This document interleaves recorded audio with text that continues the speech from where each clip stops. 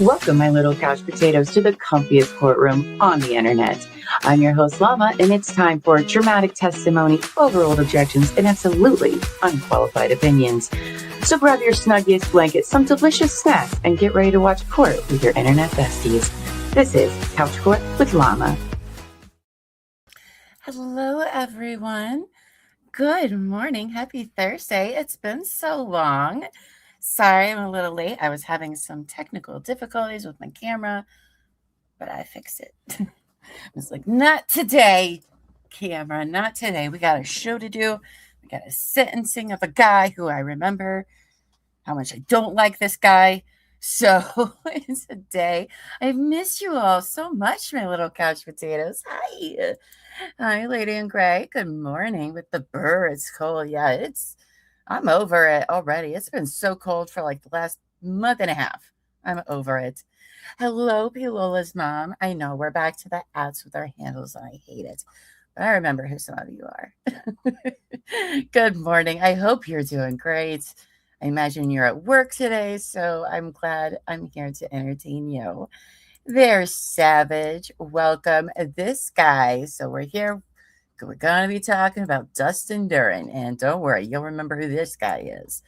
He's the control freak that claimed self-defense and PTSD when he shot his unarmed ex-girlfriend in front of her children because he was scared of her, that she was going to kidnap the children, asked him to pay a lot of money and all this ridiculousness, even though she had no car.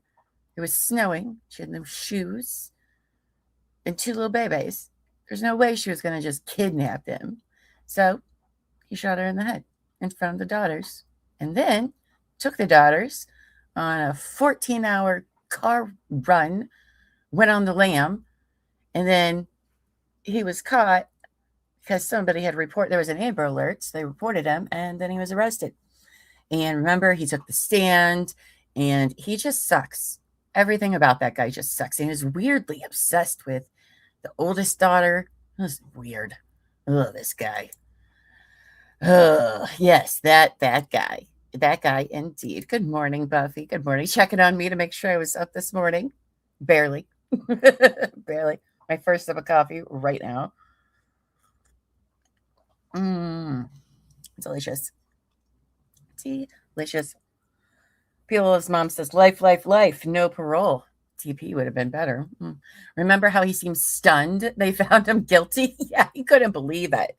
He could not. And we got to hear that guilty several times, and each time brought me more joy.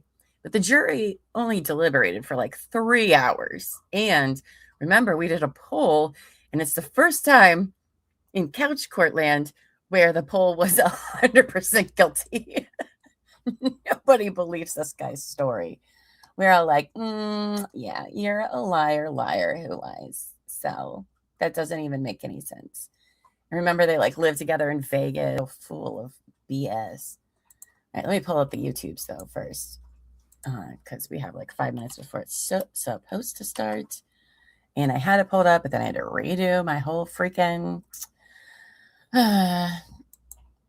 Google and update that. It was very annoying. All right, good. The court's not there yet, but I will share and then I'll go back to saying hi to you guys.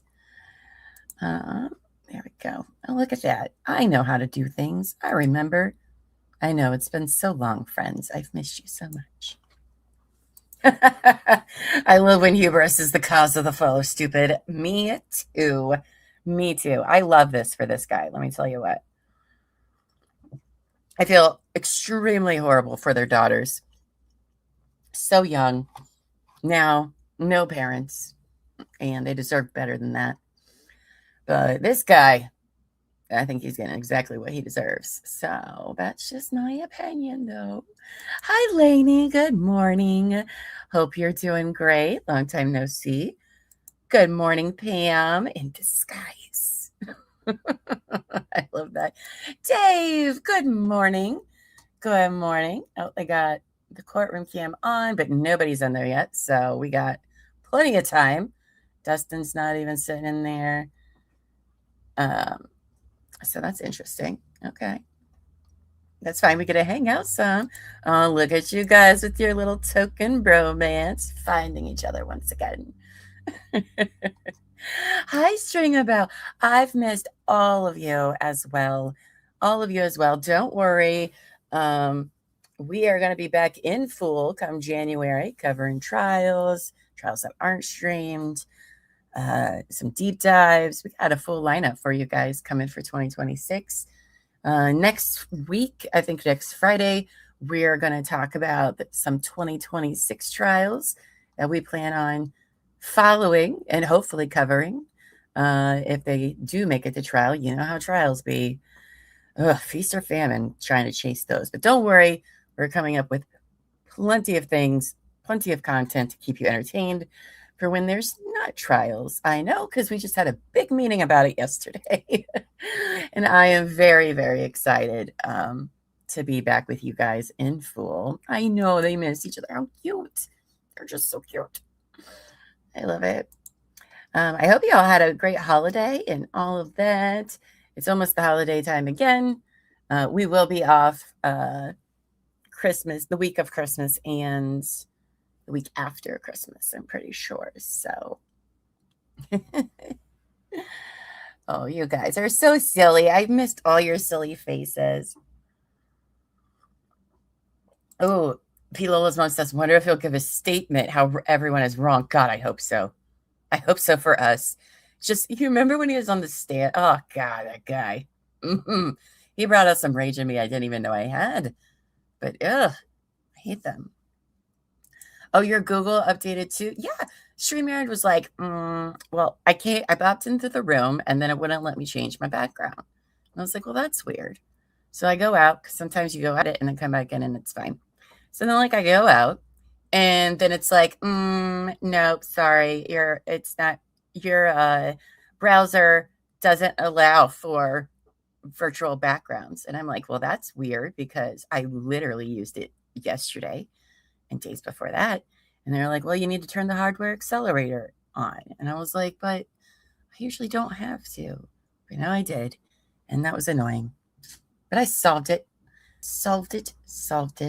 Oh, thank you. I know. I've missed you all as well. I did have a break. I needed it. Lots of life stuff. But Dave says, I had to watch the Brian Walsh trial solo. I know many of you are watching it, so I'm glad you're here, because I know that's going on. And I haven't watched any of the Brian trial, because I knew if I would, I'd be like, oh, I should probably stream this. And I was just not able to stream it in the first place. So I've been getting in the loop, though, thoughts as they're learning or watching the trial. You learn to juggle. I mean, you might as well, right? Talent's talent. You got your setting ready? Oh, for this guy, yes, this guy was just a piece of work. And if you don't remember how much of an a-hole he is, all right, so he kills Caitlyn, he takes off with the girls, and then he calls his mom in Minnesota, because this happened in New Hampshire and New York, because he went into New York too for a while.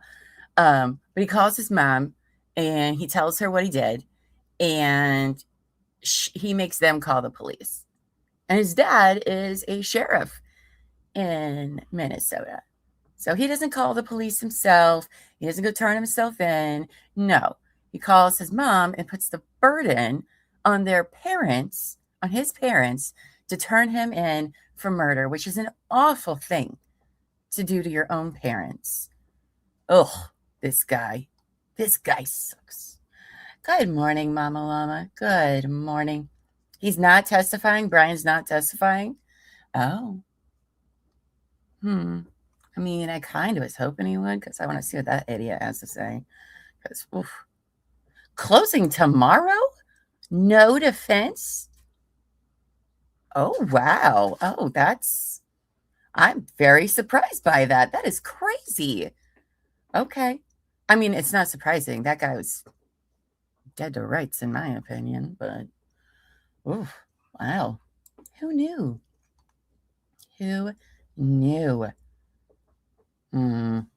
He was going to testify today, but then this morning decided not to.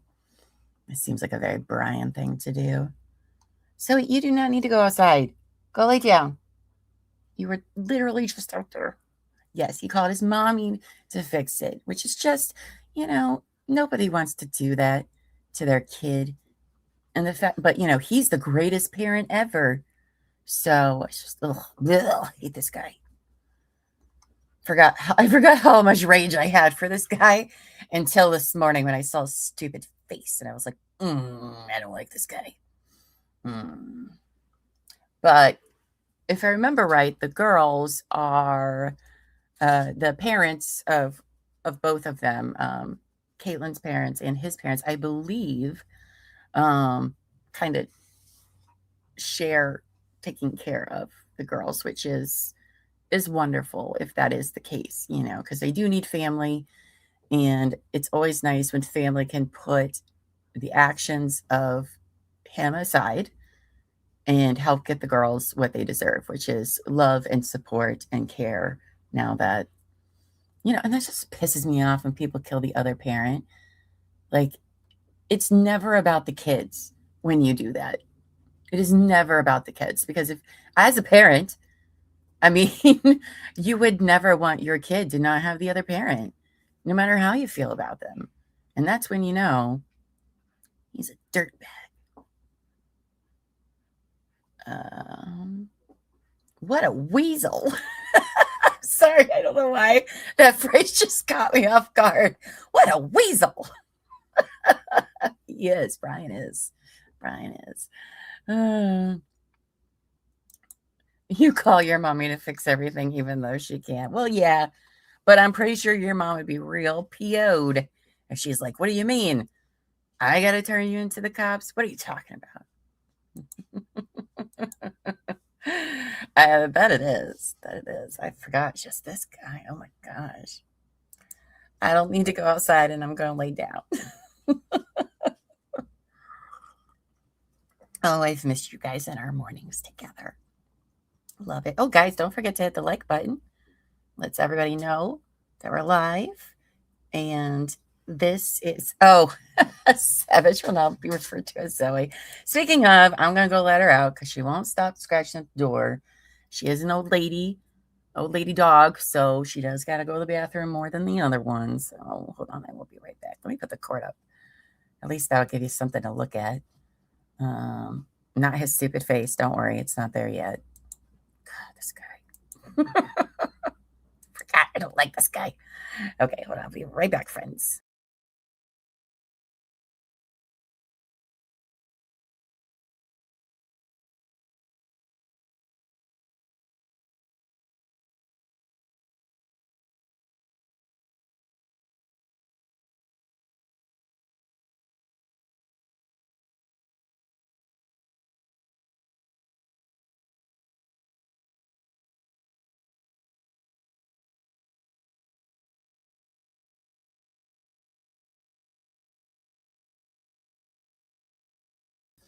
All right. I'm good for a whole 2 minutes till she wants to come back inside. She didn't like being out in the cold for most of the time, but now she's getting up in her years. She just goes outside all the time. I think, do dogs get hot flashes? Because I feel like Zoe has hot flashes. Is that a thing? I don't know. All right. What else do I have to talk about? Oh my gosh, I don't know. I don't know. I've just been working a lot, so lots of fun things that don't happen till, next year. So, the disgust that shines can be hidden. Such a creeper. He is a creeper. Like this guy. I do remember his stupid face now. He was guilty. He's just like, What? Nobody believed my stories? Because remember, too, when they lived in Vegas, he was talking about how it was him and Elwyn at home, and somebody tried to break in to their house. And so he got his gun, and he was like, hey, you need to leave. And he literally said that he opened the door, and the person was trying to, get through, and he called the cops and didn't shoot this random guy breaking into his home, but shoots his ex in front of their kids because he was so threatened by her. Don't like that guy. I can relate. The older you get, the more you have to run to the bathroom. Poor Zoe. Yeah, it's been like that for a couple months now. She didn't used to be that way, but it'll even be in the middle of the night. Hate it. Oh, thank you, Lainey. Well, thank you also for giving me something to talk about. I'm like, I know I'm supposed to talk about something, but what? Lainey says, great job on the Devil in the Bay series so far. Thank you so much. The second episode just came out this Tuesday. It looks amazing. Not to toot my team's horn, but like it's pretty good. So if you haven't yet, after court today, please go check out my new miniseries, The Devil in the Bay. They come out every Tuesday at 8 p.m. for the next, we're on Tuesday, that would be 8 weeks. Even when we're on break, that'll still come out on Tuesdays. It is a premiere, so there is a live chat while it's premiering, and I try to be in there. I completely forgot about it on Tuesday. But I will be there for the next one. It's really good. The lovely Buffy did the editing for the first two. She did a great job. Next week it'll be mine. Oh, there's his stupid freaking face. Sorry. Very passionate about this guy. Look here. Y'all can say it with me. Look at his stupid freaking face. Oh, that guy. But yes, please go check it out. Give it some likes. All of that jazz there. Oh, I should probably make a banner. Gosh, I haven't done this forever, you guys. New Hampshire versus Dustin. Probably can't put fuckface. Don't put that, Llama. Dustin Duren. Sentencing. Please like and subscribe. I'm saying that's all you do as well. All right, there we go. Got a little scrolly scroll. Oh, there we go. There's that. Look at that. Did it. Did it. Tomorrow night for our members, we do have TMI, Too Much Internet. We had a lot of fun last week when we did it for the public. Too much fun, perhaps, but it was a good time. And then tomorrow we will be members only at 9 p.m. Eastern. Oh, I know. So tomorrow's a busy day. Tomorrow at 11 a.m. Eastern, I have Llama Learns About for our bestie members and higher. Then we're going to do our last reading of the year for the wonderful Chad Daybell letters that he's been writing out of death row. I think we have 3 to read. So we'll be doing that at 1 p.m. Eastern tomorrow. And then at 9 is TMI for all of our members. And what a good way to end the week. I'll tell you what. I mean, learning about some stuff, reading Chad's, who even knows what he has to say, and then some TMI. It'll be good. It'll be a good time. Do you guys think he's gonna say something? Well, Your Honor, I'm just sorry what happened, but it was in self-defense, I tell you. Oh, this guy. I didn't realize I was going to feel this way. Still. Let's see. Where did I put those overlays at? Oh, there we go. Oh, but that's for Devin. It's fine. Whatever. I don't care. It's fine. Anywho. Oh, today I'm also wearing... I wore this today so I could show it off to everyone because I told Amos I would. But she got me a Hellfire Club Stranger Things shirt. And so that's what I'm wearing today. Wearing Hellfire on Mr. Duren here. Maybe. But she's so cute. Thank you, Amos, for the lovely shirt. She got it to me like a week ago, and she actually ordered 3 of them, one for me, one for Elbow Feet, and one for Little Llama. But mine came first, and so I had to keep a secret until last night. And when they both saw my shirt, they were so jealous. Sweet Jesus. I got to get those views somehow, Dave. Jeez. Didn't you miss me? No, I'm just kidding. Fucking mint.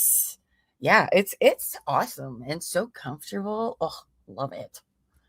So thank you, Amos, for our Hellraiser, Hellfire D&D group shirts that we don't play. I mean, that shirt's make it rain. Oh goodness.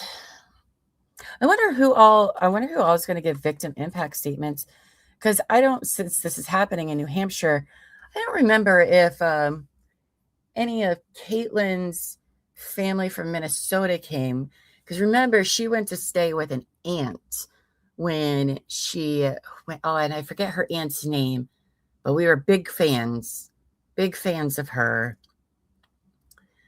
And so she was there because she was a witness. His dad was called as a witness, but I don't know if her family was there for the trial or if they were back in Minnesota with the girls, which is more than understandable, especially since it was televised. You know, no reason to disrupt the girls' lives for this fucking guy. So I wonder who's all. I hope the aunt does. Where's my folder so I can pull out, because I know I had a list of their names somewhere. It's been a while, but getting into the swing of things. It's kind of like riding a bike, but also not.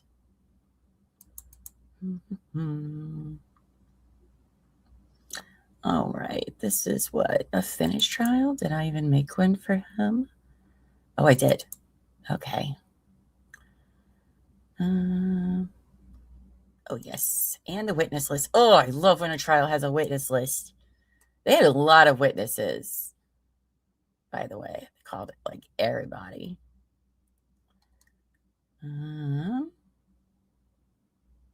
Carolyn, her Aunt Carolyn, I think, is who testified. So,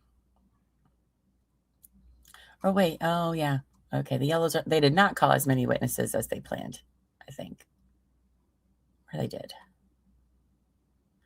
No, I don't feel like Carolyn was the name.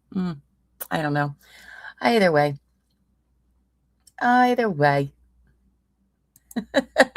are you drinking? Oh no, sir. Oh, see my reaction there? Oh gosh, it's been so long.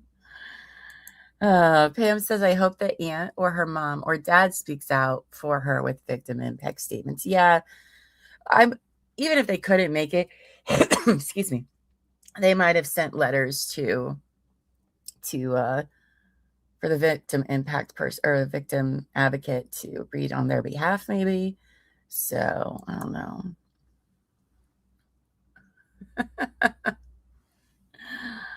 Okay. Look at that guy. Oh, sorry. The Queen Zoe would like to come back inside. In a momento, please. I'll make sure the volume's on this. Yes. Okay. Just like to make sure.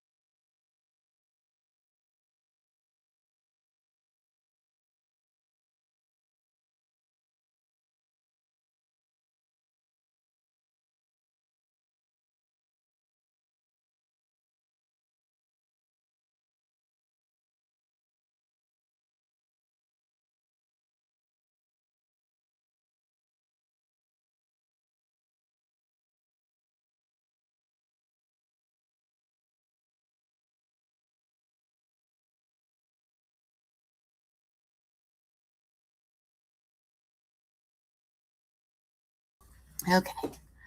Dog's in. I took the opportunity to get more coffee because this is the earliest I've been up in quite a few weeks. So, yay. Good morning, Kelly. Good morning. Hello. Hope you're doing well this morning. Welcome in, babe. Lady, this guy's face is begging to be bitch slapped. I mean, he does have a face. He does have a face. Let's just put it that way. He has a face, and I don't like it. I don't like him. I don't like his attitude. I don't like his entitlement. Don't like this guy.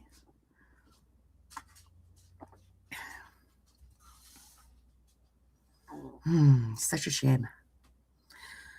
I don't remember what kind of time he's looking at. I mean, obviously, I think life would be my guess. I don't know if they have in New Hampshire that it's just life no matter what, no parole, or where'd my article go that I had popped open?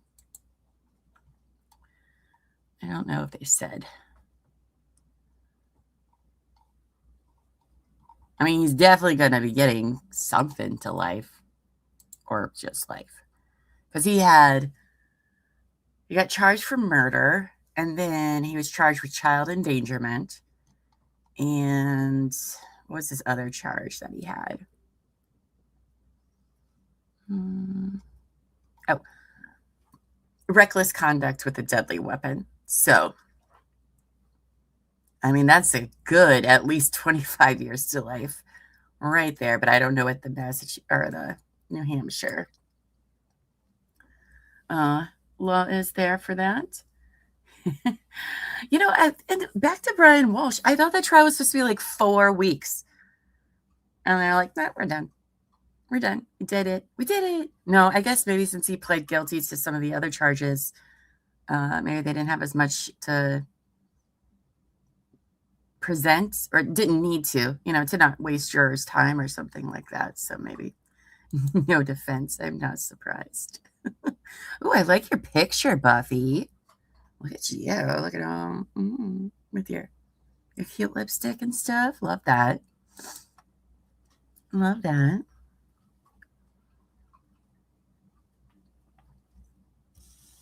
Good morning, Sam. Hi. We've missed you as well. I'm so excited to see everyone. I wish I had fun stories to share, but really I've just been working a lot, watching some Real Housewives of New Jersey, which I can talk for hours about. So that's been a treat. If you just need to feel like a better person, it's nothing but drama. It's amazing, and I love it. Even last night, I was like, oh, I'm going to go to bed early, and I'll just watch one episode of the New Jersey Housewives. That's not what happened. That's not what happened at all. You did, Sam. I am not disappointed. Not at all. I guess they didn't need their experts or Proctor, or I was going to ask. Oh, yeah. So Proctor or Buchanan didn't take the stand. That's interesting. I mean, I wouldn't put either one of those on the stand either if I didn't have to. Because I imagine like everybody in Massachusetts has to know who those two guys are. Well, definitely Proctor. But I imagine too that was a strategic decision because the defense, I mean, they would have been like, let's go. We know all about these guys. So that's interesting. I think they're just trying to preserve appeals. Okay. Oh, Buffy says, I don't think they proved premeditated murder. Interesting. I mean, I don't know what all they brought for that. I know that there's like all of his searches and stuff after the fact, but I don't know what they had before the fact. So that's interesting. But, premeditated murder can be just that quick, I guess. So we'll see. What is today? Thursday? So closing's tomorrow. Do you guys think it's going to go to the jury tomorrow?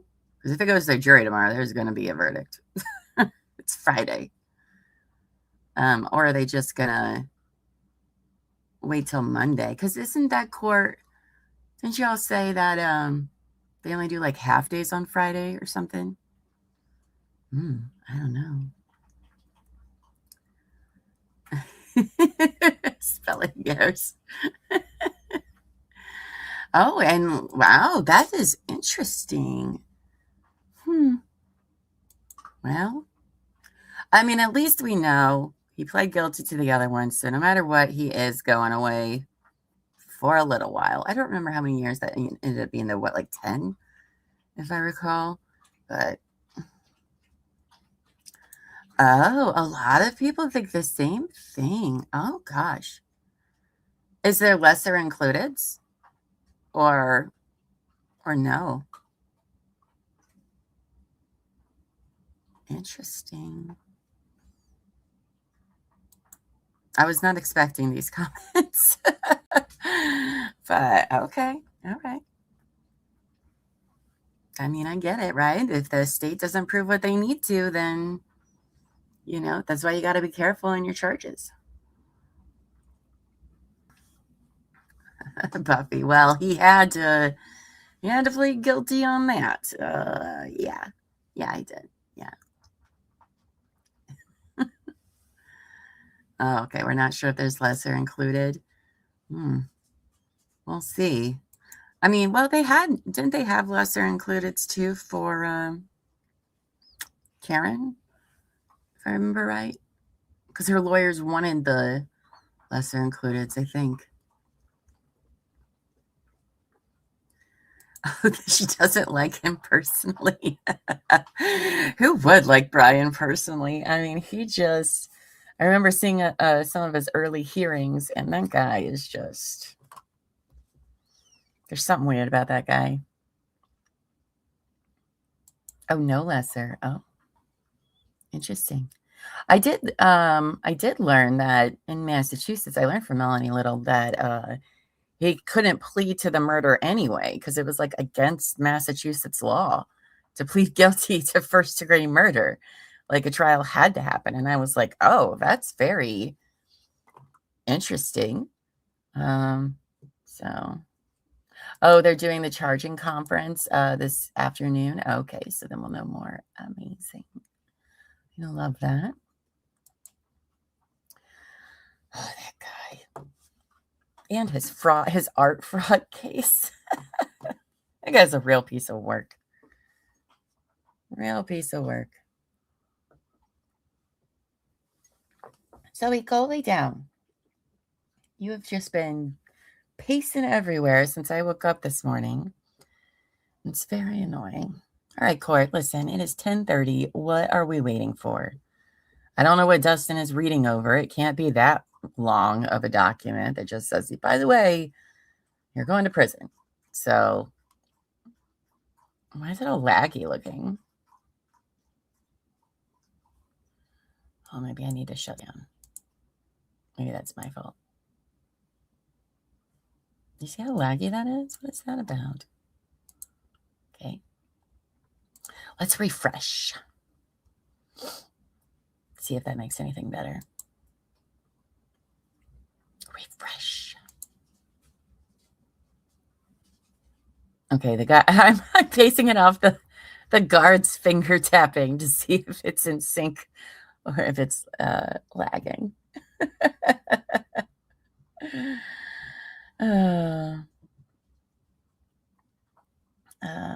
Lady in Gray says, but remember, we didn't think Brooks' hack was proven either. You just never know what a jury will do. That's very true. That's very, very, very true. You never know. So Buff says the jury is definitely going to convict him. So, all right. Well, that's fine. That's fine. That's right. If you haven't yet, please hit the like button while we're waiting for something to happen. I'm glad they said it's at 10 and it's 10:30. So I feel like I remember this court kind of being on time. What, Zoe? What are you doing under there? What are you doing? No. I can't be giving pets right now. I'm live. Here, would you like to say hi? Would you like to say hi to the masses, Zoe? Come here. Oh. Oh, there you go. Okay. So, say hi to Zoe, everybody. There you go. You're a star.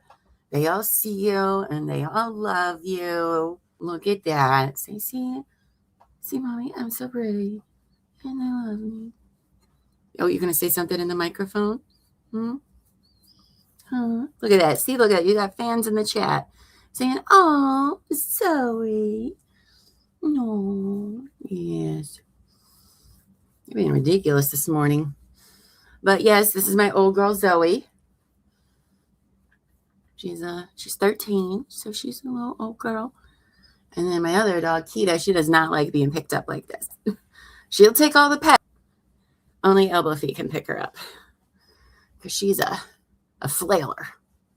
But you're like, oh, I like being treated like a baby. She does. She does. Oh, Lainey, you had a Beagle mix too, Brownie. Oh, yes, she is. Though she's a dog, but I'm pretty sure she's a cat. Like if there ever was a dog that is actually a cat, it's Zoe. Everything about her. Lady in Gray says, I mean, she needs to talk like Dr. Reed does. She doesn't really bark that often, unless it is somebody riding a skateboard or the garbage truck, and she loses her mind. Other than that, they don't really do too much. Her little ear floppies, yes. See, look at that. Everybody loves you. You're so cute. If they only knew how much you drive me crazy. All right. You ready to get down? There we go. All right. I gave you attention. Now please go lay down. All right. Anywho, well, thank you. I'm glad you all enjoyed Zoe. She's a pain in my ass, but I love her. She rules the house. She really does. There we go. I don't need that up there anymore. See, Kita, you won't let me pick you up so I can show everyone you and how cute and fluffy you are. She's so cute and fluffy. She's the best. It's so funny because she's a Norwegian Outhound, right? So she has like a buttload of fur, ridiculous amount of fur. And she's the one who doesn't like to be outside so long when it's cold. Why is this laggy? Do I have more stuff open that I need to get rid of? That's fine. We'll just do that. I'm going to be very annoyed if this doesn't work very well. King Goomba, the menace. He wants all the attention all the times of the day. Yes. Yes, he does. And also, because you call him the menace, I use menace so much more now, and they love that. Love it. It's Thursday. Everyone is laggy. Oh, and YouTube's been glitchy all week. Well, that's fun. I love that. You know what? It's because we haven't been live all the time. And it's like, it doesn't know how to survive without us. That's what I think. Oh, okay. Well, then, all right. I guess it is what it is. But see, yeah, let me see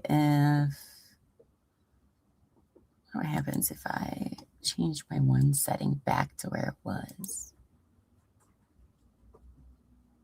If I relaunch, it might kick me out. So I'll be right back.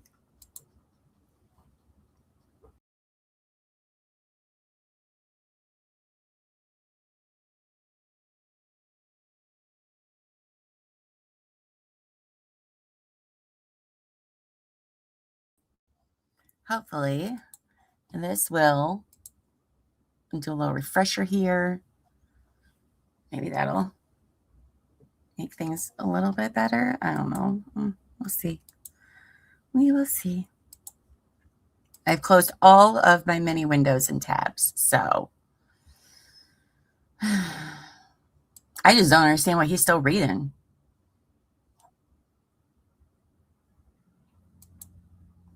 There you go. You always blame the weather. Pam says we've had snow, rain, ice, sun, cold. Not sure what we'll be waiting when we open the door. Yeah, we had a lot of snow flurries last night. Nothing really stuck. But it was like one of those. My son had an orchestra concert last night. And I was like, oh, is this supposed to? It was kind of like, light flurrying-ish. And I was like, oh, are we supposed to get, some snow weather? And Elvie's like, yeah. And I was like, oh, okay. And I was like, well, let me check the weather then to see, what that's about. And it showed that like all the snow had like went past us and there's nothing behind it. And I was like, oh, so I guess nothing. We're not getting anything. And then when we leave the concert, it's just snowing for like the next 4 hours. It didn't stick, but it's like, oh, okay. That's so much fun. How many did you have to close? Mind your business, lady. Mind your business. We don't need that kind of attitude around here. Pam says if Buffy sneezes, it makes my internet mess up. I always say if someone sneezes in Utah, close enough for Buffy, my internet messes up. Well, what I did not fix the lag, but whatever. We'll power through. We've been through worse, but yes, that's great. How was the concert? It was good. It was good. My son's in 8th grade, but the 6th graders were very impressive. I was very impressed with their performance. The individual grades, their performances were all pretty good. The 7th and 8th grade played a few songs at the end together, and they were good. They played Build Me Up Buttercup, which was a little rough. But they hadn't got to practice as a group. Like they only got to practice like 2 times as a group because of state testing these last couple of weeks. So that's not really their fault. And then they played a song called Dragon Dance, which was pretty cool, actually. But it was nice. It was very nice. Lainey says, I'll be in Disney World next Thursday through Tuesday in high 70s weather. Gee, oh, man, you're always doing something awesome. I love that for you. We're expecting a blizzard starting this evening into Saturday. Are we expecting that too? Because I'm before you, aren't I? I think so. Hi, Shannon. Hello. Good morning. Hope you're doing well. We are still waiting for court to start anytime now. But maybe they're just waiting for Dustin to read. And at this point, based on how long he's been looking at these pictures, I don't know if he can read. I'm going to be quite honest, because we should have been done. You've been staring at these damn papers for like 20 minutes. There's not even that many words on those pages. I hope. They're going up to talk to a judge, probably. Well, it doesn't look. There's his dad. His dad is, well, you can't see my mouse. The guy in the green shirt in the middle of the pew, that's dad. She'll probably have, something to say. Probably ask, the judge for mercy, which is, that's fine. Yeah, I can back pretty quick. Oh, that's right. Isn't this the chord where the audio was like,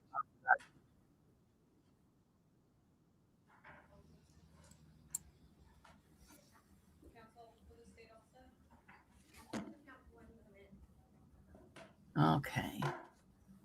Make sure all the. I think it's gonna be tough, guys.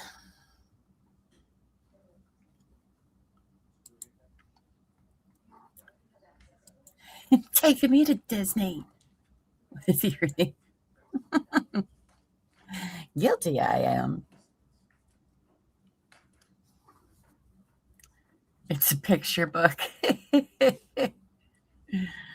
Oh man, he's confused. He's confused. It's a choose your own adventure book, but all the roads lead to the death penalty one way or the other. Yeah, he was not good at choosing his own adventures. Obviously, that's why we're here. Not good in making those choices. Oh yeah, this sure does sound more like Yoda. Guilty I am. That was not very good.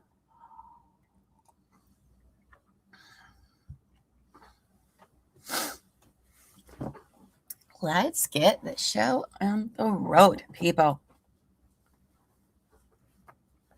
Even though I've enjoyed hanging out with you guys all the time, I'm not really that upset about it. Did what just happen on live? My Yoda voice? Is that what you're talking about?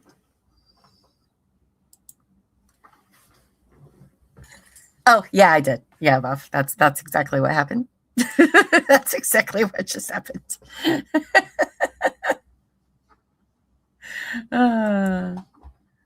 It's been a while. I'm delirious. I don't know. I'm rusty. That's when you know.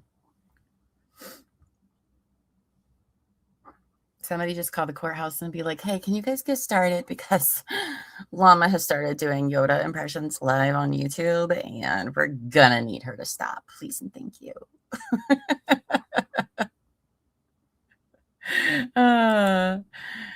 Just hoping to see the look of astonishment for a long sentence as with his guilty verdict. Still can't believe he was surprised. That's what Shannon McGrath had to say, right? Right? Like, oh, he was blown away. What do you mean guilty on all counts? What? The joys that brought us all. Yeah. And we're like, everybody knew you were guilty. Like, literally, you were the last to find out, apparently. Oh, thank you. Beamed up my lightsaber. Ma'am, Pim. Oh, that was a very unflattering zoom. Excuse me. Just wait till she does the Housewives of New Jersey. Oh my gosh.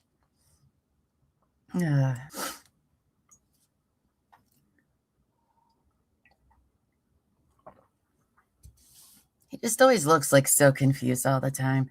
He also kind of looks like oh, farts. I just had it. There was a movie. It was just right there. And then it was like, nope. Okay. My brain will shout it out later. It'll be like after I'm done being live, and I'll just be like, wah. And then I'll be like, oh, now there's no one around to hear it. That I finally figured it out.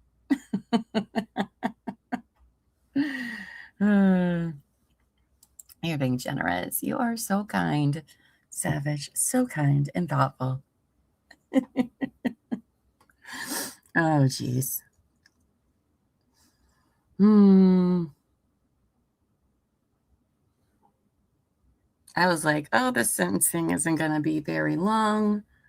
So can I blame my phone keyboard? Yes. I'll allow it.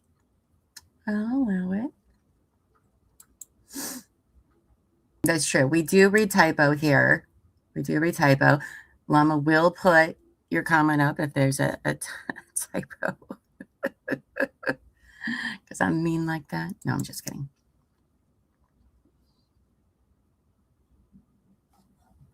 But we do read typo.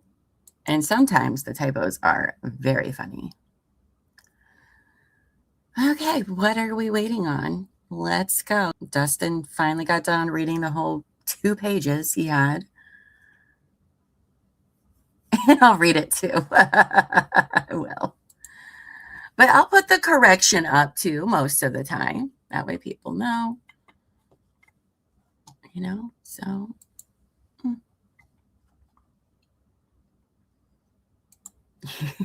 Pam says, good thing we're in a room together. I think Savage and Buffy would be throwing candy at me. I mean, people can throw candy at me. I love that. Oh, that is so cute. Sorry, I was distracted. Oh, my goodness.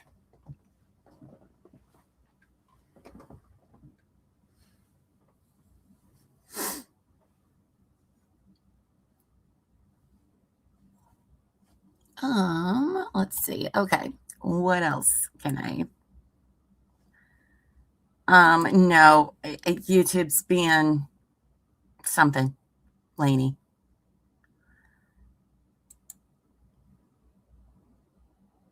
I'm done looking at him.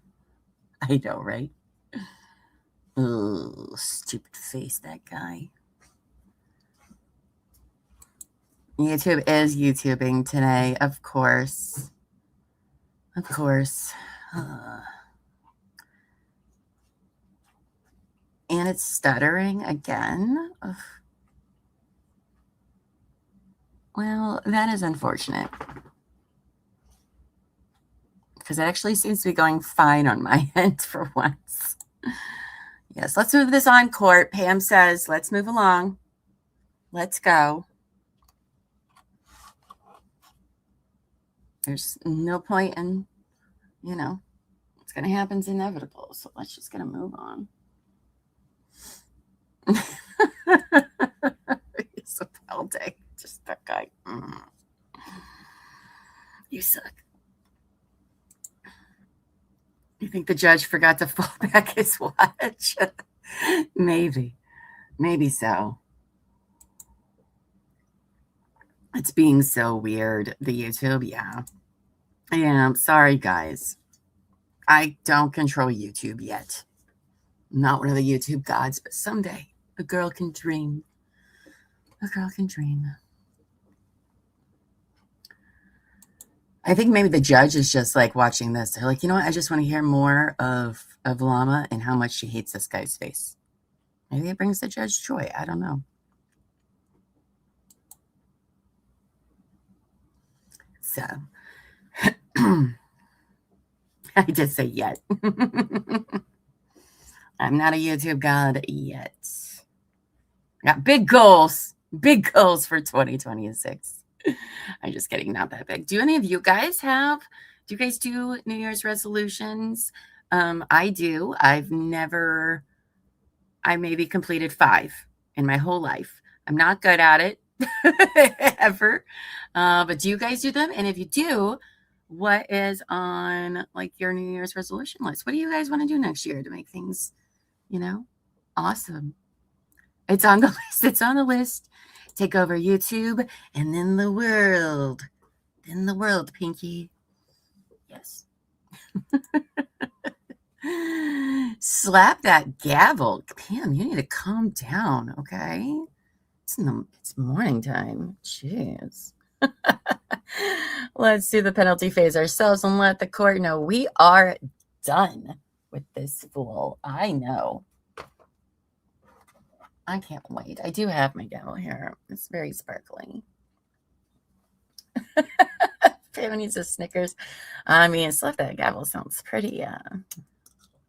Yikes. Meow. Oh boy.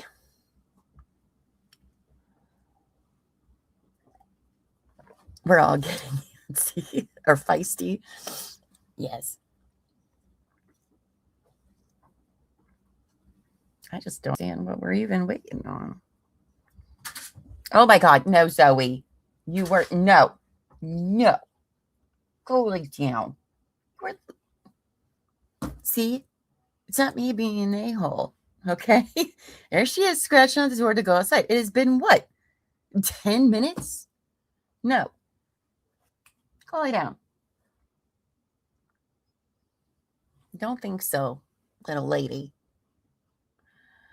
Savage says, I am usually the New Year's resolution for some each year. Never doing that again. Oh, I doubt that. You're not somebody. I'm somebody's. Well, maybe. I don't know. I'm just kidding.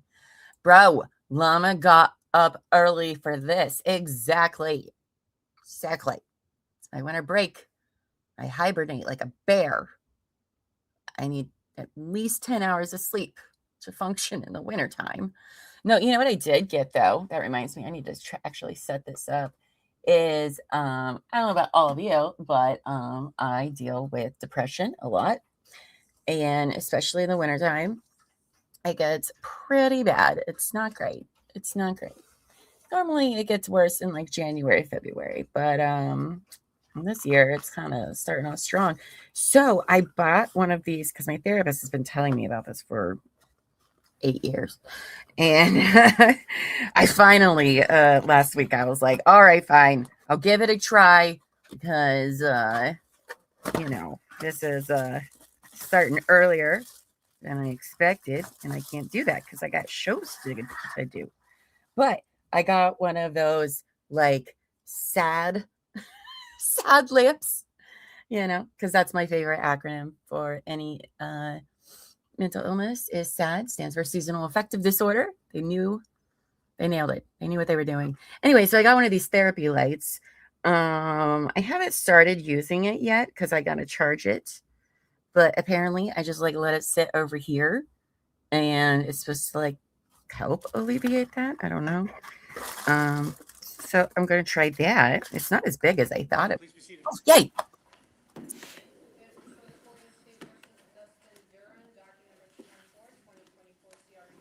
I don't think Zoe could figure one out, to be honest.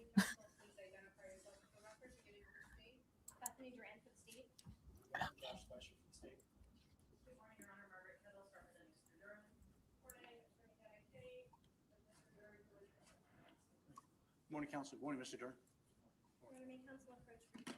Yes. Oh, turn that down because they do white noise if I remember right. I don't know how the audio was for you guys. Was it okay? I've tried to turn it up. I realized my headphones were super down, so that was my fault. Well, we got too excited, Pam. We got too excited. And now we got to wait some more. So, whoa, camera guy. We know what his face looks like. Thank you. Shannon says, my son uses one of those lights in Oregon. He said it helped a lot, especially moving there from Arizona. Oh, yeah, I'm sure if you move from a state like that to a state like that, that's probably quite the difference there. So, but good. I love that. Hopefully, I hope it works too. We'll see. Lady in Gray, did your account get hacked? What is happening? Am I going to fire you? Is today the day? Today's the day Lady in Gray was fired. December 11th, 2026. 25. It's still 2025. Anybody else excited for 2025 to be over? What a freaking crapshoot of a year that was. Oh my gosh. So happy it's going to be over. I mean, don't get me wrong. A lot of good things happened. But also a lot of stuff happened that just didn't need to happen. And I just hope 2026 is better. So thank you, Buffy. As AP, she's wrote it down. Her termination letter is being drafted. I love that. Okay. Well, we were so close. What a tease.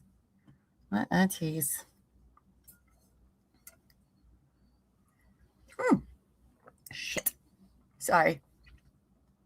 The coffee was so really hot. The one in my thermos. I like the thermos because it keeps the coffee warm, but when you pour fresh coffee in there, it stays pretty hot for like 2 hours. So then I always burn my tongue.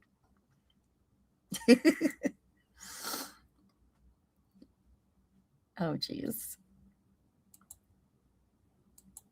Fired after a first meeting. Yeah. Yep. Sorry.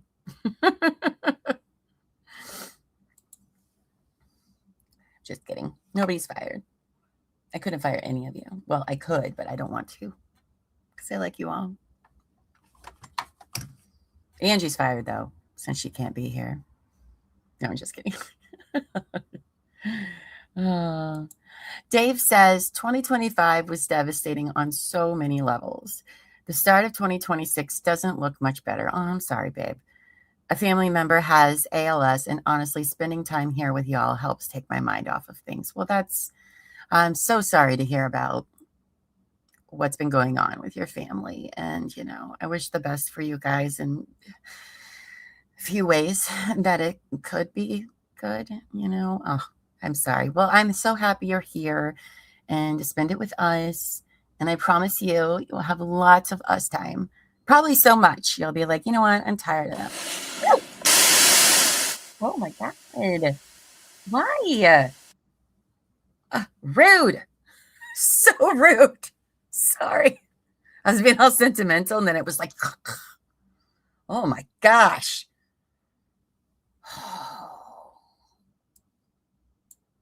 They got that audio to work.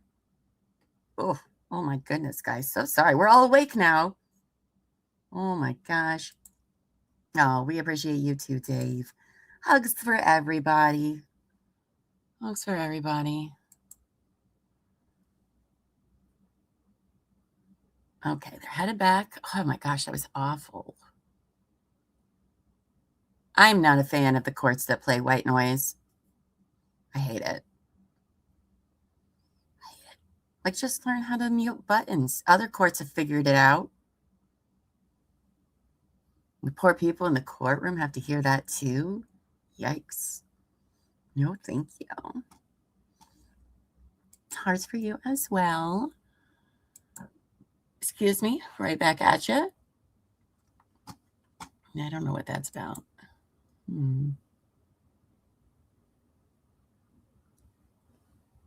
Oh, that's not important. Okay. Oh, I was going to say, I thought I saw a notification pop up from Savage in Discord. A snake just for me. Thank you. Okay. Finally, everybody.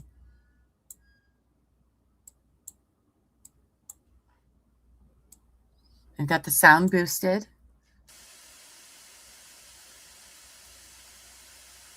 Just kidding.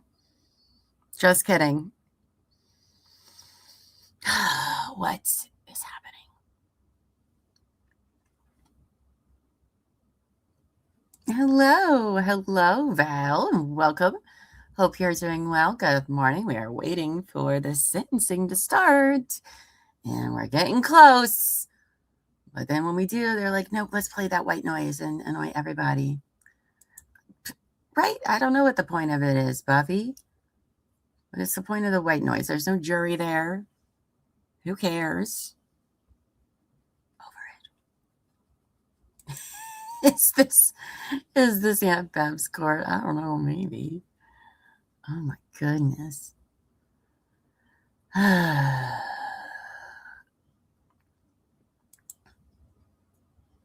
right, well, you know what? While we're waiting to go, I'm going to turn the sound up. I got to go to the bathroom because I don't want to miss anything. Okay, And Counsel, I've been advised relative to that request, and I'm going to grant that request. The court will take a brief recess in order to effectuate that, and we'll get started very soon. Thank you. What? What? Are you, Your Honor? What?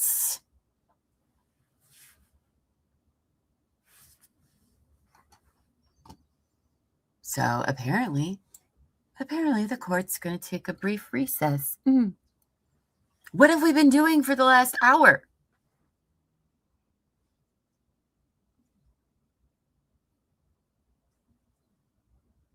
Oh my God. Did they say when they are coming back? Nope. Nope. Not at all. Just a brief one to fix something. I don't know. Pam says, very rude at this. Attorney's pissed by who is doing impact statements. Is that what they say? I don't think so. I don't think so. But probably. They probably don't want the aunt and whatever. They need a potty too. It's time to let some out. I don't know where she went. She went and laid down. See, she didn't have to go out that bad. Where is Terry? I need her to call the courthouse on the drugs she's on from her surgery. Could you imagine that phone call to the courts? Oh, man. And they're like headed out of the room. So this must be like a significant... Hold on. Let me look at the court TV chat. Because sometimes chat knows what's up. Oh, you mother. I'll tell you what. I will tell you what. It never fails.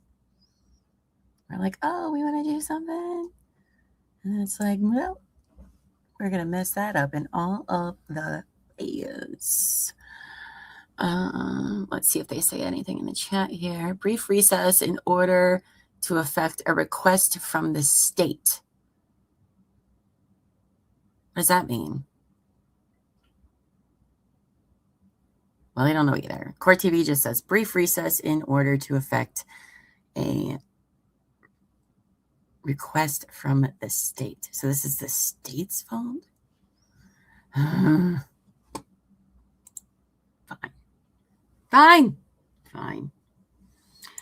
We should probably do it on our Mets too. I'm just confused. What could the state have requested that takes a whole big freaking break? Ugh. So is Brian Walsh done for today? Oh. Or we could watch that. We could watch anything, really. I'm so annoyed. Let me see here. Where is...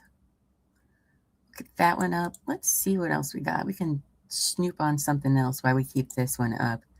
Waiting on them. I'm so miffed. So miffed right now. But that's the name of the game.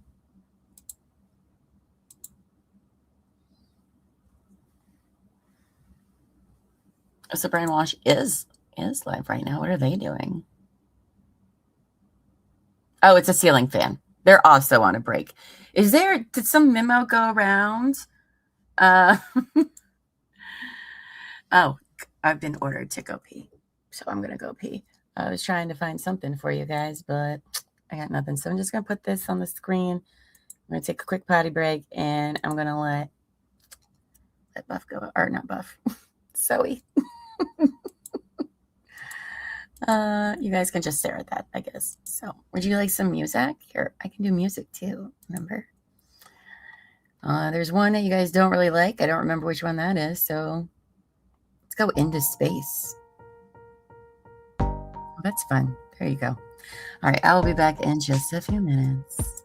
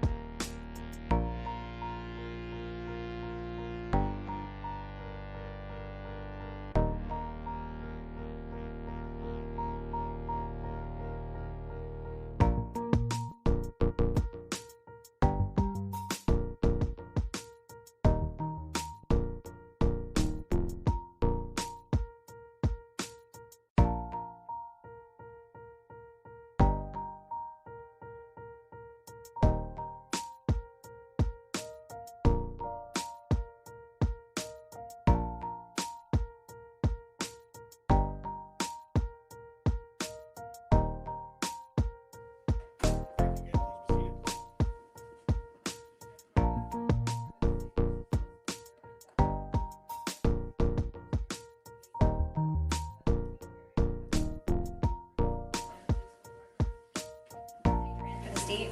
Josh Speicher for the state. Margaret Kettles representing Mr. Duren. Anna Pineo representing Mr. Duren, and Mr. Duren is present. Okay, good morning to all council. Good morning, Mr. Duren. Okay, anything further before we proceed, council? Okay. Council for the state.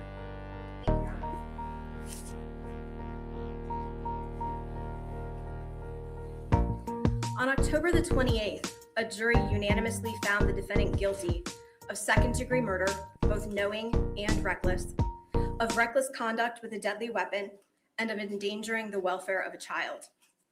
As indicated in our previously filed state sentencing memorandum, the state is seeking today what we believe is the only appropriate sentence. Hold on, guys. I'm going to pause this for just a second. Because, of course, it starts as soon as I go to the bathroom. But hold your horses. Gonna make sure the volume is boosted up. Sorry about that. So let's try this and move these up here. Of course, I go to the bathroom and they're like, yeah, let's start now. Great. Cool. Look that for us. All right. That is, the state's recommendation that Mr. Duren be sentenced to 45 years to life for knowingly murdering Caitlyn Naffziger, and a consecutive but fully suspended sentence of 3.5 to 7 years for reckless conduct for placing their daughter Llama in danger. That sentence, under the state's recommendation, would be suspended for a period of 10 years following the defendant's release on the murder charge. As to the charge of endangering the welfare of a child, the state would recommend a 1-year sentence, which would run concurrent to the murder charge. Along with that reckless conduct sentence, the state is requesting a no contact order. The no contact order would include no contact with Caitlyn's family as named, and no contact with the children. Indicating that there is a current mediation agreement concerning custody of the children between the Naffziger family and the defendant's parents, which calls for the defendant to have no contact with the children for the foreseeable future. Good. The state is also requesting that this court include an order that the defendant not be allowed to profit in any manner from the death of Caitlyn Naffziger or from this incident and his actions therein. The full text of that is included on the sentencing forms that the state provided. Further, the state is requesting that the court order restitution in the amount of $12,007.69 payable to the New Hampshire Victims' Compensation for lost wages and counseling that were incurred by the family as a result of the death of Caitlyn. The sentencing forms filed by the state show that the defendant has 650 days of pretrial credit. Under the state's recommended sentence, the state would be eligible for a sentence reduction of up to 21 months under the statutory provisions of 651A22 for earned time credit. And he would be eligible to apply for further sentence reduction after completing 2/3 of his sentence pursuant to RSA 65120. Those are statutory provisions that the state has no power to change. Were the defendant to obtain all of these statutory reductions, he would potentially be eligible for parole on the murder charge in approximately 28 years. Oh, wow. Meaning that he would serve significant time for his actions in murdering Caitlyn, an unarmed woman, the mother of his children, and for his conduct in endangering Llama. Turning briefly to the defendant's requested sentence, the defendant is asking this court to sentence him to a mere 25 years to life for murder. The defendant argues that such a proposed sentence would lead to the defendant serving decades in prison, but that is not entirely accurate. Such a sentence would mean that if the defendant took advantage of available statutory reductions under 651A22 and 65120, he could be eligible for release from prison in just over 11. Those statutory provisions and reductions are never guaranteed, but they should be considered by this court in sentencing, as they are available and they do impact the truth in terms of sentencing here today. That truth is important to the victim's family, to the community, and to this court's final sentence as it relates to the goals of sentencing.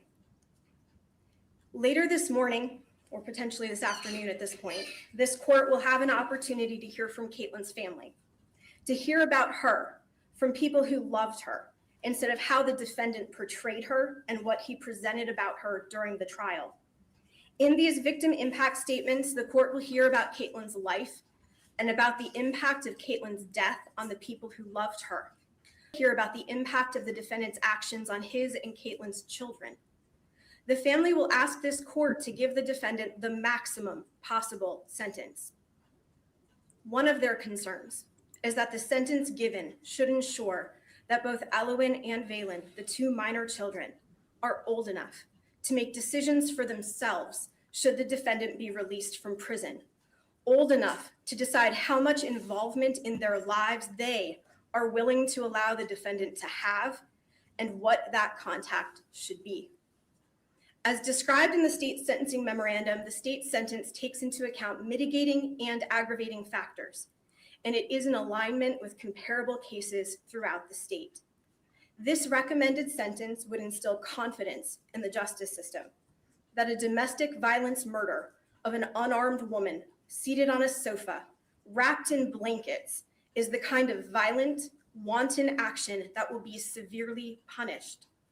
The state's recommendation meets the defendant's actions in murdering Caitlyn Naffziger, a serious response that he deserves. In contrast with the defendant's military service, which the defendant has cited as a mitigating factor and which he uses to seek leniency from this court, the court should consider the multiple aggravating factors involved in the defendant's cruel and knowing murder of Caitlyn Naffziger. First, the defendant's motive in killing Caitlyn was not related to his military service or to his PTSD diagnosis, but rather to his own stated justification that she wouldn't leave his apartment and she wouldn't let go of their oldest daughter. 2, his use of a deadly weapon. As a trained marksman, the defendant used that weapon, his handgun, to execute Caitlyn with a single shot that he aimed at her left temple. As he testified, he absolutely was aiming, and he knew where the bullet would go and what the result would be. 3, Caitlyn's injury was to a vital organ.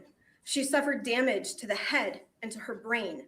What's more is that the autopsy report shows that she aspirated blood, evidence that she took at least a breath after the defendant shot her. The defendant's crime, 4th, took place in the privacy of his apartment. It was in front of children. There were no other potential for witnesses to observe the murder. He did not call for assistance or report what had happened, and he did not check to see if Caitlyn had survived the injury she incurred. 5, he fled. He turned out the lights. He closed the door. He packed his car. He took clothing for multiple days, food, and his desktop computer that he used for work. Which is so weird. 6, he initially attempted to conceal what he had done by essentially walking away with the couple's children. Only 5 hours later it was that he decided to call, not the police, but his parents over 1,400 miles away. And still, he did not turn himself in. The defendant finally made several statements after the murder. He confessed to his parents. He confessed to the police. He told them all that Caitlyn refused to leave and wouldn't let go of Elowen. But even in that confession, he spent more time talking about Caitlyn's past wrongs against him and of his belief that he loved the children more than she did than he actually did talking about his murder of her. Essentially, the defendant's statements attempted to pass blame for the murder onto Caitlyn herself. The state also asked this court to consider additional aggravating factors: the trauma that was suffered by the children in witnessing the crime, in hearing it, in dealing with the aftermath of the defendant's actions. Elowen was old enough to witness, to understand, and to explain to others what had happened. She is old enough to remember and to hold on to the last memory she has of her mother, left behind, dead, on the sofa. The state also asked this court to consider that the defendant has shown no remorse for his actions and continues to present them as justified. Your Honor, Caitlyn was a petite, unarmed woman sitting on a sofa. She was wrapped in blankets. She had one foot on the coffee table. She wasn't wearing shoes. She wasn't familiar with the area, did not have a car, and had no other people that she knew within hours of the defendant's apartment. The defendant was larger, stronger, trained in hand-to-hand combat, and an expert marksman. He had a gun. He had access to knives. He stood between her and the doorways, and he had access to the only vehicle. He was in complete control, and he held every tactical advantage. He told detectives that he was calm, that he only yelled one time, that he performs well under stress, and now he has been found guilty of knowingly murdering Caitlyn. The defendant's proposed sentence asked this court to treat him with leniency because he is a veteran, because he voluntarily served, essentially to discount his actions in killing Caitlyn because of his military service. The defendant speaks in his pleading about that military service, and the state expects this court to hear about it today from his counsel. He speaks about his service-related PTSD. His pleading includes a letter of support from a veterans organization which asks for leniency based on his time, the defendant's time with the Marines. There's no indication that who wrote this letter ever met the defendant, but merely reviewed historical records and discusses the general experience of other service members. The person who wrote this letter also bases his opinions on the report of Dr. Pittman, which the court has also received from defense. This court is well aware of pretrial litigation concerning the reports and opinions of Dr. This court is aware that Dr. Pittman accepted the word of the defendant for many of the facts in the report, and is further aware that Dr. Pittman has since amended and or changed some of his opinions. Yet those opinions remain included in the document that the defendant has submitted in support of his sentencing argument. Oh. Well, anyone who chooses to serve in the military should be lauded for their sacrifices. Such praise does not translate to preferential treatment when a person takes violent criminal action. Agreed. It does not translate to leniency in sentencing for the murder of an unarmed woman, for execution of the mother of his children, or for subjecting their oldest daughter to witness all of it. Here, in this case, the defendant's military service does not entitle him to any degree of leniency. The defendant chose not to argue at trial that there was any link between his service or his PTSD and his actions. He cannot now claim and throw on the court that his service somehow. On the night that he murdered Caitlyn Naffziger, the defendant was not a soldier, and neither was she. The apartment where he killed her was not a battlefield. If anything, the defendant's military service should have given him the discipline to recognize that Caitlyn was an unarmed civilian, But she a woman sitting on a couch holding their child. The defendant's attempt to portray his criminal and murderous behavior as somehow related to his military service is a disservice to other veterans everywhere. Agreed. In his sentencing filing, the defendant writes that his diagnosed PTSD is based on his witnessing the suicide of a fellow Marine and the impact that witnessing that death had on him and his fellow service members. This court should consider that. The defendant understands, therefore, exactly how his actions in murdering Caitlyn Naffziger in full view of their 4-year-old daughter will impact that child for the rest of her life. Just as he remembers the suicide he encountered, she will forever remember that her father shot and killed her mother.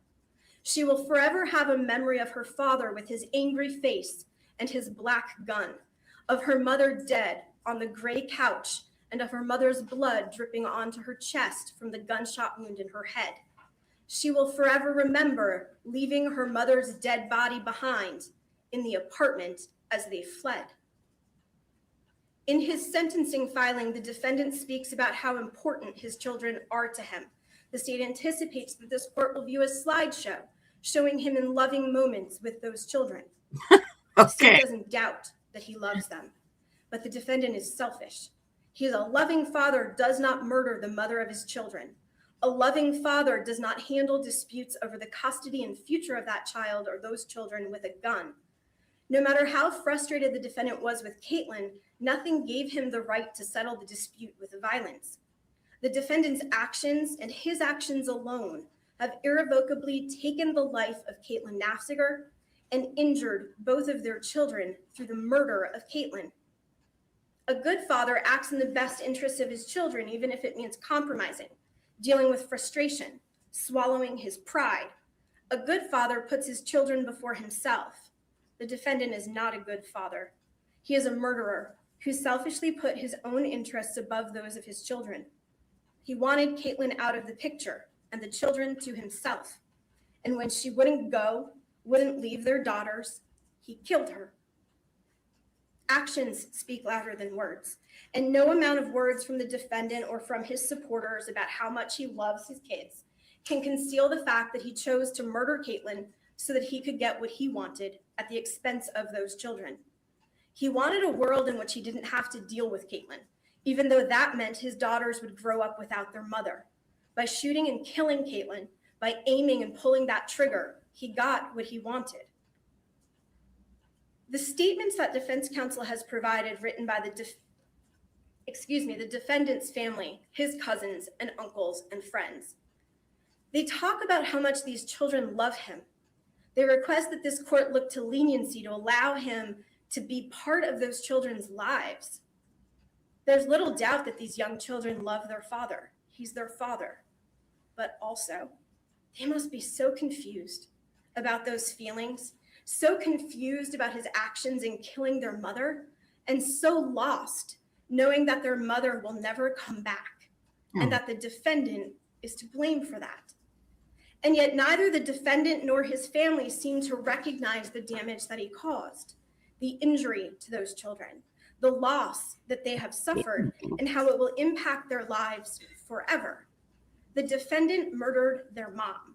He shot and killed her in front of Allowin, and Valen had to hear the argument and the gunshot.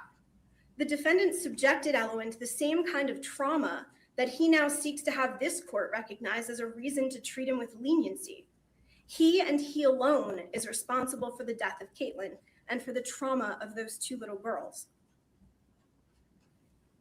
The state provided several comparable cases which show sentences within the range of the state's recommended sentence.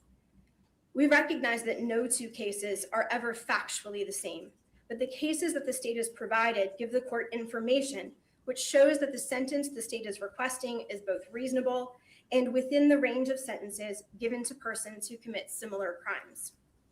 In addition to the cases that the state provided, this court should also consider in State versus Emerson Figueredo, which is citation is 217-2019 CR 00726, a case out of Merrimack County.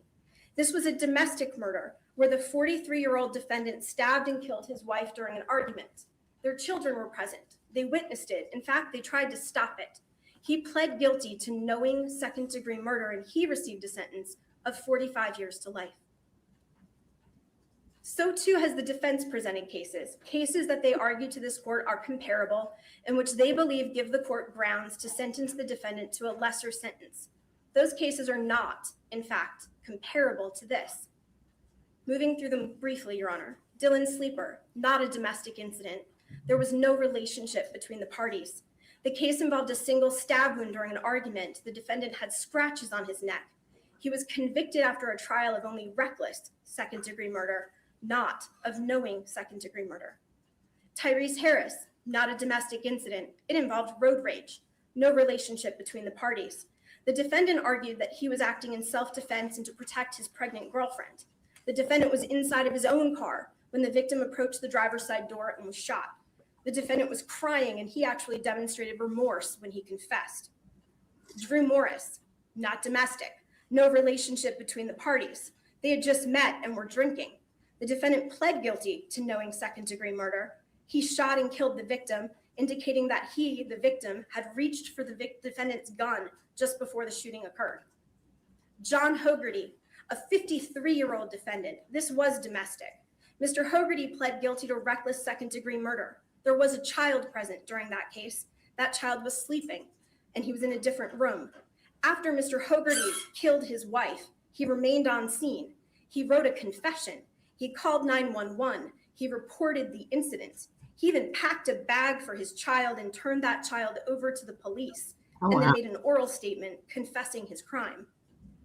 Caitlyn Paquette, This was a plea to reckless second-degree murder in a child abuse case. She was bathing her child and pulled her down from a standing position to a sitting position, striking the child's head into the side of a cast iron tub. Jonathan Bejewel, not a domestic case, no relationship between the parties. The defendant was high on meth. He was described as delusional and paranoid. The incident arose out of a chance encounter with a stranger. Gary Marchand, a 54-year-old defendant, he pled to knowing second-degree murder. He did kill his wife. He raised an insanity defense and had been hospitalized for mental health issues about a month prior to the murder. Justin Belanger, incident, no relationship. He pled to reckless second-degree murder. In that case, there was a female victim who was shot. That victim was unknown to Mr. Belanger. He was arguing with a man, and he shot at that man, striking the victim in the hip. Mr. Belanger was also only 19 years old at the time he committed his offense. Last, Peter Bartoloni. He pled guilty to reckless second-degree murder. That 70-year-old defendant was intoxicated and blackout drunk when he killed his roommate. In contrast, now 38-year-old Dustin Duren has been convicted after trial of knowing second-degree murder.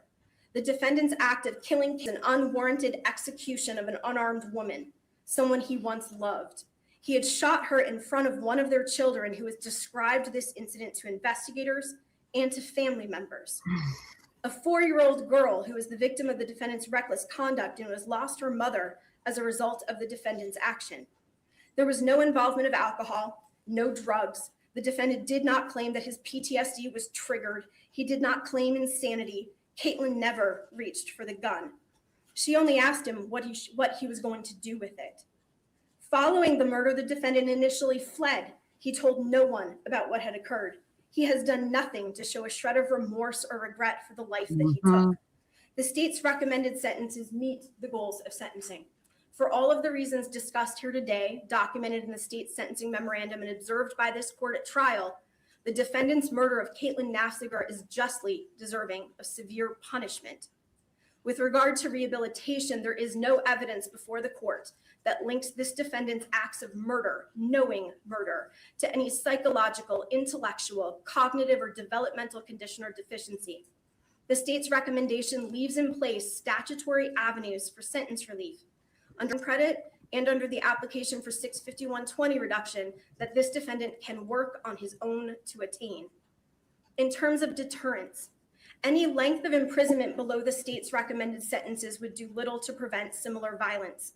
A lesser sentence would instead send a dangerous message to the community, would-be killers, and victims that a domestic violence homicide committed in the presence of a minor child is somehow not worthy of significant sentence. The defendant's actions in killing Caitlyn Naffziger and recklessly endangering Llama were eminently harmful, have wide-ranging repercussions, and should be strongly discouraged in society. A domestic violence murder such as this is exactly the type of crime that requires a significant sentence to punish and to deter the defendant from similar action, to send a strong message of deterrence to the community, and in order to instill public confidence in the system of justice. As this court is likely only too aware, over 50% of the murders that occur annually in the state of New Hampshire are domestic related. As evidenced by case law and statutory protections, this state has a strong interest in deterring such domestic violence. The defendant killed Caitlyn inside of his home in the presence of their children. His actions injured one of those children and caused her to witness the murder of her mother. The defendant shot Caitlyn Naffziger from a distance of 3 feet or more while she was seated on that couch with her foot on the coffee table, wrapped in blankets, and while he blocked her access to any exit. For all of these reasons, the state asks that this court impose its recommended sentences in this matter. Your Honor, at this time, there are several persons who do wish to provide impact statements to this court. Some are present here in court today and others are appearing remotely over the WebEx. I may have a moment. That's what they needed to set up. That's why they went on a break, was for that. I forgot how much. The first person who is speaking is Lori Smith. This is Caitlyn Naffziger's mother. I believe she'll be at the podium over here with the microphone. Oh, the first one's Caitlyn's mom. And Attorney Duren, I'll say this with respect to each individual who is going to be providing an impact statement. I would ask that that individual please identify themselves by their name and spell their last name for the record. Thank you very much. Good morning, Your Honor. My name is Lori Smith. I am Caitlyn's mother. Lori, Lori, Smith, Smith. As I said, my name is Lori Smith. Caitlyn Ray Naffziger is my daughter. I don't say was because she will always be my daughter. It's really hard for me to talk about the impact to me until I talk about Caitlyn. I was there for her beginning, her very first breath. I brought Caitlyn into this world March 10th of 1992 at 10:32 a.m. She was 4 pounds, 6.5 ounces, and just 17 inches long. And Caitlyn has a twin sister, Taylor. I didn't know 6 pounds, that. 4.5 ounces, 19 inches long. She was just older by 6 minutes. Caitlyn has an older brother, Bailey, older by 2.5 years.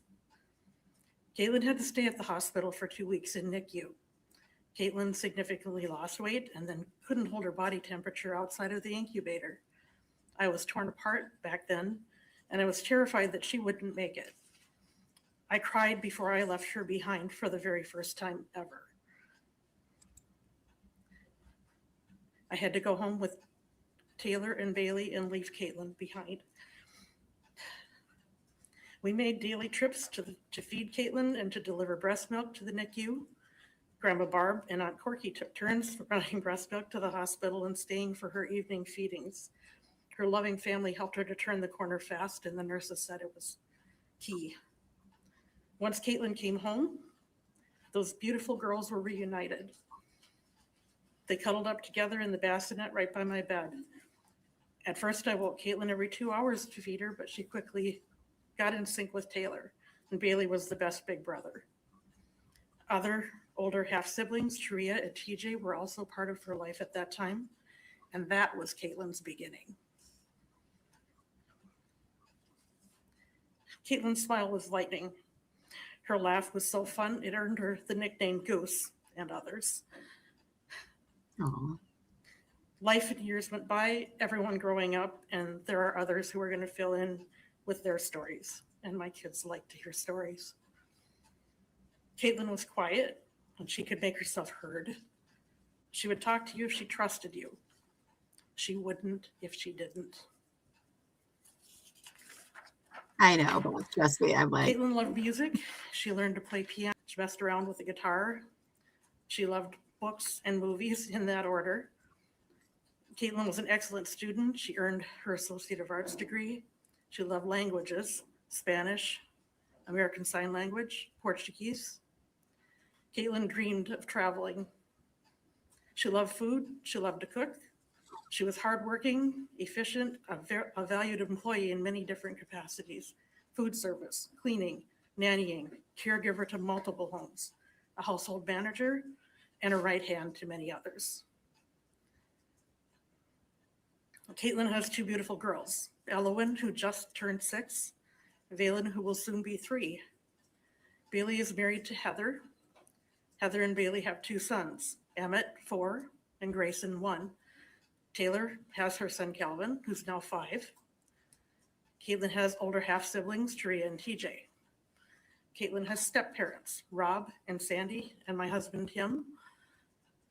Caitlyn has 2 living grandparents, Don and Barb, plus aunts and uncles and cousins. You will hear from some of them soon. Caitlyn had so much family and so many friends. There are many people who have stories to tell about Caitlyn and the life lived. So many people love Caitlyn, and that love will never stop. On February 29th, 2024, at approximately 5:30 p.m., Caitlyn was stolen from all of us. Her life here was cut short. She took her last breath, and I didn't know it for hours. That breaks my heart every day.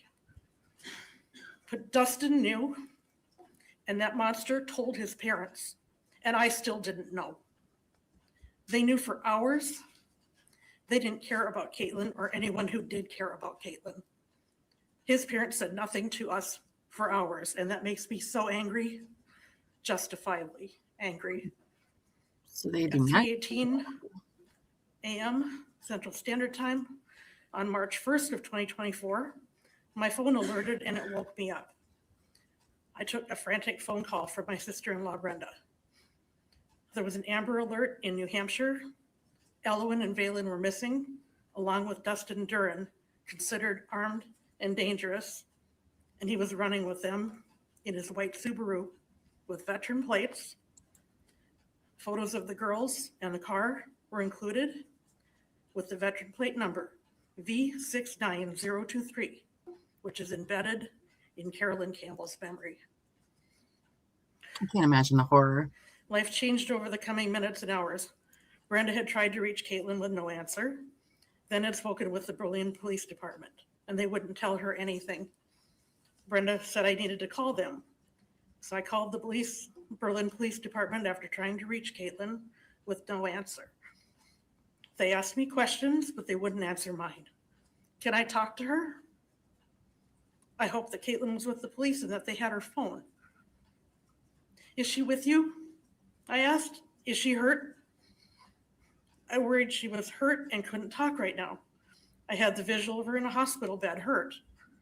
My mind was all over the place while I tried to remain calm. My husband got up for work while I remained on hold, and they were transferring me to the state police. Again, I was asked the same questions to determine who I was, and then I heard the devastating words, "I'm sorry to inform you that Caitlyn is deceased." What? I told Tim twice that Caitlyn is dead, and it's just impossible.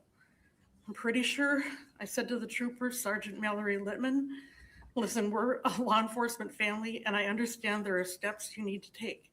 I understand, but what happened? I just need to understand how this happened.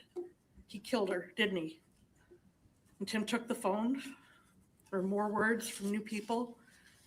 Bianca Monroe, victim witness advocate, became part of our lives. Then I had to call Bailey and Taylor. I woke each of them up to tell them over the phone. I felt sick having to tell them that way, but it couldn't wait. There was no way to say it that was horrible. Taylor screamed. Bailey was stunned.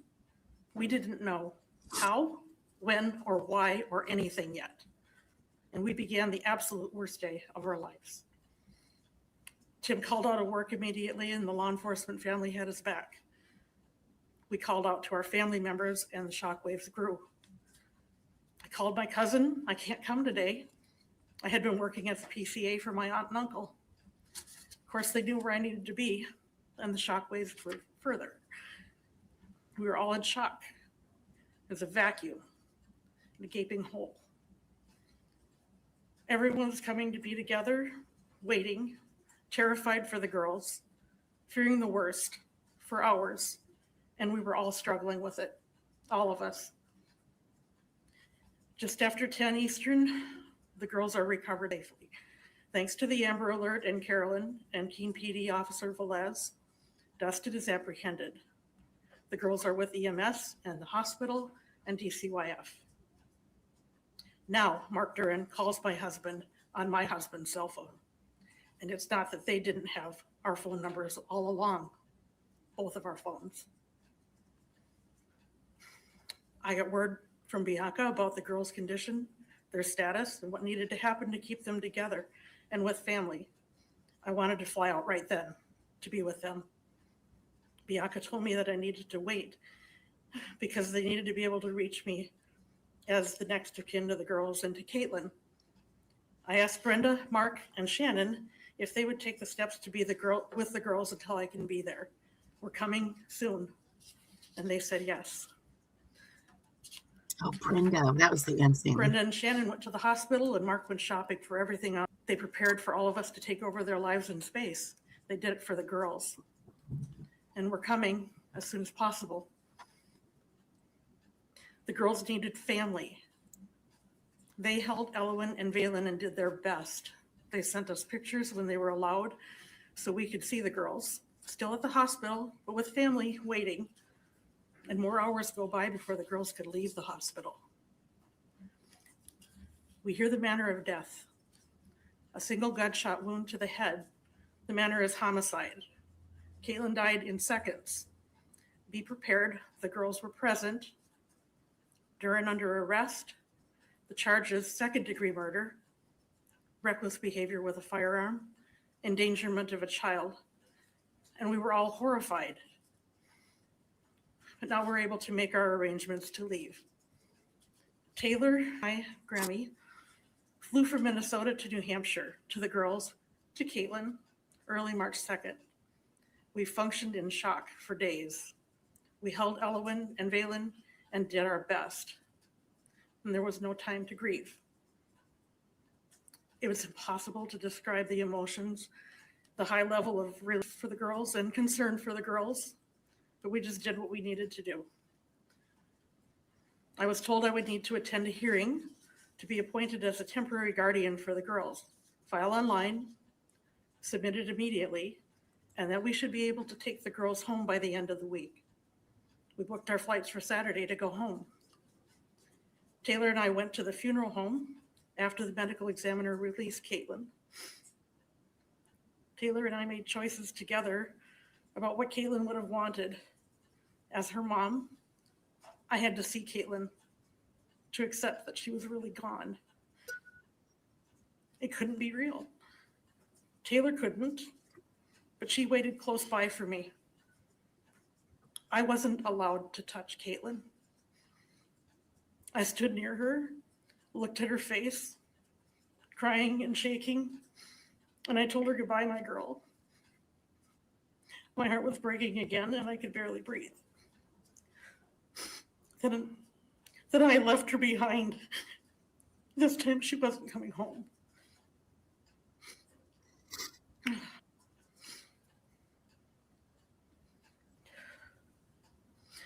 Taylor played her favorite music in the car as we drove away from Caitlyn back to her girls. We cried and we drove and we told stories.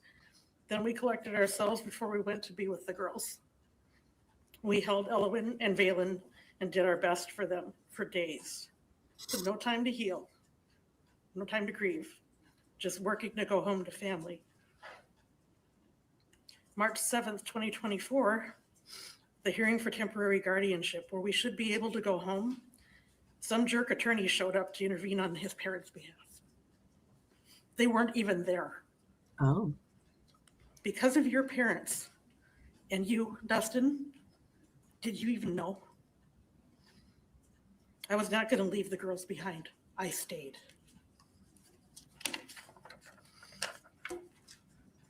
Oh, she's also got some tea for us. Caitlyn missed her birthday.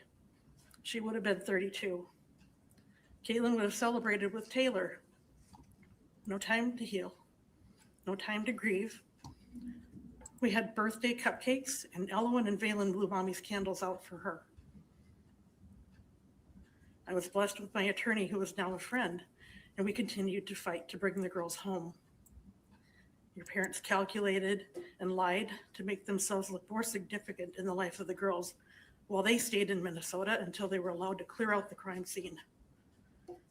Then they attempted to insert themselves into the lives of the people who actually showed up without hesitation for Elwyn and Valen. So the relationship As is the weeks went by while we fought to go home, we held Elwyn and Valen and did our best for them as it became months before we could bring them home to settle and heal. Caitlyn's family members took turns, flew to New Hampshire to help because it takes a village. May 6th, 2024, we're finally free to go home. I had done what nobody else could do. I stayed. We loved them and would not let our girls be passed off to strangers. I was not alone, ever. I committed until we brought them back home. May 8th, 2024. Now I am finally home with my husband in a safe place to fall apart. And I did. We found therapy for Elwyn, then for ourselves. Caitlyn's memorial service was June 21st, 2024. I couldn't even speak. It was surreal. Dustin, your parents sent a heartless and threatening message that very morning of her service. It was unforgivable and incredibly painful. We Oh, continued to deal with one legal attack after another, pieces of the criminal processes from what you had done, constantly reopening the wound. No time to heal or grieve. Still, we will never give up on the love for Caitlyn and Elowen and Valen. Caitlyn had so much more to do, so much she was looking forward to. Elowen has had 2 birthdays without her mommy. Taylor has had 2 birthdays without her sister. Valen will be celebrating another birthday without her mommy. Caitlyn is missing Annie and Tyler's wedding and everything surrounding it. She had a brand new blank passport. Caitlyn died without a single stamp. Dustin, you pulled her away from her village when you moved to Nevada. Then you broke promises and pulled the rug out from under her. Know this, every time she came back to her village, she came to see me. I knew things were not good, but she tried to work with you. She did her best. When she had enough, she came home to her village again.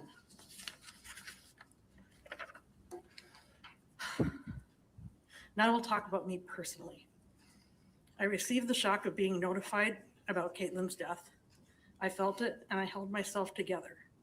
Through most of that day, I held it all back, the responsible person, to be a strong mother for Caitlyn, for Bailey, for Taylor. I stuffed my emotions until the end of the day. My sister Lisa finally got my first real release of grief. Why? Then I collected myself. I went home and packed. I cried and I packed books and toys for the girls, their favorite things from my home. I cried as we arrived at the airport because my husband Tim was going to hold down the fort at home. We should be home with the girls in a few days, but he knew I would see Caitlyn and he wouldn't be with me for that. Then it turned into months before I could come home. We did our absolute best for the girls and we held each other up.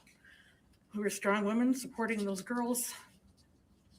Tim told us how proud he was of all of us on nightly phone calls from home. And I would talk to my sister each night. I would watch Elowen, afraid to go to bed, up every 10 minutes because she was scared to dream about the things you did. She wanted her mommy. I did too. She would toss and turn at night, cry in her sleep. She wouldn't look in the mirror because she didn't like that girl. We were terrified for her. oh, She was not okay. Valen seemed physically okay, but her mommy is suddenly gone. She didn't understand except to seek someone to trust and to bond with, someone who won't leave her, won't go away, who loves her. I stayed. Valen remembered me. I had been with her a lot, and Taylor and Annie. And then when Alicia came, both girls attached to her, Alicia looked and felt like mommy to Valen. Elowen saw it too. This was crushing, and we needed to get home for stability. Instead, we were held hostage because of your parents' antics and actions. We should have been home where we all belonged. And this still makes me angry, justifiably angry.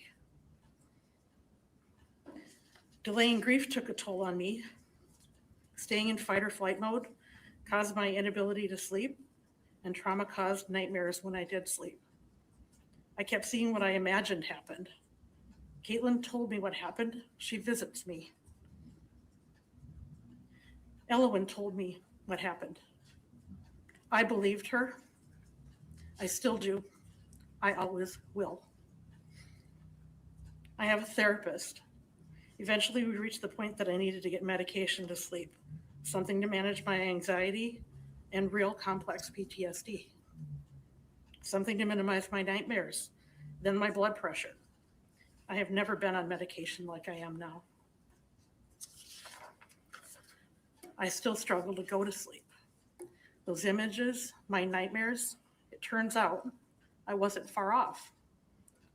Now I'm watching the real pictures, the evidence. Guilty, guilty, guilty, guilty. Despite what you and your parents want to tell yourselves, Elwyn will always love and miss her mommy. She will tell Valen what she remembers. We will believe Elwyn. We always have. With my very last breath, I will share Caitlyn's love of her girls with them. The toll's been paid from our side. It needs to be paid from yours now. Your selfish hatred led you to take an unjustified, violent, irreversible action in front of Elwyn, endangering her, damaging Valen. You took Caitlyn's life. Then you ran through the night, neglecting the well-being of the very children that you say that you love. Elwyn, your everything, is terrified of the dark, now hates the woods. Now, Dustin Duren, you have a price to pay. I will have no problem watching you pay it. Thank you. Just beautiful. Oh, And the next impact statement is going to believe it's Taraya Rochelle. good for her. She did such a good job. And I can't believe she held it together. I'll be honest. I'm not holding it together. I don't think any of us are. Good morning, Your Honor. Good Power. morning. My name is Taraya Rochelle. TERRIAHPROECHEL.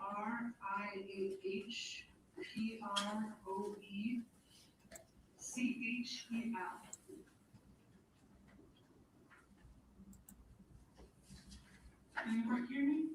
Yes. Okay.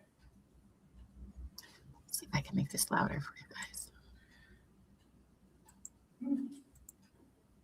My name is Taraya Rochelle. I'm Caitlyn's older half sister. I lost Caitlyn not once, but now twice. Her death means that this time the loss is permanent. Everything I've learned about my half sister will be through the perspective of others, their stories, their experience with her, but not my experience. Not my experience as her sister. Not my experience of listening to Caitlyn tell me who she is. What her life has been like. No one can give me the experience of dreaming with Caitlyn about what her future held, or to support her in all of the dreams she was already brewing up that I was so excited for.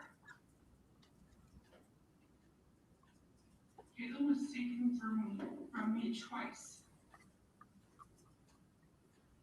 But this time is permanent. I was estranged from my half siblings when I was young. I didn't even know I was gonna have half siblings. I was 8 years old and I found out Bailey was in the hospital and his mom was healthy. I was shocked. Who is this mom? My dad has a wife and she just had a baby? Somehow he completely forgot to tell us and we had no idea. But a new family was emerging. My full brother TJ and I started weekend visits at my dad's house. At first, Bailey was just a little kid living around, and I didn't pay him much mind, but enjoyed having him around. And before long, the girls were born. But this was so different, and I was a little older. The birth of Caitlyn and Taylor was one of the most important moments and stages of my life. I loved being a big sister. I wanted to teach them everything. I wanted wanted to watch them develop, learn the small little things that toddlers learn. Make sure they were taken care of. I mastered the art of multiple bottles, diapers, nap times, and how to skillfully put down one twin without waking the other one up. I love being with them and growing up, watching them grow up. But most importantly, I got to make sure they were okay. They were safe. Because to be honest, our house really wasn't that safe. Into my dad's having bad and gradually got much worse. My stepmom eventually separated. And before I moved out with the kids, I did my best to keep coming on weekends to be with them, but it became difficult and eventually impossible, and the visit stopped permanently. But my desire to be with them never stopped.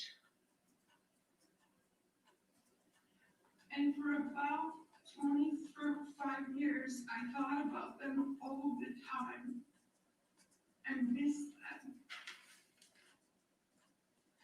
Being the oldest of 5 is so core to my identity.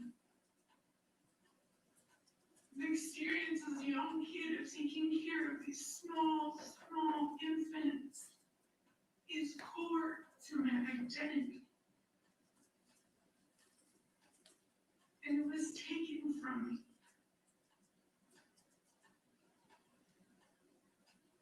I spent years searching for the kids, see if I could find them. It was hard because they changed their names. And then when I did find them, I didn't know how to go about it or who to reach out to first. Do I call Lori? We're adults now. Do I call Bailey? So I sat on it for years, just anxious, but wanting to talk to them so bad. Finally, I reached out, and we made a plan. And in December of 2023, me, my brother, TJ, Bailey, Taylor, and Caitlyn, we all met in person. It was awkward. After so much time, it was so heartwarming. I felt full. I was learning about them. They were learning about me. We were able to compare stories about what we heard our family was. Learn a little bit more about who we are individually and as a family. It was exciting. Caitlyn wanted to keep communicating with me, and she did. Started texting, we started spending time one-on-one. It started to turn into a normal sister relationship. Wasn't there yet, but it was budding. Text just for no reason, sharing funny things that happened during the day. As I got to know Caitlyn as an adult, I realized that she's silly, playful, whimsical, amazing to be around, smart. In the few weeks I had with her, she taught me so much about how her brain works, how different it is from mine, how she relates to other people and the world. And it was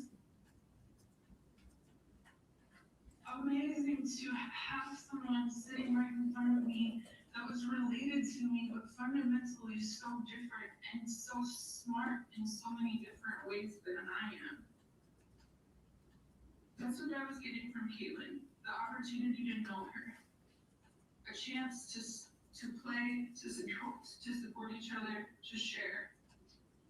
And after we reunited, it felt like we were gonna have a chance to create new memories and pick up where we are as sisters moving forward.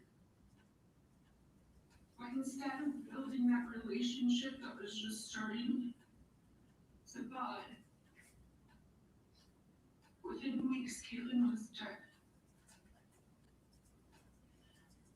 And instead of getting to be close to her, lost her just within weeks of getting her back. But this time it's forever.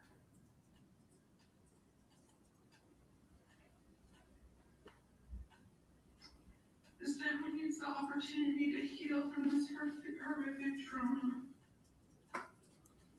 Having just been anywhere in proximity to Caitlyn's family, to me, creates the potential for an emotionally devastating result. So that we all have a chance to move forward, I request that this court give Dustin the maximum sentence allowed. Thank you, Your Honor. Thank you. Your Honor, the next statement is from Caitlyn's aunt and uncle, Lisa and Tim, and our advocate, Malcolm Monroe, will be reading. Honorable Judge Frizzell, I am writing this victim impact statement to share the profound effect of the murder of my beloved Caitlyn and how it has had on me, my family, and our community. It is difficult to put into words the pain and loss we have endured, but I hope my words help convey the devastating impact of this tragedy. About my niece. Caitlyn comes from a large Midwestern family that values children, faith, family, and community.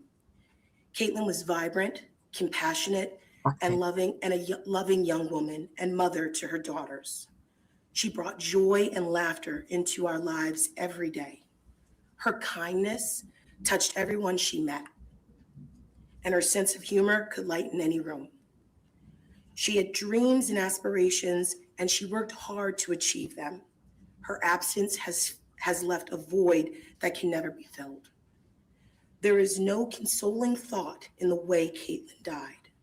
She had so many years ahead of her. The emotional toll. Since her passing, our family has struggled daily with the overwhelming grief. The shock and the pain of losing her so suddenly and violently has shattered our sense of security. Simple moments like family gatherings, holidays, and birthdays have become reminders of her absence. We constantly relive memories, both joyful and painful, knowing we will never create new ones with her. Personally, I have faced sleepless nights, anxiety, and deep sadness. Her future has been needlessly wasted. No one deserves this. Hold on, friends. My end's getting laggy. I know your guys' is too. Hold on. Let me make sure. I'm just going to refresh it. Not a shred of remorse. It is terrifying to me that you have such disregard for Caitlyn's life, the mother of your children. The girls suffer the loss of Caitlyn, their mommy, every day. The sense of injustice has been overwhelming. It has been difficult to find meaning or closure. There are so many questions that will never be answered, and the pain of losing someone so young and full of promise never truly fades. Our hope for justice. As this statement is read in court, I ask that Caitlyn's precious life, her dreams, and the love she shared be remembered. We hope that justice will serve in handing down the maximum sentence for these crimes, not only to hold Dustin Duren responsible and accountable for taking Caitlyn's life, but also to honor her memory and help our family begin the long process of healing. Nothing can bring Caitlyn back, but we hope that by sharing our pain and loss, her life and value will be recognized and her voice will be heard. Conclusion. Thank you for the opportunity to express how deeply Caitlyn's murder has affected us. We continue to cherish her memories and strive to find strength in each other as we move forward. We ask the court to consider the immeasurable impact of our loss when determining the sentence of this case. Thank you. I apologize. The next statement is also to be read by Ms. Monroe, and it is of Caitlyn's grandparents, Barb and Don. Honorable Judge Frizzell, we want to share with you our deep personal and heartfelt statement reflecting on the profound impact Caitlyn had on her family and the immense loss we feel without her.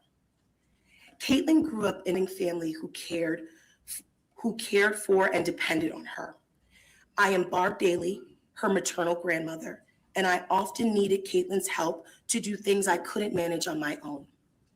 Caitlyn had an uncanny ability to notice what needed to be done and would quickly take care of tasks before I even had the chance to ask. Her presence and assistance were invaluable to me. Dustin, if only you had allowed your family to return home to Minnesota safely. Our family misses Caitlyn's interactions with our grandchildren and great-grandchildren immensely. We miss her charming smile, her warm hugs, as well as her helpful ways. She had a unique talent for loving and involving all the little ones, whether they were hers or others. Caitlyn had the remarkable ability to keep everyone happy, including the adults watching her. She was an exceptional mother who knew how to create a joyful and harmonious environment. When Caitlyn and her family moved to Nevada, we felt her absence deeply. However, we were overjoyed when she returned home to Minnesota. And then the unthinkable happened. Dustin, if only you had allowed your family to return home to Minnesota safely. We are in the last years of our life and are now left feeling sad and broken due to the actions of Dustin. He did not consider the devastating impact his actions would have on their little girls, leaving them frightened and heartbroken. Our family is forever changed by the loss of Caitlyn, and we grieve for the love and light she brought into our lives. We don't know how we will ever recover from this horrible loss. There just is not enough time. Thank you for taking the time to read this statement.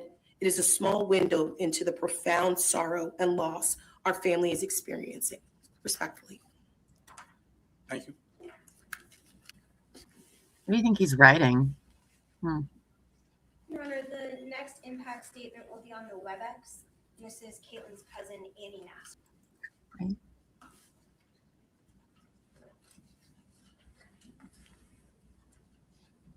You're on mute. Let me try that again. Can you hear me now? Yes. My name is Caitlyn Naffziger. It's A-N-N-I-E. Naffziger, N-A-F-F-Z-I-G-E-R. And my name's Madeline and Trenton. Your Honor, we beg that you sentence Dustin to the maximum possible sentence. Caitlyn, or Chi, as most called her, was our cousin. She is deeply important to our family and will never be the same without her. Growing up, despite our age difference, we were all very close. One summer, both of our families, 4 adults, 6 children, all lived in one house. We played together daily. She, along with her siblings, taught us the importance of Lord of the Rings, told us scary stories of the witch who lived in the neighborhood, and she even taught me. She taught my older sister Madeline how to drive a manual transmission when she was old enough. And we all stayed close into adulthood, bonding over holidays, trips to our family cabin, and with Chi, usually live music at our fairs. She first told me she was pregnant with Ellawyn by coming to my house and bringing me a fairy wand, asking me to be her baby's godmother. I accepted with tears in my eyes and was able to hold Ellawyn on the night she was born. Years later, when Caitlyn was in labor with Balin, I massaged her neck and held her hand while Dustin played on his phone across the room. When our family first met the prosecutors on this case, they gave us a warning. They told us that the justice system is not built for the benefit of the victims and instead would be biased towards Dustin. It will silence Chi, but it will give him every opportunity to spew his lies. Though I would be happy to never have to speak about Dustin again, I think it's important that I be Chi's voice in this courtroom because he made sure that no one would ever be able to hear her again. I'd like to set the record straight on a few items. Though we spread countless lies in the courtroom, I'm only going to speak to the ones that I have personal knowledge of. Though there are many more that I won't address today, the jury proved that we can all use our common sense to dispel doubts. She never wanted Dustin to take Llama to New Hampshire. Dustin was only able to take her after events and manipulation, as he made her fear for her own safety as well as the safety of the girls if she were to try and stop him. She certainly didn't blindside him with a move to Minnesota from Nevada, as he was the one who ordered and paid for the pods that were sent to Minnesota. And I know this because she was not able to get her own items out of the pod in Minnesota since it was exclusively in its name. Any amount of money that she requested of Dustin was to pay her back for the minimum $20,000 that he had leached from her throughout the course of their relationship. Certainly not as any sort of ransom. Dustin lured she to Las Vegas by claiming he'd work at the post office until he found something that aligned with his passion. What he did instead was quit without consulting her after a month or two. He refused to get another job for the 3 years they lived in Vegas. During that time, she worked at least 3 jobs at a time to support Ellyn and keep a roof over their heads. Dustin did not bring in any income, yet he had no problem running up their bills, including refusing to sell his car, forcing she to make the payments, until she ultimately had to sell her own car to stay afloat. He also tried to stop her from using food stamps and government assistance, despite him being unwilling to get a job himself. He kept her in debt so that she had no choice but to stay. What a loser. Laid his hands on she before, and though I can only wish she told us sooner, she told me after I had to help her file 2 separate police reports after Dustin refused to return the girls based on their agreed upon custody schedule in Minnesota. The reason he wouldn't let them leave with their mother was because she was afraid to tell him the address that she was living. She told Dustin's parents that day that she was scared of him, that he wasn't a safe person, and that he had guns. Dustin's dad, Mark, told her that that wasn't true, that she and the girls were safe around Dustin. This was only a few months before Dustin shot her in the head with the gun that his father gave. That's a stupid face. Ellyn was not okay, and certainly not happy after she watched and felt her mom be murdered. Anyone who spent more than a few minutes with her could tell you that. She recounted her mother's murder to anyone who listened nearly every day for weeks following the crime. As this is a courtroom, I should be fair. To Dustin, I should tell you I do believe you on some items as well. I believe you that she refused to leave your house without her daughters. I believe that because she loved them fiercely, and leaving them with you would have been subjecting them to a life of abuse, control, and isolation. I believe you when you said your computer was your life. I believe you in your first police interview when you said you knew what you did was wrong, but clearly no one could believe you when you said you were ready to accept any consequences. Despite all the trauma and heartbreak you caused, I'll rest easier after today. At the end of the day, I will leave you to carry all of my pain, all of my suffering, and I will get to leave today as free as a bird.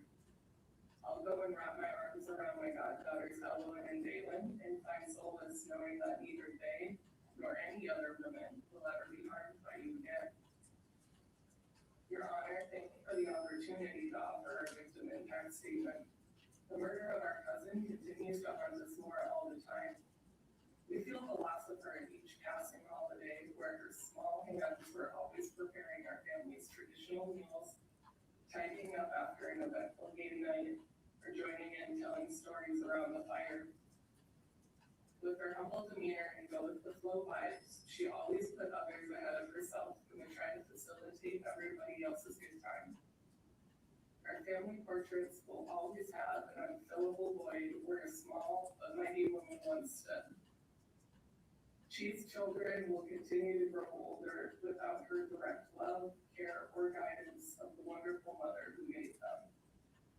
No penalty would be sufficient to remedy the loss of Caitlyn, but we hope that Dustin's punishment is for life. There should never be a day where he feels he's paid his penance for taking Chi's life, as never be a day that our broken hearts will be whole again. Thank you. Thank you. Give me just a second, guys. I'm going to go out and come back in because it's very laggy. So hold just thoughts there. Okay. Un momento.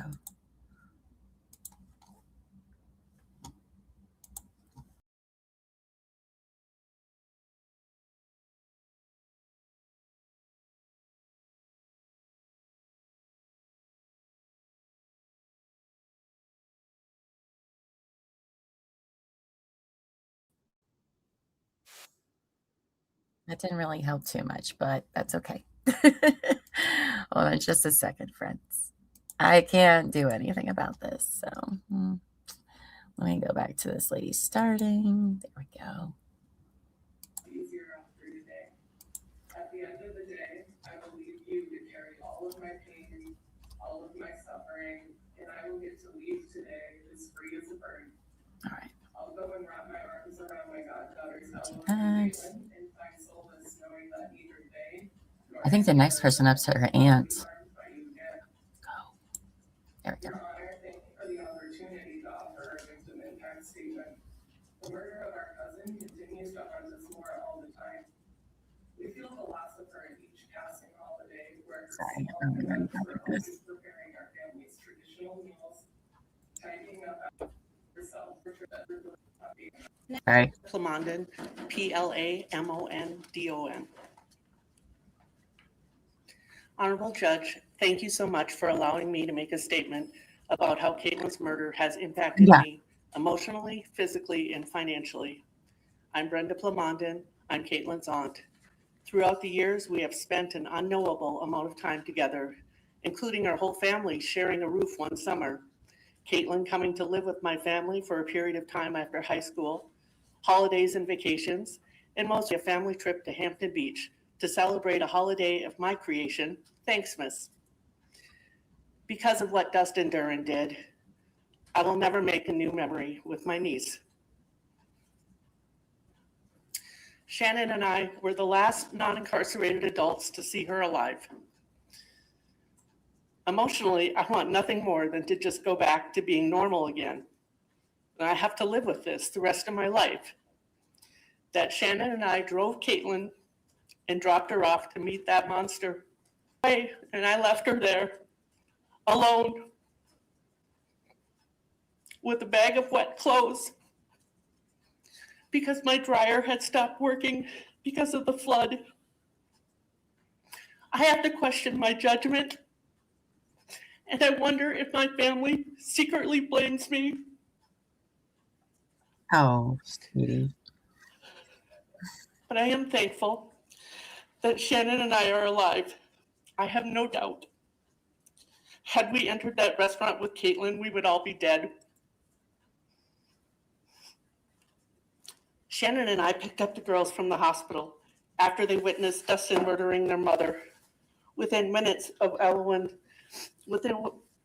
our arrival, Elwyn told me what had happened.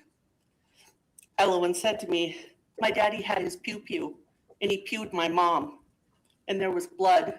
My ear hurt." Elwyn's story has never changed. She has even acted it out for me. The way her mommy's body wrapped around her went limp on the sofa. A few days after Caitlyn's murder, Elwyn again recounted how her father had shot her mother and then told me, "My daddy didn't like my mommy anymore." What could be worse than that? The haunting sentence that followed: "Did my daddy like you?" Even a 4-year-old child was able to surmise that if her dad didn't like you, he may kill you. Physically, I feel exhausted. I have bags under my eyes from not being able to sleep. Even though I know Dustin is in jail, I have dreams that he's coming for me, and I certainly believe that he would kill me if he were ever allowed out of prison. Talking about it, I have a constant knot in my throat, and I feel physical pain and numbness in my head. Oh, Brenda. Prior to their mom's murder, Elwyn and Valen were never New Hampshire residents. Mark and Deborah Duren were quick to take this opportunity of Caitlyn's murder by their son to continue their fight to gain custody of Elowen. By default, they included Valen. The custody dispute was the reason the courts in New Hampshire mandated the girls stay in New Hampshire while they determined jurisdiction for an entire group of people who were not New Hampshire residents. I believe the Durens, Mark, Deborah, and Dustin, began this custody battle while Caitlyn was still alive in Minnesota, and that was their chance. A different state, different rules, and a dead mother. Deborah and Mark Duren hired a New Hampshire custody attorney and sat back comfortably at home in Minnesota and, like their son Dustin, continued to let Caitlyn's family do the heavy lifting. Oh, The resulting financial impact was enormous. Tens of thousands of dollars were spent on airfare, housing, vehicles, and basic necessities, while the parade of Caitlyn's loving friends and family dropped their lives to care for these children. My husband Mark and I tried to lessen the family's financial blow by providing housing and transportation for more than 3 months for Elowen and Valen and their steady stream of caretakers. For their benefit and use, we gave 2 vehicles and one of our properties, and this meant foregoing the rental income that we would have been received. Though we would have gladly housed them in our primary home, we were victims of the 100-year floods in Hampton just the week before. Never once was there a display of sympathy, empathy, or financial support offered by Deborah, Mark, or Dustin Duren. They are not good people. Caitlyn was quiet, bold and full of unbothered happiness. I could still hear the way that Caitlyn would say Elowen's name. It's like she had all the time in the world and didn't want to rush the letters out of her mouth. She'd start with a slight L, cheerful and optimistic for what was coming, and then a deeper pitch and exaggerated O, with her mouth rounded like she was trying to hide a smile. Then the yin was soft, feminine, almost like she was singing it. Elowen, Elowen. Caitlyn was always up for an adventure. She was part of a group, part of our family. And the absence left by her not being here cannot be explained. The last Thanksmas that Caitlyn attended, Dustin again didn't allow her to bring Elowen. Mark and Deborah Duren also began helping Dustin withhold Elowen from her mother. Thankfully, Dustin, Mark, and Deborah don't have much interest in Valen. But Elowen is just a little girl, and she's being treated like an emotional support animal for Dustin, Deborah, and Mark Duren. For all these reasons, I beg your honor for the maximum allowed sentence with no possibility of parole. Nobody in my family, including Elowen and Valen, will be safe if he is ever allowed back into society. Dustin, I was glad to hear that you're reconnecting with your faith. You are going to need that relationship with God to get through the tough times you have ahead of you.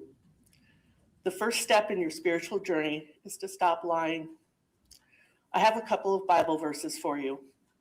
John 8:44. You are of your father, the devil, and you want to do the desires of your father. He was a murderer from the beginning and does not stand in truth, because there is no truth in him. When he lies, he speaks from his own nature, for he is a liar and the father of lies. I share this verse with hopes that you understand the consequences of lying, its spiritual death. But I want to encourage you, of course, there's hope in Christ. This is your life now. I recommend that you focus on being truthful and helping others from where you are in prison. 3 short verses of encouragement for you, Dustin. Ephesians 4:25. Therefore, each of you must put off falsehood and speak truthfully to your neighbor, for we all are members of one body. Colossians 3:9. Do not lie to each other, since you have taken off your old selves with its practices. Proverbs 12:22. Lying lips are an abomination to the Lord, but those who act faithfully are his delight. And Lord, in your word, you promise rest for all those who cast their burdens upon you. So here in this courtroom, I lay down my fear, my anxiety, and sorrow and trust in your true judgment and justice. In Jesus' name, amen. Thank you all for your time and consideration. Great job, Aunt Brenda. Thank you. And forgive yourself, babe. Your Honor, the next. You're not person responsible to for this speak is monster. Shannon Spurgeon. She appears in person.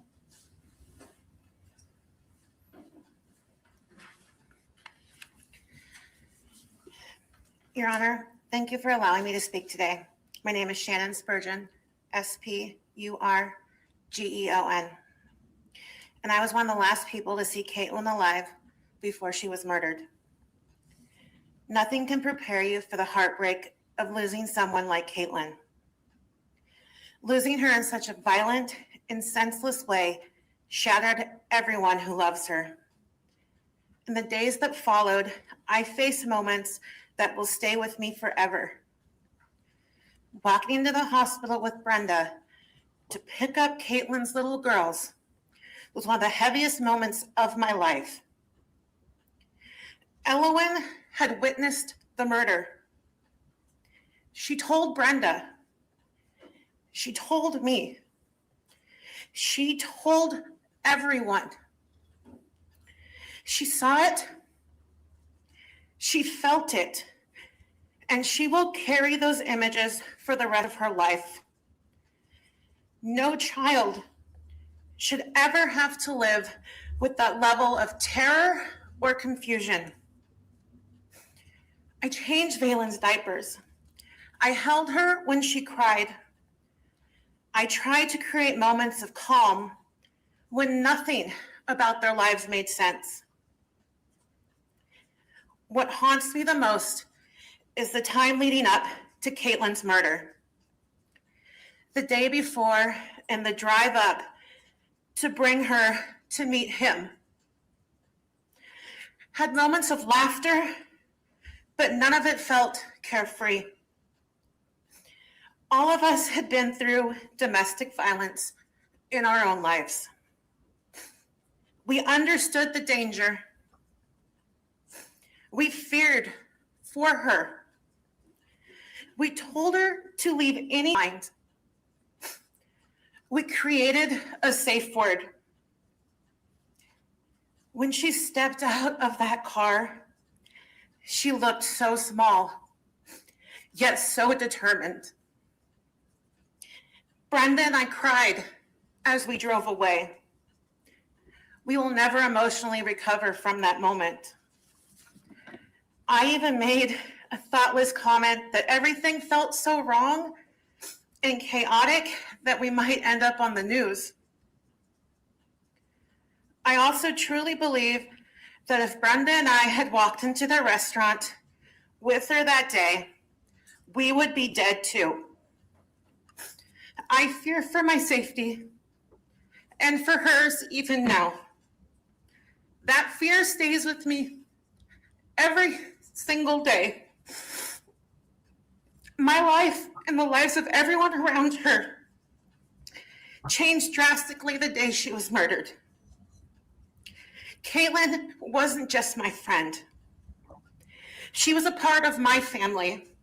Hi, Tracy. She was kind, funny, strong, whimsical, and full of life. She loved her children fiercely. I feel deeply connected to her girls. I feel a responsibility to protect them. And witnessing their pain and confusion has changed me in a way I will carry forever. Because of one person's choice, her daughters must grow up without their mother. They will have birthdays, school plays, graduations, and weddings she will never see or be a part of because of Dustin Duren and his family. Nothing fixes this. But the only small sense of peace comes from knowing he will finally be held accountable and that he will never again have the chance to destroy another family. Caitlyn deserved to live. Her children deserved safety. They deserve their mother. They deserved a childhood without nightmares. And all of us deserved a future where this never happened. Instead, we are left in the middle of a tragedy that we will never forget. We will never stop missing her, and we'll never stop carrying the weight of what he did. Thank you, Your Honor, for allowing me to speak for Caitlyn and for all of those whose lives will never be the same without her. Thank you. Good job, Shannon. Your Honor, the next person presenting a statement is Sarah Heil, and she is, and I apologize if I said that last name incorrectly, she's appearing via WebEx. Okay, gotta turn up the volume for that. Hello, Sarah Heil. S-A-R-A-H, last name H-E-I-L. My name is Sarah, and my best friend is Robert. Never in my life did this statement I thought would be my truth, and now I painfully live with that fact every moment of every day. I've dealt with a lot of death and hardships in my life, but never thought I would have to learn to cope with an unjustified, violent, intentional murder of my best friend, who I lived with. I find it nearly impossible to put into words what Caitlyn has meant to me. No, her murder has impacted me, my life, without writing it into your book. Caitlyn had an indescribable magic energy about her that brought me a sense of belonging and purpose. Caitlyn called me her light, but in truth, she was mine. I don't quite know how to exist without her, nor would I ever choose to willingly. Caitlyn wasn't proficient with expressing herself through words, but through long conversations sitting on the couch, dancing, and simply living life together, Caitlyn was able to verbalize some things with me that she hadn't been able to previously. I am the one person who she shared everything with. I was her confidant, and it is now that it would be an honor to speak for her since she cannot. There's not enough space on these pages to list the inconsistencies, delusions, and straight-up lies by Dustin and his attorneys during the trial. Instead of listing what I know to be true from text messages and phone conversations with Caitlyn, listening to conversations between Dustin and Caitlyn, and my own attentive observations, will focus the broader scope of the impact Dustin's actions and attempt to speak on behalf of my best friend, the dearly departed Caitlyn. Caitlyn was scared of Dustin and felt trapped. There were several instances during their time in Nevada that Dustin became aggressive with Caitlyn during arguments, and even as a toddler, Llama tried intervening. When Caitlyn and Dustin decided it was time to leave Nevada due to finances and lack of family and friend support, Caitlyn and the girls moved in with me in Minnesota. Caitlyn did not want Dustin's parents to be alone with the girls and did not want Dustin to know the location of her safe haven with me. Caitlyn shared with several of her closest loved ones in recent months before her death that if anything were to happen to her, she wanted the girls to be raised by her brother Bailey, her cousin Annie, or me, and in that order, as she said. We were all supporting each other to manage our separate household and the children at the time, so it seemed as though she knew the danger she was in and what Dustin was capable of. Dustin's behaviors of control, delusions and paranoia, threats, and physical violence prior to his choice to kill the mother of his children are worth mentioning. As far as I understand family law, Dustin had no legal rights to the children as they were only residents of Minnesota and Nevada, in which unmarried mothers automatically assume boyfriend custody, and Dustin never filed for custody, with claims Caitlyn was holding Llama hostage and that she was trying to kidnap them. Dustin's delusion that Caitlyn was going to take the kids and never let him see them seems to be the motivating factor in all of these unjust experiences. Caitlyn had no intention and didn't even suggest that she would ever try to keep the girls from Dustin. Dustin actually physically kept the girls from Caitlyn on countless occasions and became aggressive or violent when she tried to reason with him.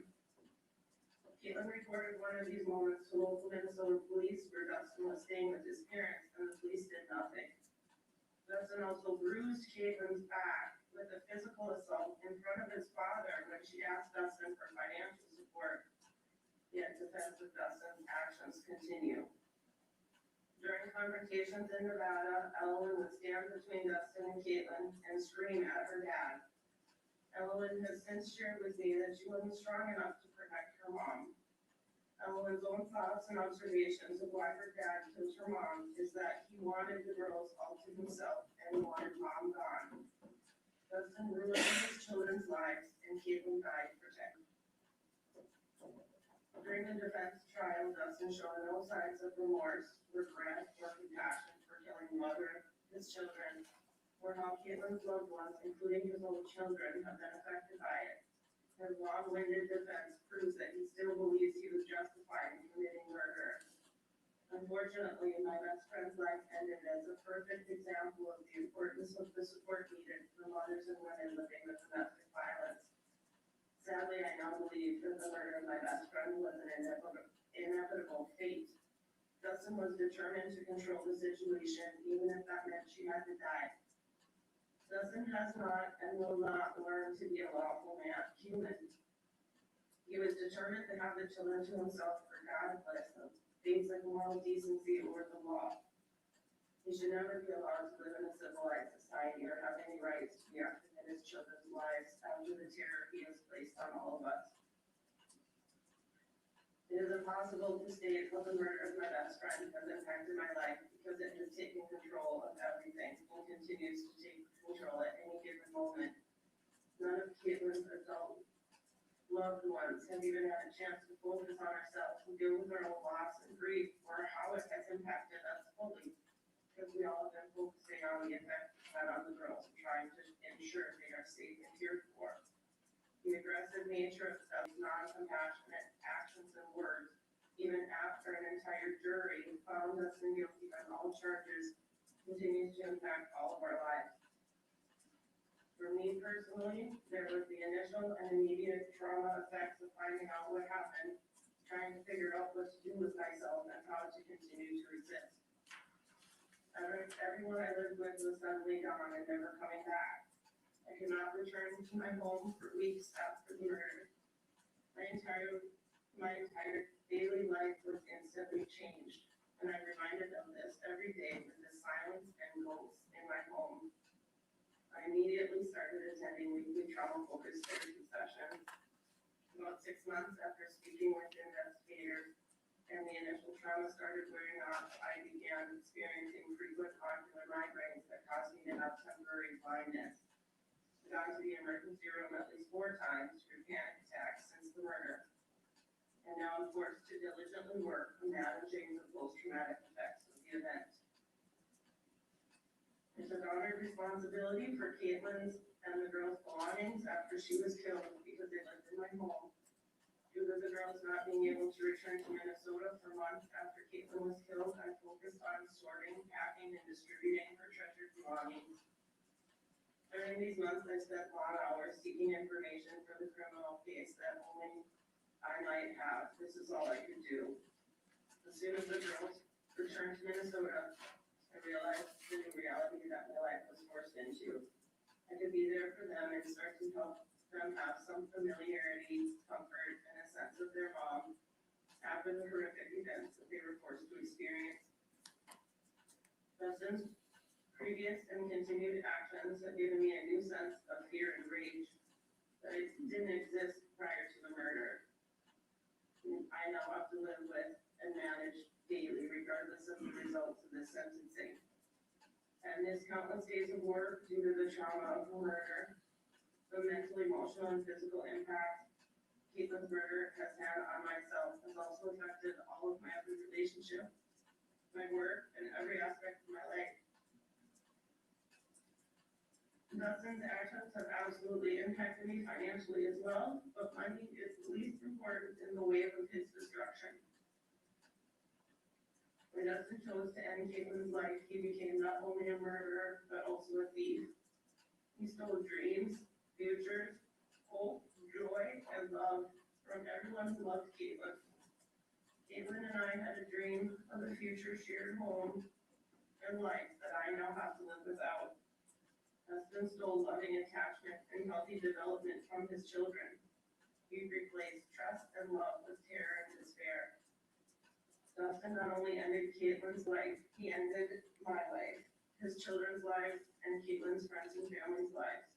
Anyone who loved Caitlyn and saw a future with her was also killed when Dustin pulled that trigger.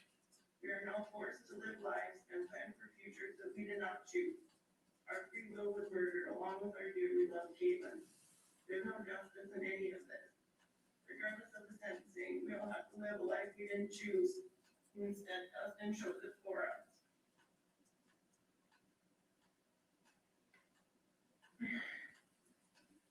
Caitlyn will always be my soul sister and best friend, alive and dead.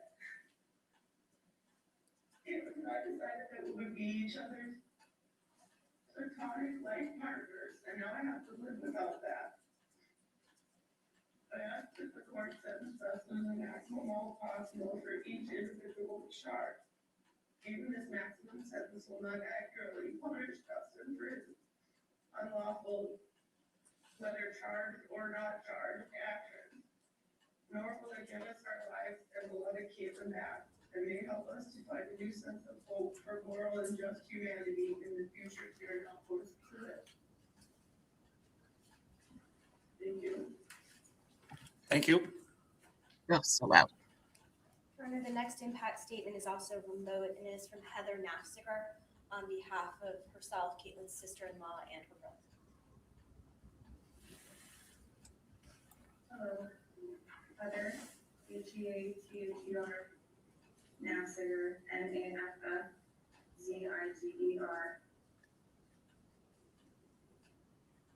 My name is Heather, and I'm writing this statement jointly with my husband, Bailey.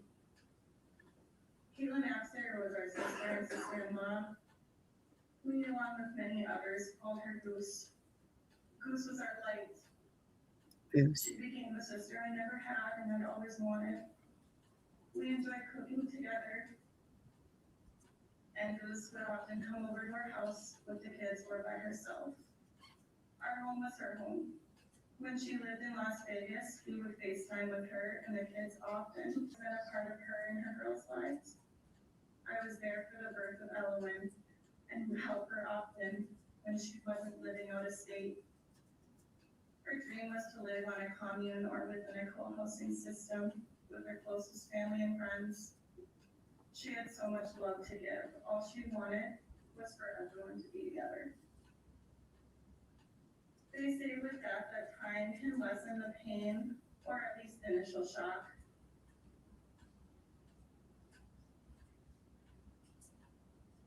But the amount of pain we have endured is unfathomable. Even now, nearly 2 years since she's been gone, we remain devastated. We will never forget the exact moment we got that call at about 4 a.m. and that she had been killed. Bailey answered the phone, and I will never forget the gut-wrenching feeling I had. No, I couldn't hear anything except for Bailey's mom's hysteria. The phone call was short. He hung up and aggressively threw his phone across the room and screamed, "He fucking killed her!" The level of panic and rage on his face, and now mine, was like nothing we've ever experienced before. Nothing made sense. She was just at our house for dinner a few days before, telling us she was going to visit Elowen with Dalen. After that horrific phone call, we called all of our family members to come over to be with us. For weeks, we had every person in our lives come to our house to mourn the murder of our small, mighty Goose. That day will haunt us for the rest of our lives while we raise the girls. Dustin, we can speak for many when we say a big part of us all died that day. Since Dustin unremorsefully murdered our sister, we immediately started weekly individual therapy and eventually coupled therapy. We found one of the top trauma therapists to see Ellen almost immediately after the event. Since day one, she has talked about the events of that day. She has replayed the rage on Dustin's face. And she would sometimes have hour-long episodes of uncontrollable rage and panic because she wasn't strong enough to protect her mom. Oh, God. She would pace the therapy office sounding like a wounded and dying animal. I hate this guy so much. She even said to Goose's best friend Sarah that her dad just wanted them all to himself and wanted mom gone. There were and still are days when the panic and shock consumes us all. I had panic attacks often. I went on walks alone and cried until I was numb. I would sometimes fall to my knees, pinching myself, wondering when this might ever end. It got so bad that I needed depression medication. There aren't words to describe what Bailey feels every day. Just like Goose always did, we find solace in music, and I can't help but draw parallels to the song Growing Sideways by Noah Kahan. Bailey continues to move forward, though he has been running on empty ever since she was taken from us. In the time leading up to the trial and during the trial, we felt deep uncertainty about both the present and the future. In addition to our grief, we had new fears of our personal safety and for the safety of the girls. The public nature of the trial put us in a constant state of hypervigilance. Nothing could make me feel protected. Time will never heal our broken hearts. Our broken hearts, along with the broken hearts of our son, Emmett, and Caitlyn's daughters, Evelyn and Valen, will always be clinging to the memory of Caitlyn or Goose. She loved fiercely, and her presence was always felt by those lucky enough to know her. She would come over to family nights. Her filthy dancing would always bring a smile to our faces. Emmett would burst into happiness when he saw her, never wanted her to leave.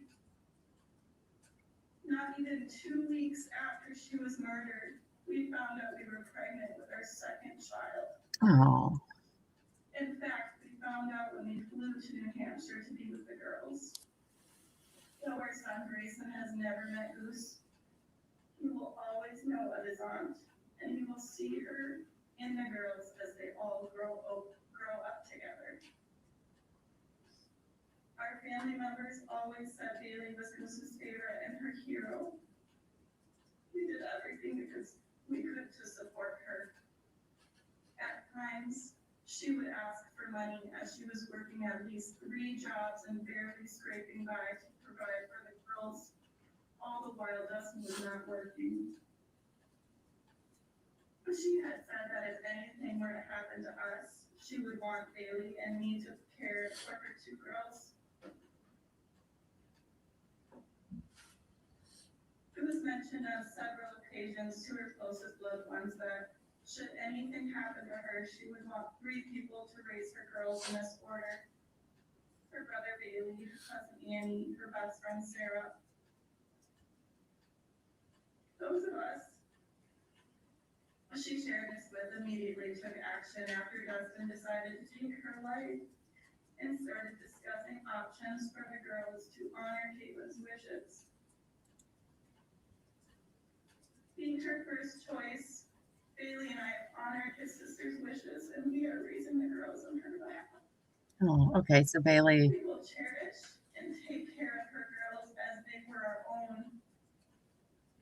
This all became exponentially impactful as now our entire focus was on making sure the girls were okay. And we had to set our own needs aside of healing and grieving.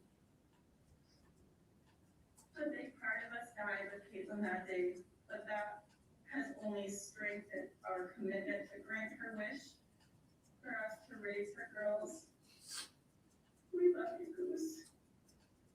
now we will take that love and passion with us to parent your girls for the rest of our lives. Whatever Dustin is sentenced to will never compare to the loss we all feel or bring goose back to us. Your Honor, we believe he should serve the maximum potential time. He showed no remorse or capability of it. Allowing him any leniency would only give him another opportunity to harm Elwyn, Valen, and our family. Additionally, Elwyn's therapist has requested that the child endangerment charges not be served concurrently with his other charges. As a 4-year-old, there is nothing else to do to stop the terrifying situation she was forced into. Perhaps when she is an adult and understands her family history more clearly, her therapist hopes she may feel that some justice was served for what was done to her personally. We ask that you please give special consideration to this request. Thank you. Thank you. That's loud. And finally, Caitlyn's stepfather, Tim Smith, is here in person and would like to speak.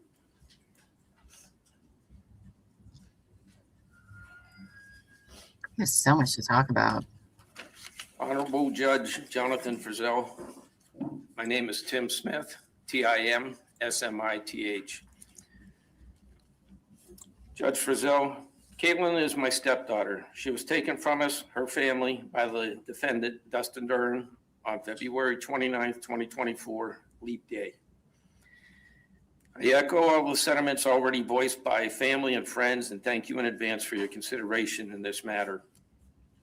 When I think of Caitlyn, the first thought that crosses my mind is, where would she be today, now? Caitlyn was just starting to get her life figured out and set her course. She would have no doubt impressed us all with all her unique journey in her life, which was cut short and ended by the defendant, Dustin Duren, executing her.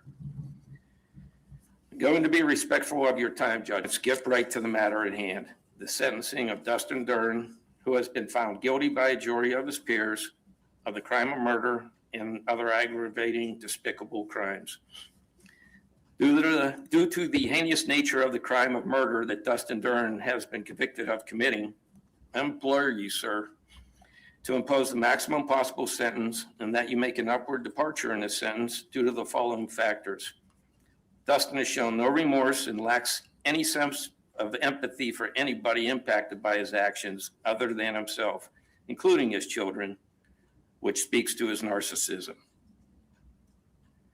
Dustin stole the innocence of childhood from the very people he professed to love and cherish. He and Caitlyn's children, Elwyn and Valen. He murdered their mother in their presence. Dustin made a conscious and deliberate choice to execute Caitlyn while she held their daughter, Elwyn. Elwyn will never forget what she witnessed, the murder of her mother at the tender age of 4 years old. Dustin adamantly believes that he is justified to murder when he doesn't get his way. The murder of Caitlyn culminated years of classic textbook domestic violence. Isolate from family and established support systems. Move to Las Vegas and New Hampshire. Dominate, intimidate, control. When the control that Dustin imposed on Caitlyn, which was facilitated by using their children as pawns, was lost, he knew he had lost control because Caitlyn told him so. Like so many abusers, Dustin resorted to murder in a vicious attempt to maintain that control at all costs. I don't give my opinion on this matter, sir. I speak from 30 plus years of law enforcement experience in which I have and continue to serve in a maximum security facility and deal with all varieties of offenders on a daily basis. It's a violent, hostile environment, and I have witnessed numerous suicides. It hasn't made me a murderer. In closing, I would like to take this opportunity to thank the members of the jury for their service and all the good people in New Hampshire. Numerous citizens of this fine state have shown love, support, and compassion to my wife, my grandchildren, and our entire family. And we are forever grateful and appreciative for the support.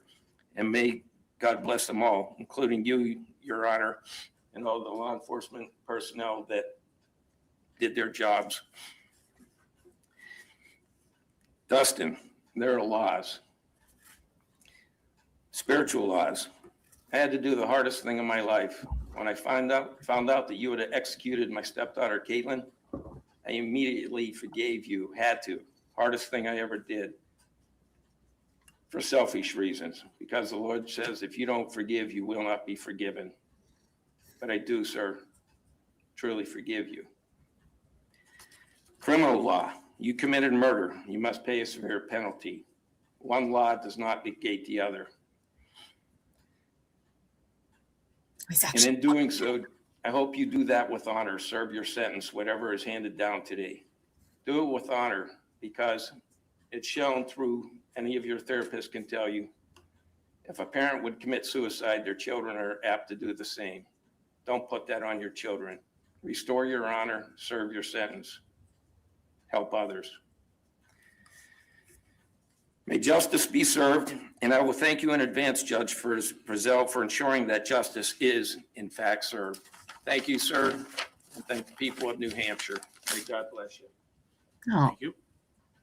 Your Honor, the state has nothing further. This may be a good time for a break. Okay, it is now 12:53. I will, 1:30, is that sufficient under the circumstances? Yes, Your Honor. Counsel, Yes, Your Honor. 1:30? Okay, all right. Court will be in recess. We'll reconvene at 1:30. okay. So we're going to take a little break, which is fine because, oh my gosh, we have a lot to talk about. Holy cow. Well, I'm going to, hopefully it's not going to go staticky. Well, one, oh gosh, what a tearjerker, right? Oh my goodness. Leading grace as being forgiven does not negate your punishment. People often talk about Jesus forgiving the thief on the cross, and he did, but he did not save the man from the sentence. That is true. Oh my gosh. So there was a lot of stuff that came out, and I'm tired of looking at his stupid freaking face.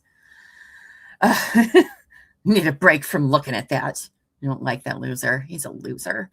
So we learned quite a few stuff from the victim impact statements that were, where do we even start? First, let's start with Elowen, a sweet, sweet little girl.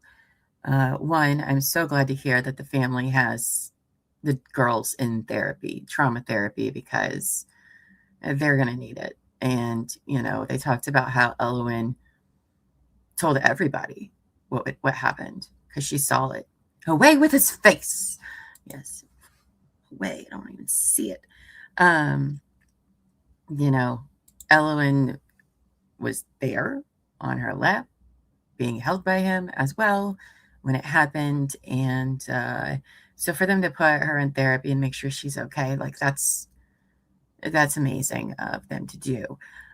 And I think it was the sister-in-law. So now we know that the sister-in-law and Bailey, the brother, Caitlyn's brother, are raising the girls. And she said that, you know, Elowen kind of blamed herself, and both Elowen and Aunt Brenda and Shannon, you know, all blame themselves as if there's something they can do. Like, this man is a menace. Like, he's evil. So it's not, no right person would, you know, do that. And I hope that they also are kinder to themselves. Like, they are not responsible for what he did.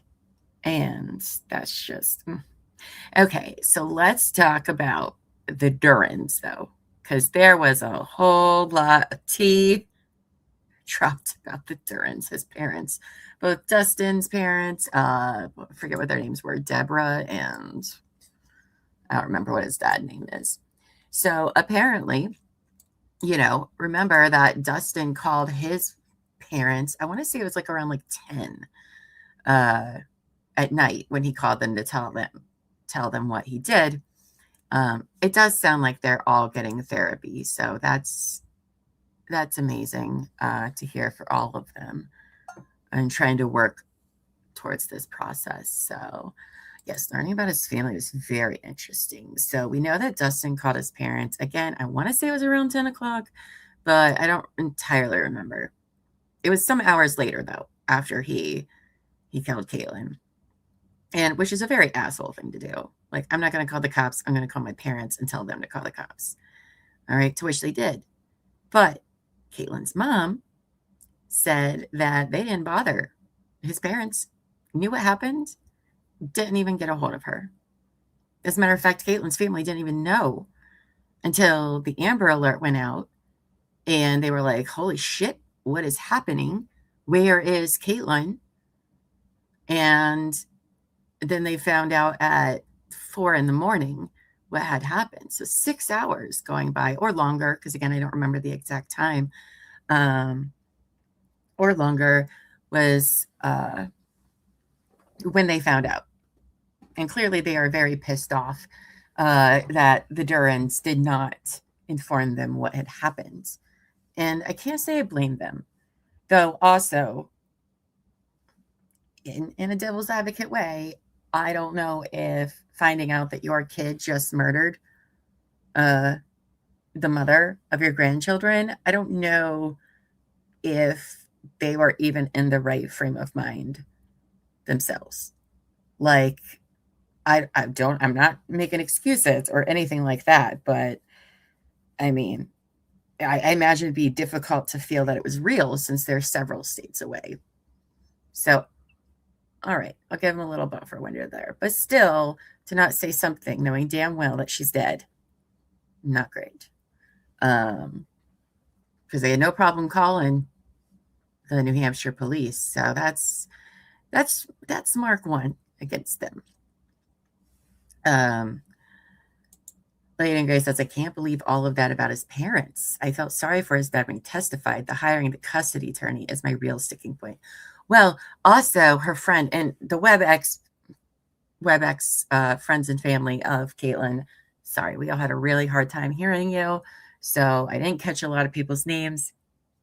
But one of them had said that after when they were in Nevada and came back, Caitlyn told someone, or somehow his parents found out that Caitlyn was saying, she was very scared of him. He was abusive. He had a gun or he had guns. And, that's what she was telling everyone.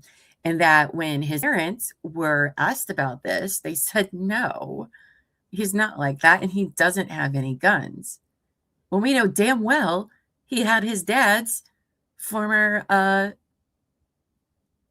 service weapon, his gun, because he gave both of his boys, because Dustin has a brother, both of his boys, one of his old service weapons. So that's interesting. So then what happened after, the girls are taken obviously into state custody when this happens. And next in line would have been Caitlyn's mom, since her and Dustin were never married to begin with. And after she was given, they should have just went back to Minnesota. But no, that couldn't happen, because all of a sudden, Dustin's parents file and fight for custody in New Hampshire, which is crazy to me. Absolutely crazy. And I'll be honest, I think it's very disrespectful. Very disrespectful to do that then right after what had happened. The kids were going back to Minnesota, and the family is grieving a murder done by your son. You can believe his bullshit reasons. It doesn't change what happened. And you want to start a custody battle literally a couple days after, which if you've never been in a custody battle, they're awful. They in themselves are traumatic to go through. Just the audacity of doing that. So, because this happened in February on Leap Day, February 29th, and she didn't get to take the girls back until May.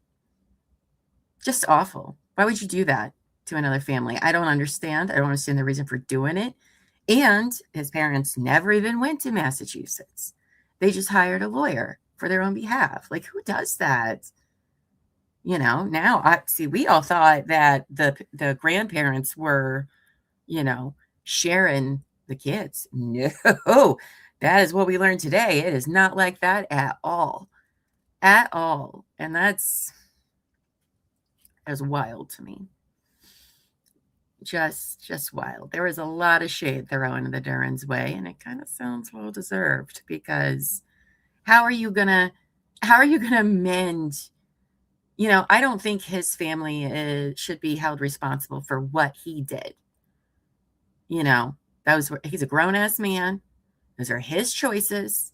He did it. And I understand, you know, defendants' families have their own trauma they go through when a loved one is in his position. But what they did with the custody was their choice, and that choice is awful. And I am judging them for that. That's just unacceptable on all levels. And is not a good way to start out what is going to be a complicated relationship for the rest of the girls' lives. Who does that? And now we understand, at the beginning, when the prosecutor was saying the stipulations that they wanted him to be sentenced, in case you missed. So the prosecution, I believe, is asking for 45 years to life, I think. Kind of forget, because a lot happened and there was a lot of crying and stuff. But I think they asked for 45 years to life, which would mean he'd have to serve like 27, 28 years or something like that before he would be eligible for like a sentence, like reduction. Because in New Hampshire, you have to serve like 2/3 of your sentence or something like that. And they wanted to be ordered that he is allowed no contact with the children. Basically, signs away all rights, all of that stuff, which I absolutely agree should be done whenever another parent kills another parent, period. What do you have to offer the children? Literally nothing. Literally nothing. And, you know, his stupid freaking face. Oh, I hate that guy so much. He is just the worst. Just the worst, this guy. No remorse. And not even with the impact of hearing what is happening to his daughters. I don't know how you can sit there and be unmoved to hear what his sweet little Elway, because, oh, and also what they pointed about his parents, because remember, as like we were watching this trial, we are all like, why are they so like, do they not give a shit about Valen? Like, why is everything about, you know, Elwyn? And there's Valen, hello. But even some of the shade they were throwing at the Durens suggests that they're also all about Elwyn, which is just so peculiar and so weird. And as if that's not going to give Elwyn a complex as she gets older, and the relationship of her and Valen. I don't understand it. It's freaking weird. Okay? It's weird. It doesn't make any sense to me. Sam says, agree, Llama, 100%. They should have worked together on the kidnapping and murder of the children's mother. Exactly. And you're just going to go for custody like just 5 days later? Come on. Again, that's not in the best interest of anybody, especially the girls. You know, it seems like, boy, do they have an opinion of what's best for the girls when we're all over here like, what? That's garbage. That is straight up garbage. How could you possibly think that's the best way? You know? Just ridiculous.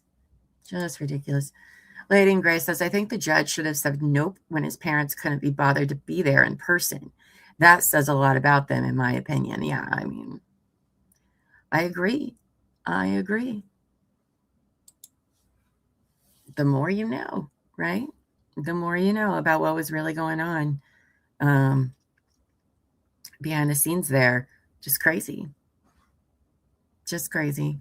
So apparently it sounds though like they're still in, they said they're in mediation with, I guess now Bailey and his wife who have custody of the girls, or are raising the girls. I imagine they have custody, just guardianship, but so his parents are fighting, trying to see them. It's like, you know what? Probably would have been if you wouldn't have been fucking assholes after your son just murdered their mom and you want to go into custody. I'm pretty sure they could have all worked it out. But no, you just decided to be ass. I can't even think of a good reason to do that. Why would you not wait until they just came back to Minnesota? There must be some sort of difference. I don't know. Do his parents come from money? I don't know. I know that his dad is a sheriff someplace in Minnesota, northern-ish Minnesota. Because when they talked about when both Dustin was living in Minnesota, again, before he went to New Hampshire, and when Caitlyn lived on the south half, and then he lived on the north half. I think they said it was like a 2-hour distance or something like that between the two of them. So, but it's just crazy. It's just crazy to me. And just to hear what everybody's going through, mentally, having panic attacks, and poor little Elowen. Poor little Elowen. Just unbelievable. And for him to just sit there so unbothered. It was never about Elowen for him. I don't give a shit what he says. I don't care. And you know what? I'm wondering if he's writing stuff down. You think he's going to say something? Because I do. I think he's going to go up and say some stuff. He took the stand, for Pete's sake. I think the judge is going to give him 45 years. That's what I think too. I think the judge is going to throw the book at him because it happened literally in front of a child. And the prosecutor, in her openings for sentencing, she brought up several other cases in New Hampshire that were similar and also not similar in nature, basically to prove a point like, hey, all these people who didn't even do what he did, some of them weren't even as bad, and they got the sentence we're asking for. And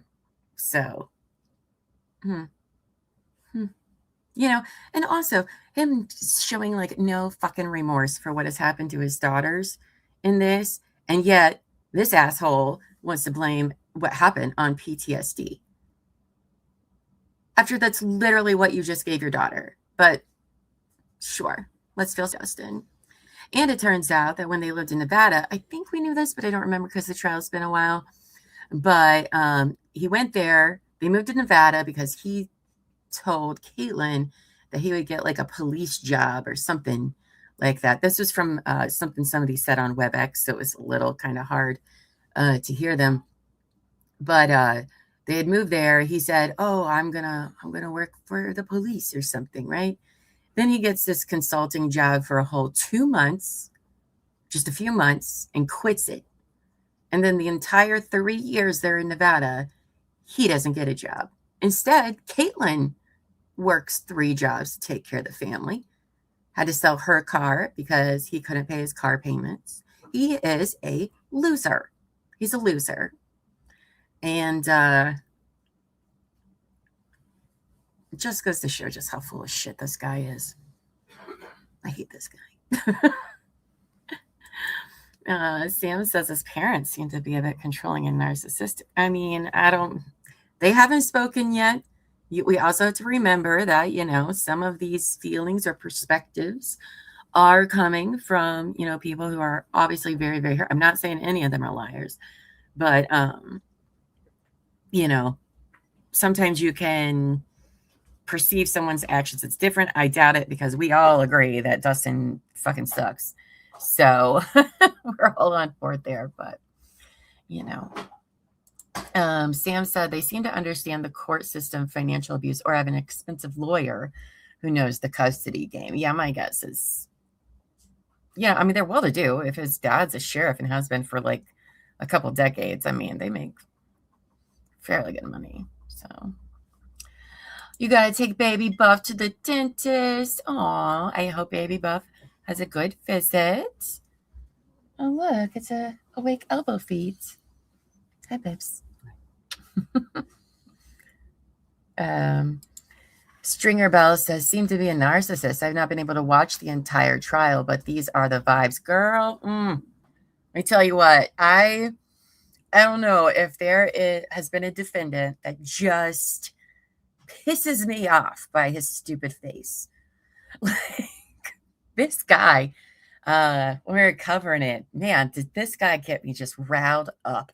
This whole case did, just because the audacity of this man, really man-child, because it's just, none of it made any sense. Well, I was afraid she was going to kidnap the kids, so I had to shoot her and then take the kids and flee. Oh, this guy, if you do watch the whole trial, just be prepared to be like, I would say my level of anger and frustration and with Dustin it's very up there with Daryl Brooks, of the two people that I'm just like, I hate you as people. You're that frustrating. Daryl's probably definitely higher, but Dustin is like right there where I'm just like, I hate you.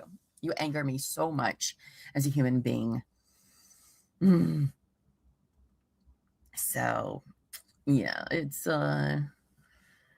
something. Oh, girl, I gotta say, there wasn't this trial even surprised me about how many rants I would go on about with this guy and his just bullshit story. It was so disgraceful to so many people, and he's just a fucking loser. Just what a sad little loser man. So insecure. And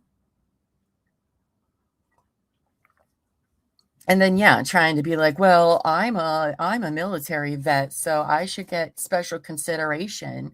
And when we're like watching the trial, right, we know that he was like former Marine or whatever, and all of us were like, well, your standard should be higher of how responsible you are when it comes to a firearm and killing an unarmed person. Like, I don't know how he thinks like, oh, that's all understandable. Like, no, I hold you to when you're trained with a weapon, both military or law enforcement, you don't get off as easy in my eyes. Like, no, not at all.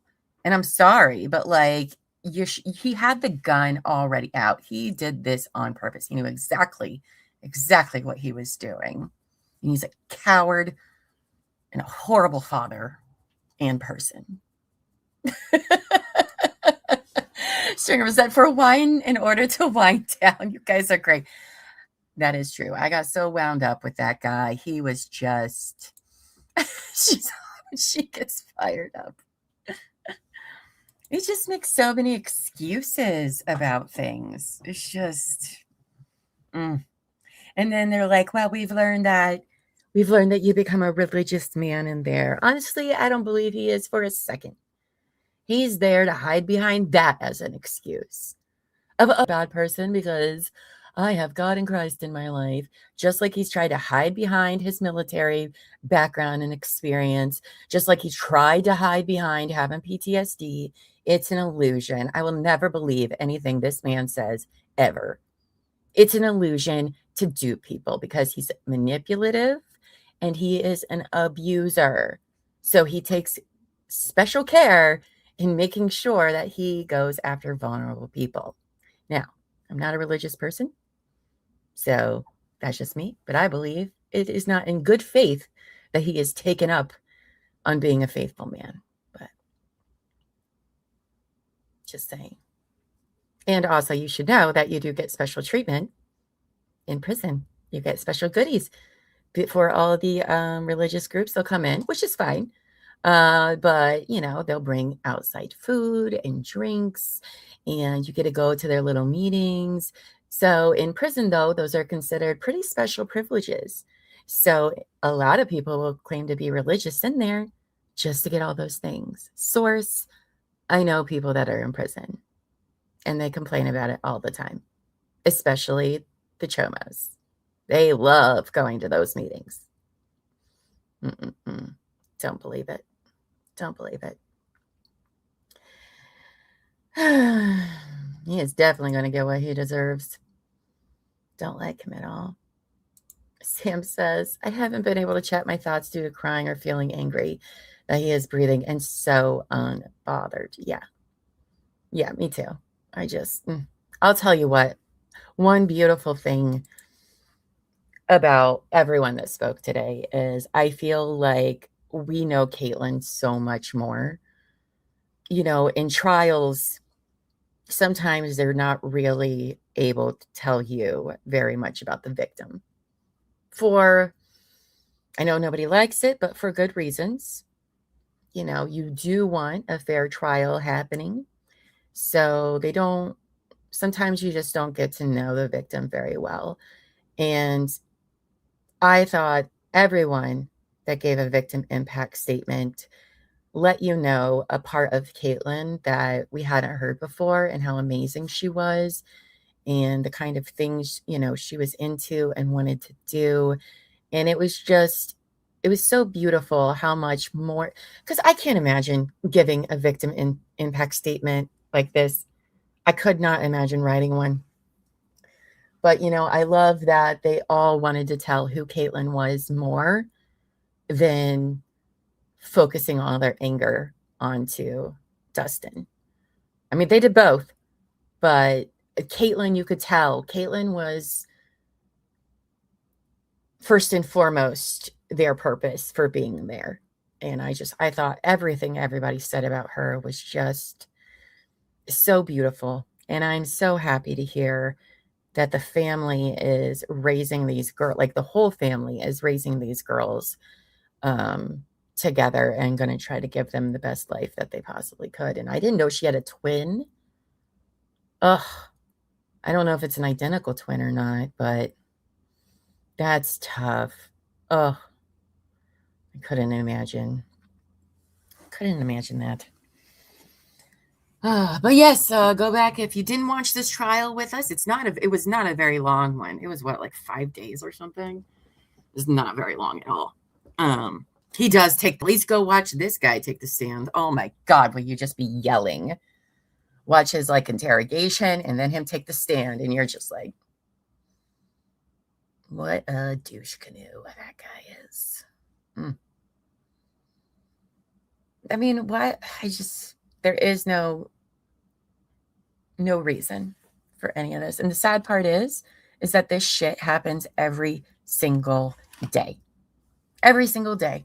Children's lives are ruined because a parent thinks that they're entitled to stuff that they're not. And it's so sad and so horrible. You have to watch him on the stand. Well, also get your popcorn ready and stuff to throw or a pillow to scream in. Or may I suggest a pillow to scream in?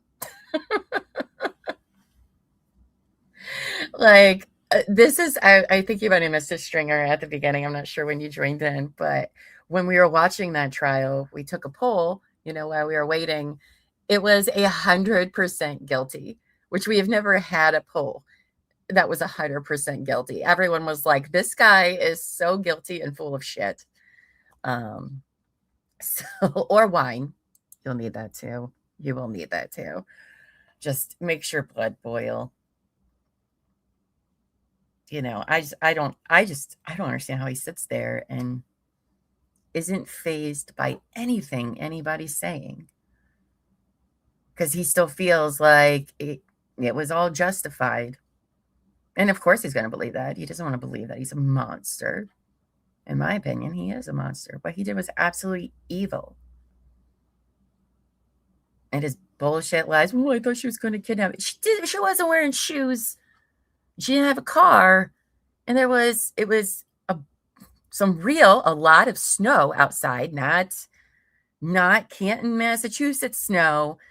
No, it was bad weather outside. And he was like, well, I did it because she said she was going to kidnap him. And she said she was going to call the cops. And that's why. But he couldn't call the cops. Testimony of her aunt, his dad, his interview, his own testimony. That's all you need to watch, which is really everything. her Aunt Brenda. Oh, Aunt Brenda, bless her. She has a lot that she's dealing with there. And I really do know that that's not their fault. You know, it's not. You never want to believe the worst in somebody. I mean, they knew that it could be, but nobody's to blame for anything but Dustin. Dustin is fully to blame for all of this. So remember when, so the defense calls Aunt Brenda. She was the blonde lady that did go up to the podium, didn't watch the original trial. So the defense called her to the stand. Right before they called her, though, the defense was like, I would like to treat her as a hostile witness, please. And because Aunt Brenda, you can tell she's a bit spicy. She did great on the stand. She wasn't as rude or anything that the defense was kind of making her out to be. I imagine she was not very cooperative with the defense, and I can't blame her for that. But on the stand, she was more than fine. But it's not very often where they're like, we're going to call this witness, but can we just go ahead and declare them hostile? Because but Aunt Brenda had a lot to say. She was trying to help her as best as she could. And then, the months after where they all had to stay there, she did everything she could do. So,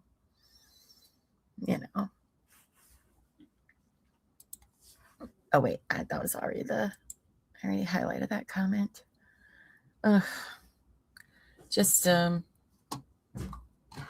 all around so sad. Because of Dustin's fragile little ego that he just thought he was the bee's knees for Elowen. Oh, it's so weird. I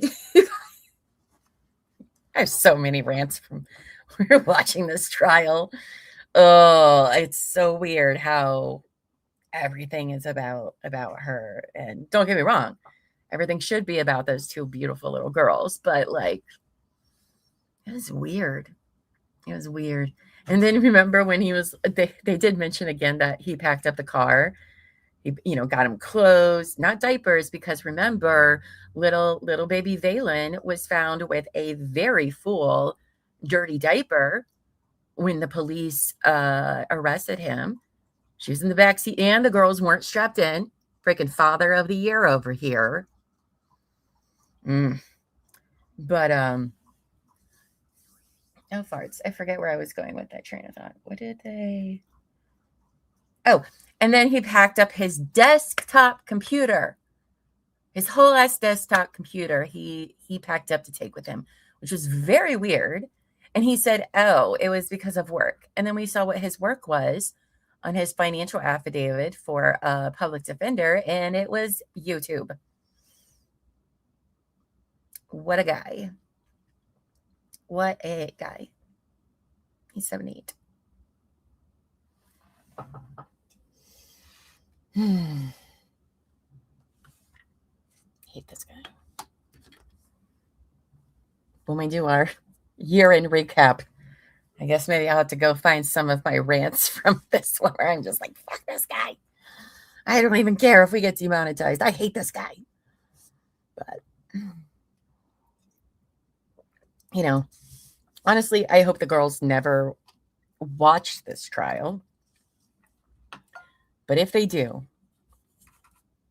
I think they will see who their father really, really is. Good idea, Llama. We'll just have a whole Llama rants segment of her losing her mind. This one made me irrationally angry. Well, it was not irrational. Rationally angry every day.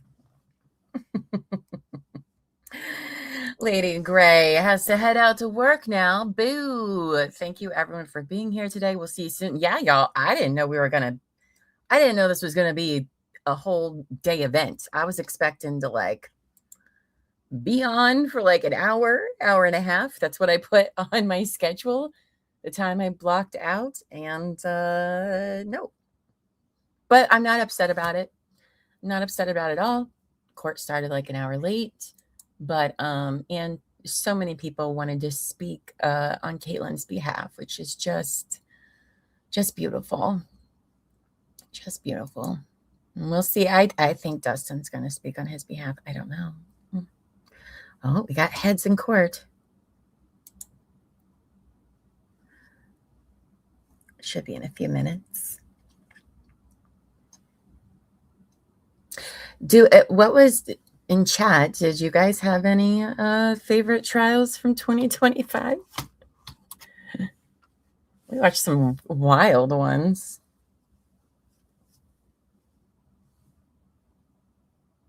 This is definitely one of them.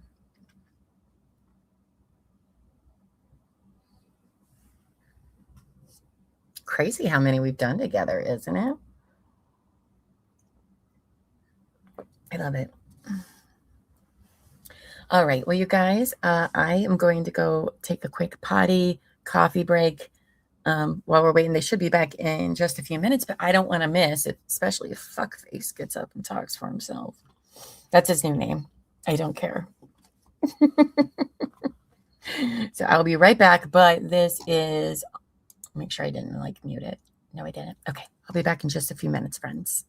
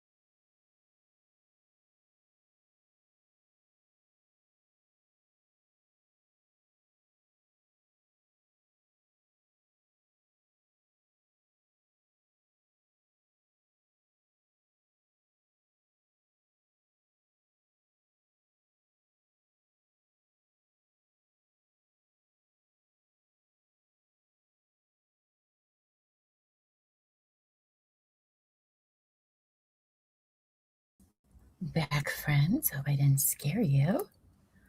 I got that in. They still haven't started back yet, to nobody's surprise. The Nevada news reporter murdered by Telus. What about it? Pilola's mom. Did that one make you angry? I didn't watch that. I saw parts of that trial. I didn't watch the whole thing. That was wild. The first week of January, we do have Devin Michaels sentencing. I think on the 7th is when she's being sentenced. Oh, what a crazy trial that one was. I don't know. I think this one was a little crazier. This one, I went to bed angry every night. It was ridiculous. I would just have this angry look on my face after I'd be done streaming, just like of anger and disgust. And Elbow Feet would be like, what's wrong? What did I do? And I'd be like, nothing. You're fine. It's not about you.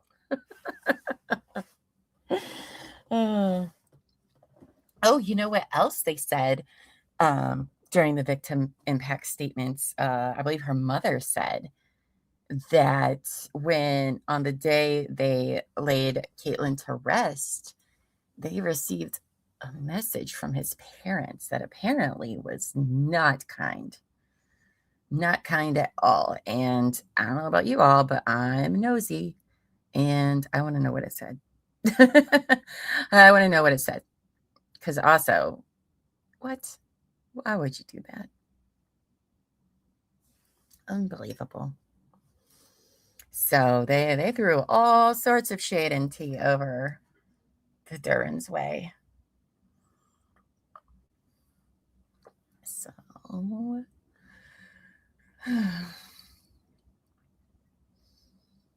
I wonder if his dad's going to say anything. Oh, now I get it. I think it was, no, that's not right.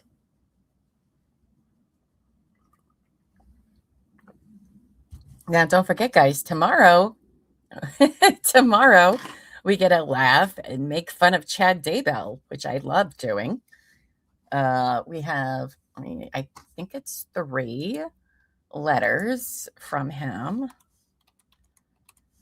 And we'll be doing that tomorrow for Couch Court. Yes, there's 3, because I think we did 7. Yes. 1, 2, 3. Oh my gosh, the title of the list. I'm not going to give any spoilers, but of course, Chad. Of course. But we'll be reading through those tomorrow at 1 p.m. Eastern in the afternoon. So that should be a fun time, because if there's one thing I love, it's shitting on Chad Daybell. So, and I don't feel bad about it.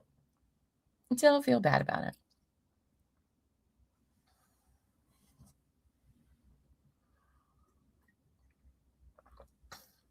Are there any trials you guys are excited about for 2026? I don't know if you know of any that are coming up that you guys are interested in maybe watching. I mean, I know I have a whole big list, but I'm not going to tell you yet. We'll tell you next week. But if you guys are interested in any big ones, let me know. So that way we can prioritize, because there's a lot of trials happening very soon at the beginning of the new year. Now, whether or not they actually start's a whole different story. But there's quite a bit coming up soon. So you guys let me know. I'm also annoyed that Brian Walsh didn't take the stand. I love when defendants take the stand, like dum-dums. Oh, here we are.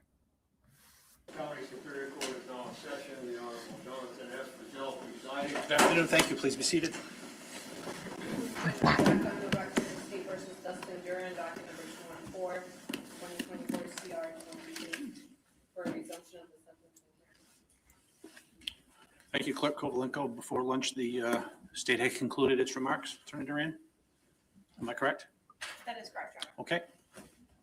Judge, before the defense begins, may we approach? Certainly. Watch your ears. I'll do it for you. Of course, the defense needs to approach about something.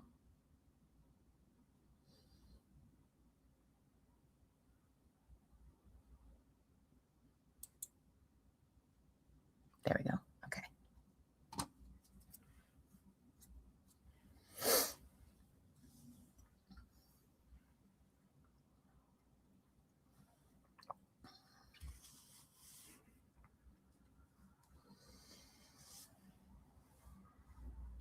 I bet that's his mom in the pink there.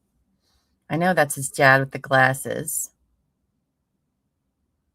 Oh, maybe the other lady beside him in the green is his mom. That kind of makes more sense, maybe.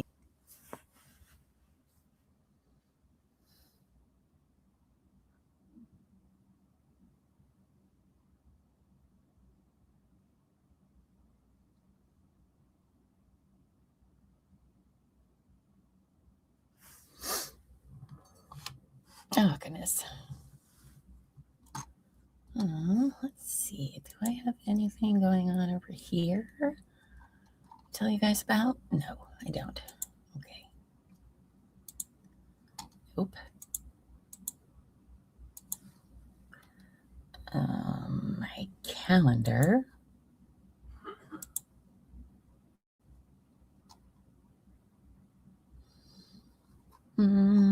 Let's see. Okay, yeah. So tomorrow we have Llama Learns with our besties at 11. Followed by letters from Chad. So that'll be fun. And then we have Too Much Internet tomorrow night at 9 p.m. for all of our members, which will be loads of fun. And then the following week, we're still not entirely sure what our plan is. Not really sure, but we'll be around doing stuff for sure. We'll have all that fun stuff. Oh, I forgot I need to delete those. I won't be doing that.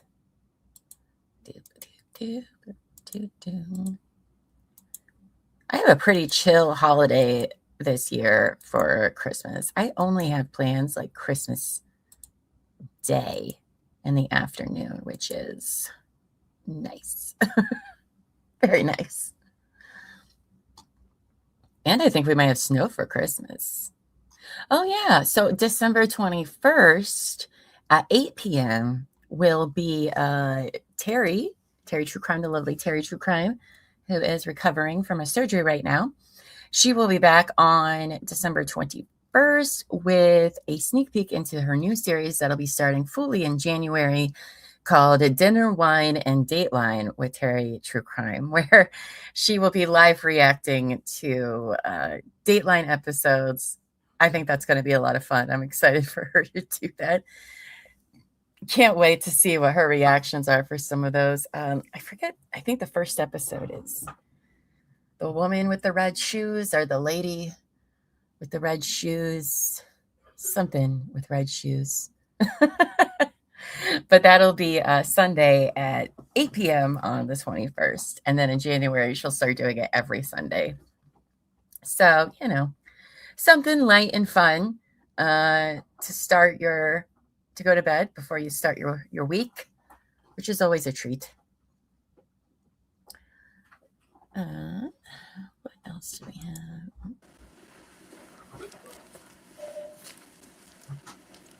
Oh, yay. And it's all choppy again. I love that for us.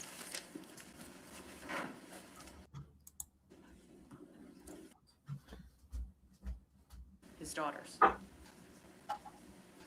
As we discuss why the court should adopt our proposed sentence, I'm going to try not to rehash what's in our sentencing memorandum.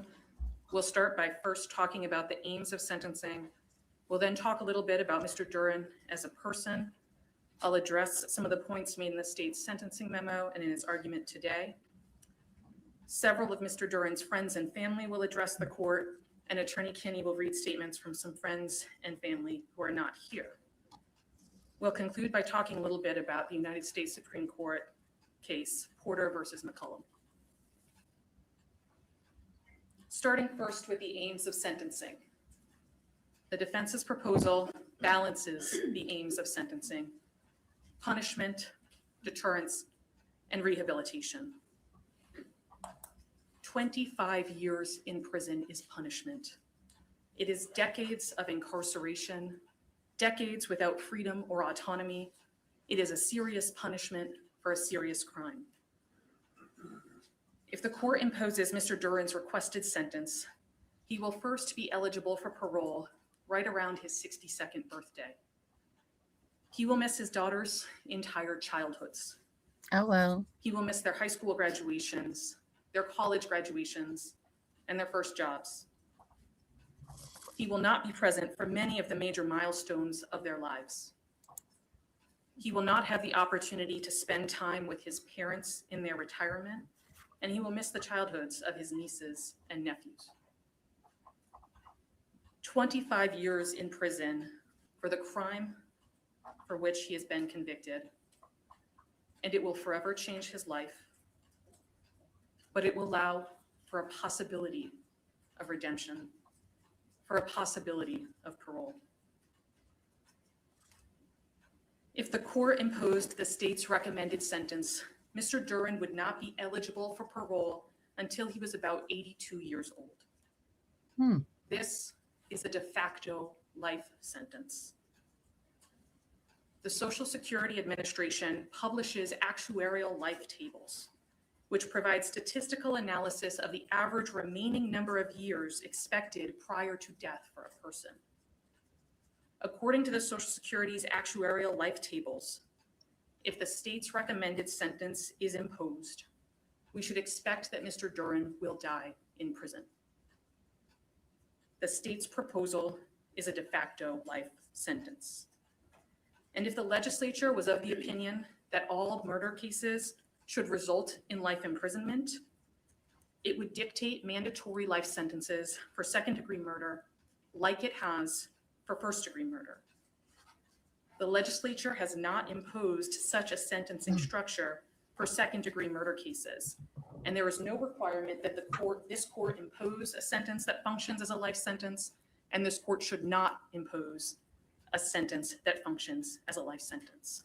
These freezes I up understand that the crazy state attempted to do some different calculations related to parole dates, but I think that those dates that the state provided obfuscate the reality. The reality is that Mr. Duren will not be eligible to earn the maximum amount of time off at the prison, because many of the ways that you earn time off at the prison are for getting a GED, getting an associate's degree, getting certain certificates in education. And Mr. Duren already has those certificates. He's graduated from high school. He's decorated military veteran. He has an associate's degree and other certificates in his field. And so he won't be eligible to earn that amount of time off. I also think the state's reliance on 651.20 to argue about the length of sentence, the sentence that Mr. Duren would serve, is not reliable. 651.20 is extraordinarily unlikely, extraordinarily rare, especially in a case of this type, and the state is not offering to not object to any such reduction in I sentence. know, so sad, isn't it? We have people? advised Mr. Duren, and Mr. Duren can expect, and this court can expect, that these numbers mean what they say, that 25 years is 25 years, that 45 years is dying in prison. And 25 years, Judge, as the sentencing comparisons show, allow the aim of sentencing to be, of punishment to be met. Turning next to deterrence.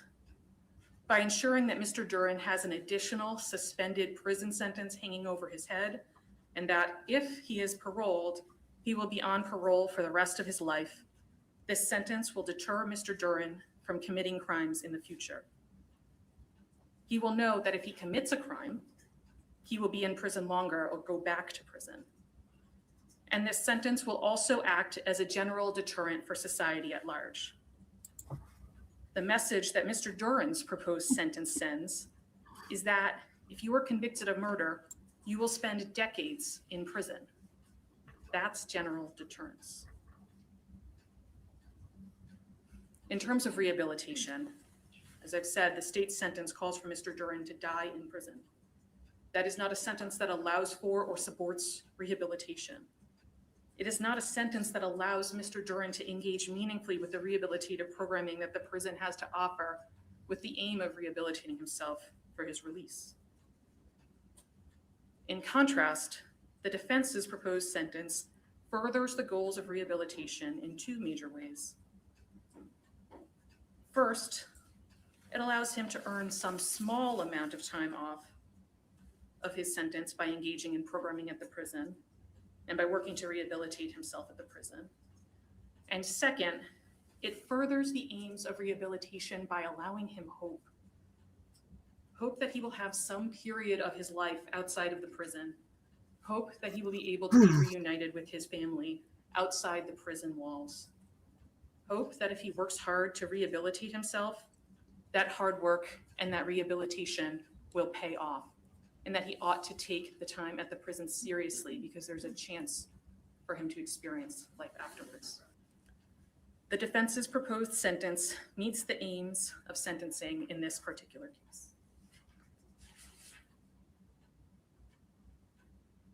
Turning now to Mr. Duren himself.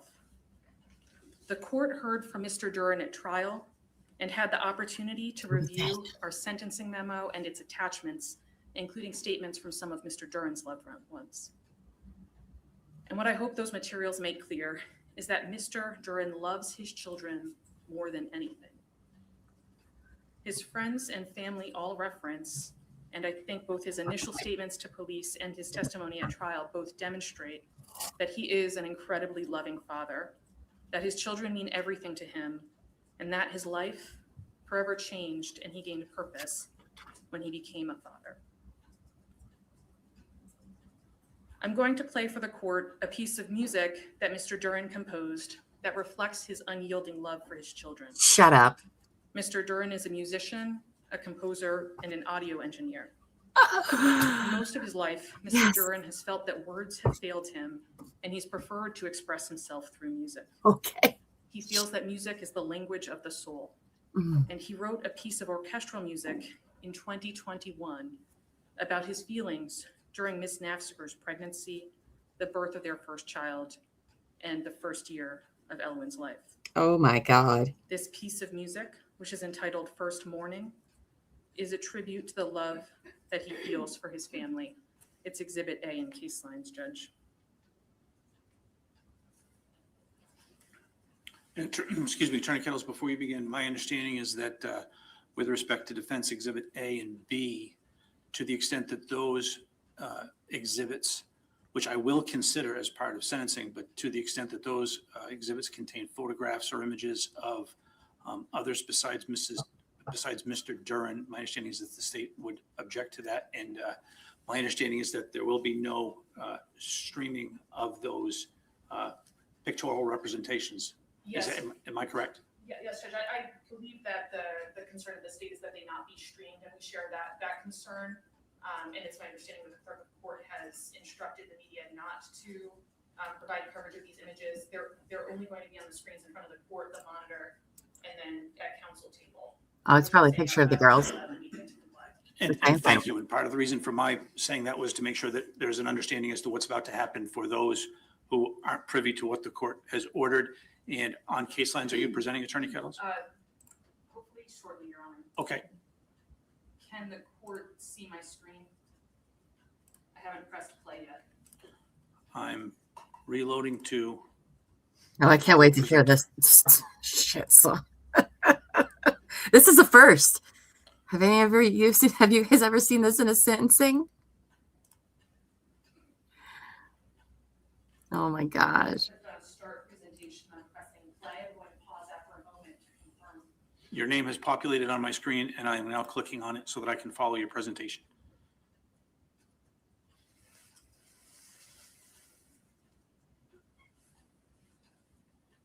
Judge, I'm receiving a network error causing the video download to fail hardware.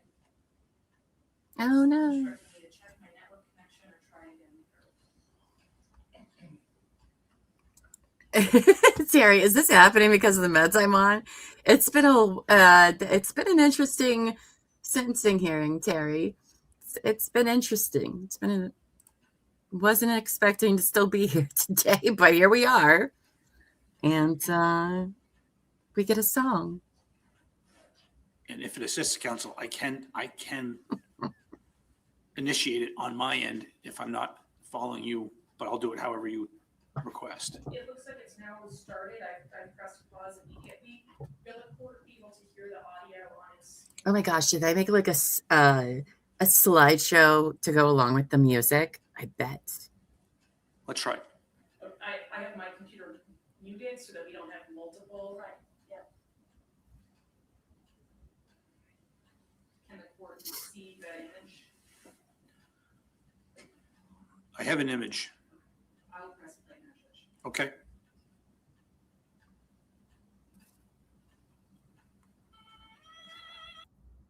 Oh, no. No, why can't we hear it?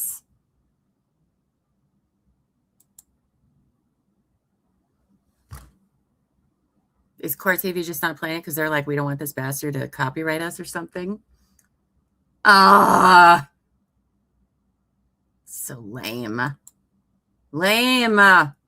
Is this a sentencing or a celebration? Like, I don't know. I don't know. What was the name of the band? No, I think it was just him who composed some music to represent his feelings in his first year of parenthood, you know, for Elowen, of course, because heaven forbid if we include Valen in anything. Oh, now he's getting emotional. Do you see him? Now he's getting like swallowing really hard. I have never seen defense sentencing be like, well, sir, we're presenting to you this music video just to show you how much of a good person our client is. Actually, you know what? I'm glad Court TV is not playing it. That way nobody goes to try to find this stupid song and gives it likes or views if it's up anywhere. I'm fine with it.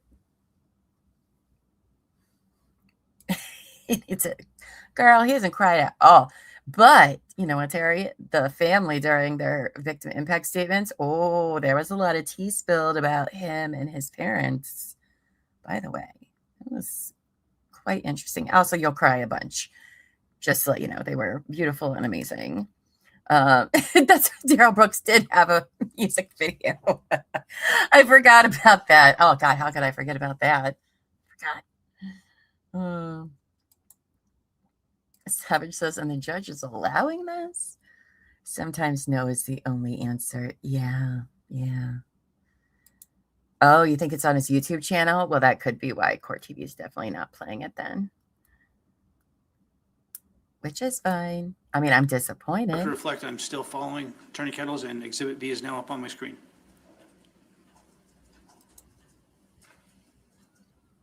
Don't worry, court's like an hour late today, Terry, so. First, we're showing the court some photographs of Mr. Duren in uniform. We've attached a mitigation report that details Mr. Duren's military service and why it calls for leniency in sentencing. We've also submitted a report from Dr. Pittman that offers an opinion on the way that Mr. Duren's service-connected PTSD impacted his actions and his decision-making on February 29th of 2024. I don't know how this is helpful. Imposes sentence.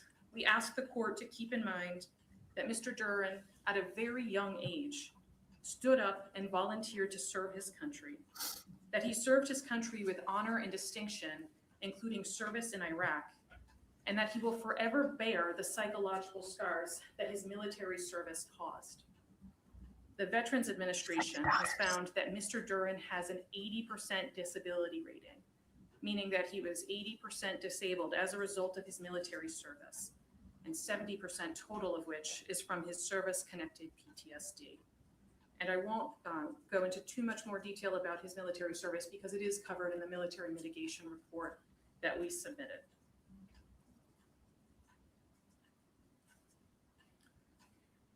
The next slide that I'm showing to the court shows photographs of Mr. Duren at various stages in his life with a number of friends and colleagues. Several of these photos show Mr. Duren at the Hollywood American Legion, where he worked as an events technician and an audio engineer. While employed there, Mr. Duren hosted a charity event for Battle Buddies, one of just numerous ways in which he was connected with veterans service organizations after his honorable discharge from the Marines.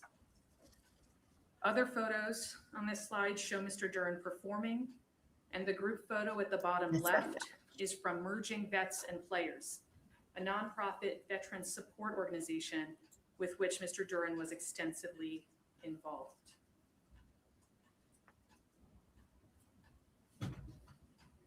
The next couple of slides, Judge, Duren in the role that he loves most, his role as a father. Ugh. I'll allow it.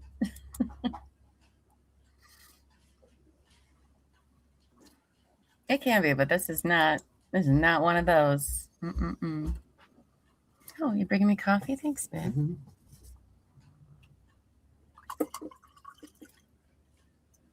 Oh, it's fine.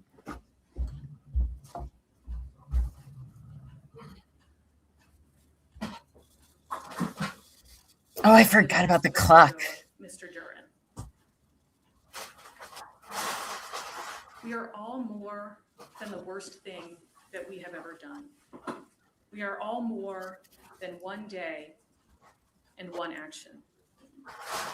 In imposing a sentence, we ask the court to consider Mr. Duren as a whole person, a person who is capable of redemption and rehabilitation.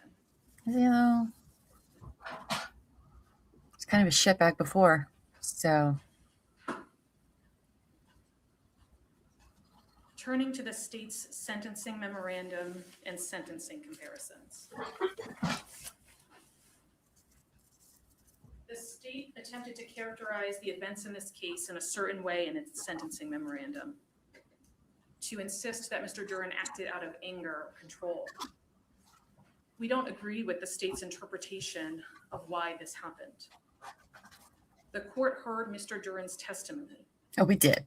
That Mr. Duren reacted when he heard his child scream. And the court should credit that testimony.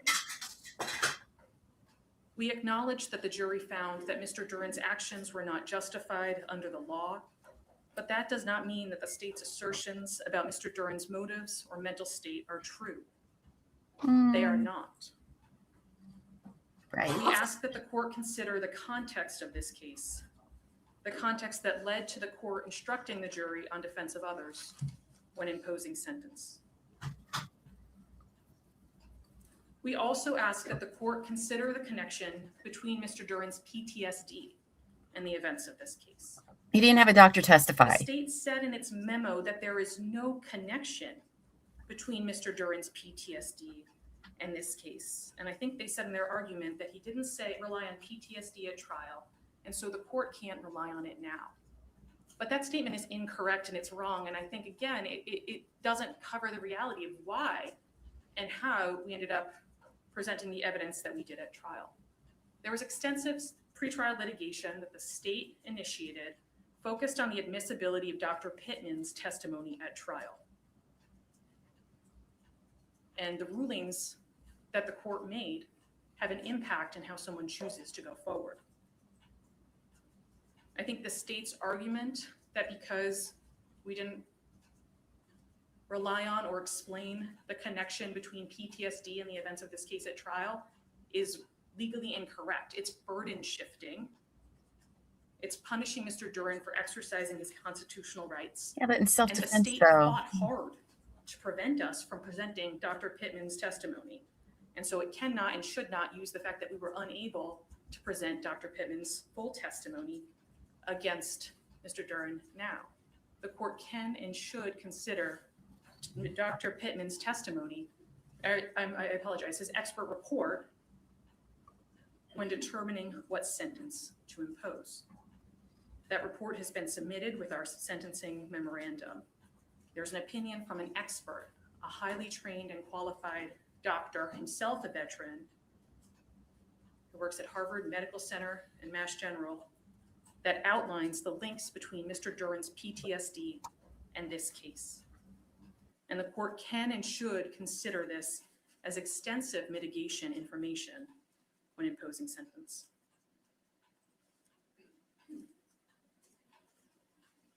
Finally, the state claims that Mr. Duren has shown no remorse and has not demonstrated responsibility for his actions. And we would contest that claim as well. A decision to exercise one's constitutional right to go to trial is not a lack of remorse or responsibility, and a person should not be punished for exercising their constitutional rights, including their right to go to trial and to hold the state to its burden of proof. And contrary to the state's assertions, Mr. Duren is deeply remorseful that Caitlyn is dead. He testified about how horrible he felt at trial, and you will hear from witnesses who discuss Mr. Duren's devastation that this has occurred. Mr. Duren has never denied that he killed Ms. Naffziger. He called his parents and told them, knowing that they would call the police. He waived his Miranda rights and told the police what had happened. He testified at trial about what had happened. He has never denied what has happened. He is devastated and horrified.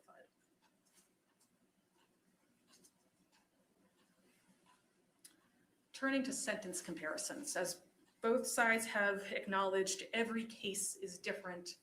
Every person is different. Both sides can point to cases where the sentences imposed were similar to the sentences that they were requesting in this case, or try to distinguish this case from sentencing comparisons that were provided. With those caveats, I'm not going to go through the state's sentencing comparisons one by one and explain how they're different. I think you can see that in the state sentencing memorandum. But I do just want to note for the court that there are some reasons that the sentence that Jesse Sullivan received is not an appropriate sentence for the court to consider. And Attorney Kinney and I have ethical obligations that prevent us from saying more, but Attorney Duren represented the state on the case and is aware of the irregularity in that case and how that particular sentence was reached. I'd also like to highlight two of the cases in our memo, Tyrese Harris and Dylan Sleeper. Both are cases in which the jury was instructed on both self-defense and manslaughter, but ultimately the defendant was convicted of second-degree murder. Neither of those defendants was a veteran with service-connected PTSD. Service-connected PTSD that an expert has opined played a role in the events of that evening. Mr. Sleeper had a prior criminal record, unlike Mr. Duren, who has no criminal record. And both the Harris and Sleeper cases are cases in which the defendant was sentenced to 25 years to life after trial. The sentences that those defendants received are the same as the sentence we asked the court to impose, and they demonstrate that the sentence the defense is requesting is a proportionate sentence in a case of this type. Mm-hmm. Judge, we'd like to give the opportunity for some of Dustin's friends and family the opportunity to speak. We submitted multiple letters along with our sentencing memo, and there are additional letters we've received since submitting our sentencing memo that have been uploaded to case lines.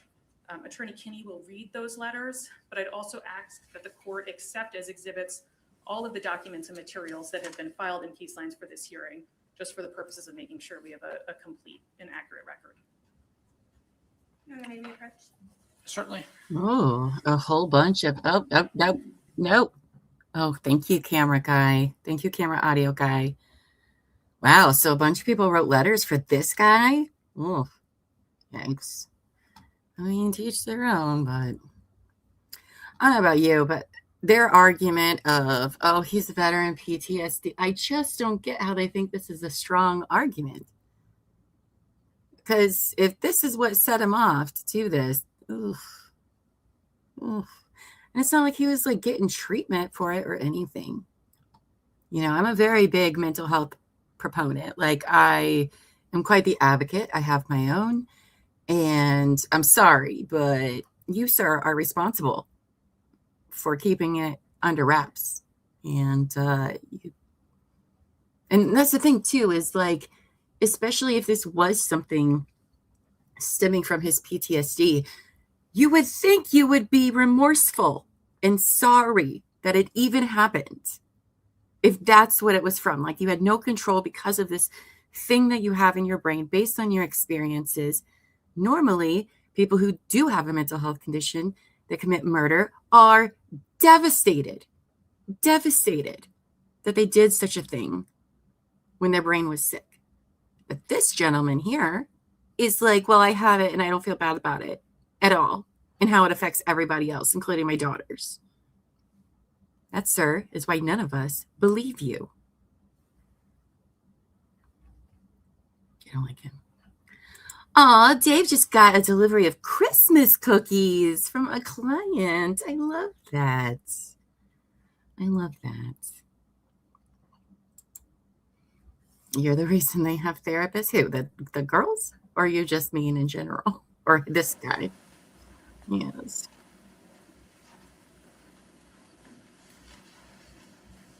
And not to lose track, recognizing my ruling, other than that, any further objection relative to the admission of those exhibits, Attorney Duren?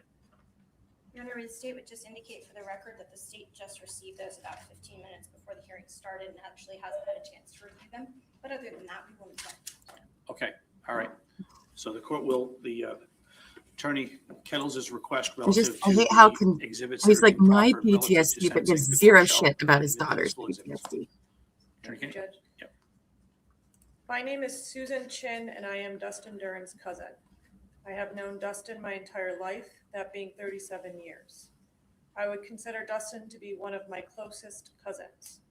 Dustin and I grew up camping together with our families, attending holiday events together, and as adults, meeting up whenever I was in Las Vegas so our children could play together and we could catch up. I am aware of the crime that Dustin has committed. Dustin was raised to be a very well-rounded and respectful person.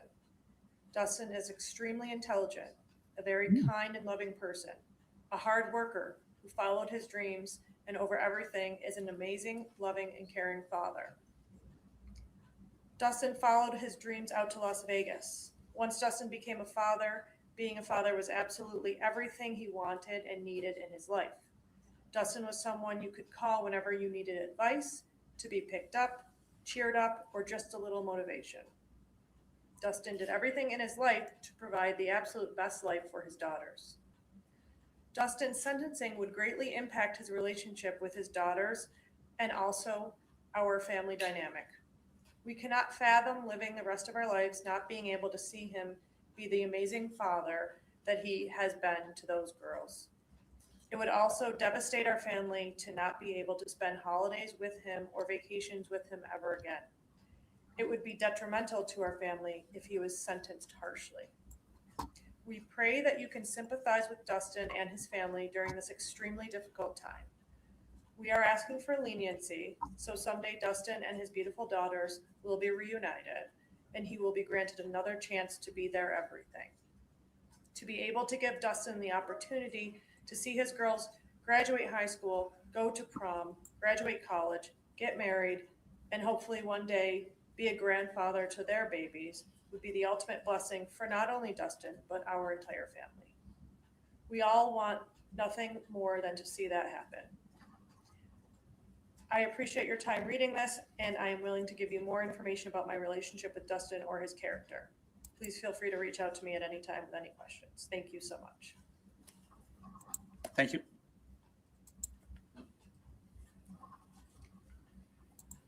Dear Honorable Judge Frizzell, I am writing this letter for leniency regarding Dustin Duren.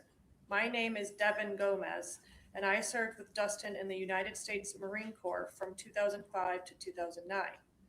Upon hearing what a heinous crime he had committed, I could scarcely believe the charges. Second-degree murder of his significant other, Caitlyn Naffziger. What a horrible shame, I thought. This hardly seems becoming of the honorable, humble, humorous, and happy Marine Iraqi war veteran that I knew and so proudly served with. To my dismay and disbelief through watching the trial, I sunk to find that the unfathomable news was in fact confirmed. This troubles me deeply because Duren was an exemplary figure to look up to and work with while serving. Always great with mentoring, first to lend a hand and lead by example, talented with a gift for music that he would often demonstrate at gatherings that would uplift his comrades. He continued living an honorable life, clean record, loving family, till he was nearly 40. Then one inexcusable and dreadful moment will lead to the ruin of an otherwise distinguished and well-to-do man. I believe if this dreadful occurrence could happen to Dustin, then it could happen to anybody. It pains me that this one moment of darkness and mental deterioration will lead to a long, if not life imprisonment for my good friend and otherwise good man. Yet I know that to take a life is truly the most evil and justifiably punishable crimes, even though in the Marines, command encouraged us to be ready killers should the need to defend our country and those we love should arise.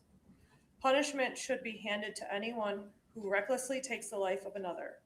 But is justice an eye for an eye? Does it require to take his life through imprisonment to justify the life he took? This takes somebody of high regard and honorable motives such as yourself to decide upon sentencing.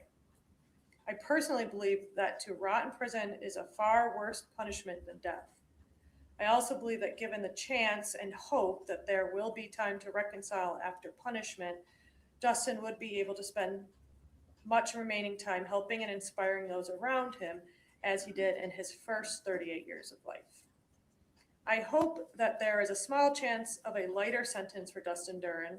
Writing this letter is the least I could do for my brother in arms. I certainly wish I could do more because I know he would do all in his power for me. One irrevocable moment in life should not condemn us to the worst punishment. Dustin is not a violent man with a murderous intent. He was a shining example of patriotism, voluntarily standing proud to protect Americans' freedom in a time of war, until one disastrous moment, fueled by his confirmed wartime-related PTSD, caused him to do the unthinkable and lose his freedom. Thank you very much for your time, Your Honor. I wish you the best in life and decisions that weigh heavily on your shoulders. Respectfully, Devin R. Gomez. Thank you. Dear Judge Frizzell, thank you for taking the time to read this letter. My name is Timothy Duren, and I am the uncle of Dustin Duren, who is before you for sentencing. I write with full respect for this court and full awareness of the gravity of the offense. I am not attempting to diminish the seriousness of what occurred. Instead, I hope to provide insight into Dustin as a person beyond this tragic situation and to respectfully ask the court to consider some measure of leniency. I have known Dustin his entire life. Despite the circumstances that bring him before you, I have always known him to be someone capable of kindness, loyalty, and responsibility. What has stood out most throughout his difficult time is the deep remorse he has expressed. From every conversation, it is clear that he carries profound regret for his actions. So weird he doesn't show that in court, impact they have had on everyone involved. where it matters. Since his arrest, Dustin has taken meaningful steps to address his behavior and rebuild himself in a healthier direction. He has engaged in counseling and has shown a genuine desire to understand the root of his actions and to take accountability for them. I believe these efforts reflect a sincere commitment to change. One of the most important parts of Dustin's life has always been his children. He loves them deeply and has remained dedicated to them even through this difficult period. I know that being separated from them has weighed heavily on him and has motivated him to better himself so that he can one day be the father they deserve. His children are young and still need their father's presence, guidance, and support in whatever capacity the court ultimately allows. Your Honor, I respectfully ask that you consider a sentence that recognizes Dustin's ability and his desire to continue the hard work of rehabilitation. I am not asking the court to overlook the seriousness of the offense, only to take into account his remorse, his efforts towards self-improvement, and the important role he still hopes to play in his children's lives. Thank you Hope he again for your doesn't. time, your consideration, and your service to justice. Respectfully, Timothy Duren. Yes, Sam. Thank you. Well, she's written a letter from his uncle, but if there's any place you want to show some remorse, it's in the freaking courtroom. I'm going to ask a few of Dustin's friends and family who are in the courtroom to address the court. We'll start with Dustin's pastor. Oh, jeez. Certainly, and again, and I would just remind all those who will be speaking to please state your name and spell your name for the record. Thank you so much. Is that a harmonica? Good afternoon. Your Honor, we'd ask that the witness take the stand. What? I'm going to take the stand. Certainly. That's weird. What? He's confused too. Why are they asking for the pastor to take the stand, to sit at the witness stand? That's interesting. Interesting.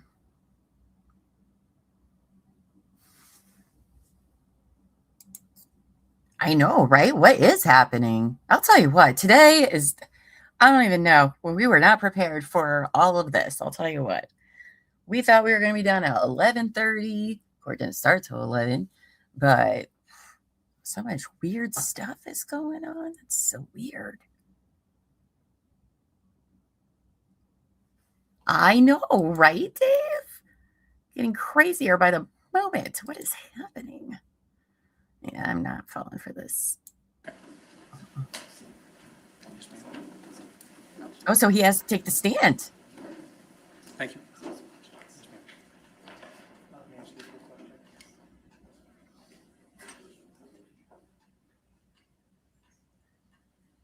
I've never seen, I don't think I recall seeing this before.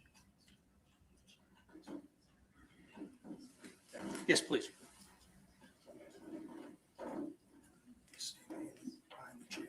And before you say, sir, if I could- I wonder if it's because he's a jail pastor. I wonder if they're going to ask him, so when has he started finding God? Was it 2 weeks ago? I hope so. I hope so. Please proceed. Yes, sir. My name is Justin Weberg, W-E-B-E-R-G. I'm in my 20th year of pastoring Community Baptist Church in Colebrook, New Hampshire. And for about 15 of those years, I've had the privilege of volunteering at the Coos County Jail, holding Bible studies and offering biblical counseling to inmates as requested. I first met Dustin on May 30th of 2024. Due to the nature of his physical and emotional state, the jail contacted me and requested a visit on his behalf. The jail has allowed me to visit Dustin twice a week and has permitted about 2 hours per visit. Over the 200 plus hours that I have spent with Dustin, he has been respectful, honest, and teachable in every area that we have discussed. As I listened to his story and what he chose to share with me, I sought to engage him where he was at while bringing a perspective based on and oriented to God's word. He has been most open and transparent with me and has demonstrated himself to be forthright, even when the truth or his thoughts would cast him in a negative light. He has not been afraid to disagree with me or to push back when his views differed from mine, but has always done so in a respectful manner. He is quick to listen and slow to speak. He is consistently pensive and thoughtful in his communication and is not one to respond with haste or void of due consideration. Dustin consistently listens without interruption, receives instruction well, and accepts correction with grace and humility. I don't believe In it. our very first meeting, Dustin shared with me the tragic details that occurred on the evening of February 29th, 2024. What he shared in private was consistent with what he testified on the stand in this courtroom. Because the trial was conducted to determine whether or not his actions met the criteria for murder in the second degree, it would be easy to presume that Dustin was seeking to avoid taking responsibility for his actions and attempting to escape any consequences that would follow if convicted. Such is not the case. I have spoken at great length with Dustin about his actions and responses, and have witnessed him wrestle through the process of dealing with guilt and repentance. I have observed his grief and heard him articulate his regret and desire to relive those tragic moments. I have heard him express his concern for Caitlyn's family and accept with understanding why they would feel profound anger toward him. I have listened as he empathized indirectly with them and was pleased when he stated that he prays for Caitlyn's family. Okay. This leads me to the heart of who Dustin is and has become. Contrary to what many may think or feel about Dustin, he is not a monster. He is a broken and sinful human being who needs God's saving grace, unconditional love, undeserved forgiveness, and compassionate healing, just like the rest of us. Dustin has found each of these things and more in the person of Jesus Christ. When we met, he was an agnostic. Exactly. Yes. One who does not know if God exists, or if he does, is not sure that God can be known. He was not a quick convert and did not turn to Christ lightly. His pursuit of God was not a selfish or desperate attempt to bargain, bribe, or manipulate God to act favorably towards him in order to get him out of this crisis. While Dustin has maintained that he did not shoot Caitlyn out of anger, rage, control, or other selfish reasons, he has articulated that he feels guilty nonetheless for taking her life.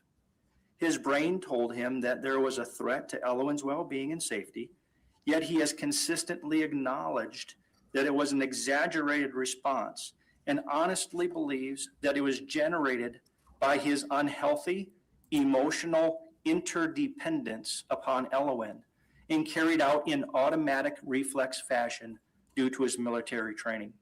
Mm-hmm. Dustin regrets this. He feels guilty for not recognizing and handling the situation differently. This guilt and his inability to care for his daughters is what overwhelmed Dustin, causing the staff at the jail to contact me. After over a year of meeting with Dustin twice a week, I can confidently say that he has not turned to Christ to escape his guilt and to avoid any consequences for his choices or responses. In reality, the opposite is true. Dustin came to Christ to face his guilt. He has dealt with it before God and desires to do right by his Savior, his girls, his family, and yes, even Caitlyn's family. Dustin's greatest desire is to raise his girls to know and fear God. He longs to help guide and shape their character and to be able to help them avoid some of the mistakes he's made and experienced. He desires to equip them to think biblically and to conduct themselves wisely, to love and serve without regret. He has surrendered to God and is committed to serve him in whatever way he believes God wants him to serve. My final thought is this: God is a God of righteousness and justice. He commands kings, rulers, judges, and even the common man to act justly. Yet he is a God of mercy and multiple chances. In fact, Jesus stated that God loves mercy rather than sacrifice. While God desires that justice be served, he desires that it be meted out with mercy and compassion. His heart is always towards reconciliation and restoration. Is this not the theme and story of the Bible? Jesus went to the cross to offer mankind mercy instead of God's justice that we all deserve. We see God himself rendering justice fully while providing reconciliation through his generous mercy. While Jesus is the ultimate provision of God's mercy, we see three examples of where God applied his mercy to individuals where many would have cried for justice. Three of the greatest leaders recorded in the Bible had taken a life. Moses, heralded even today as Israel's greatest leader, killed an Egyptian. Yet God chose to use him to lead and deliver the Israelites out of Egypt. God met with him on Mount Sinai and gave to him the very laws that influenced and shaped our Constitution. Me too, Dave. Me too.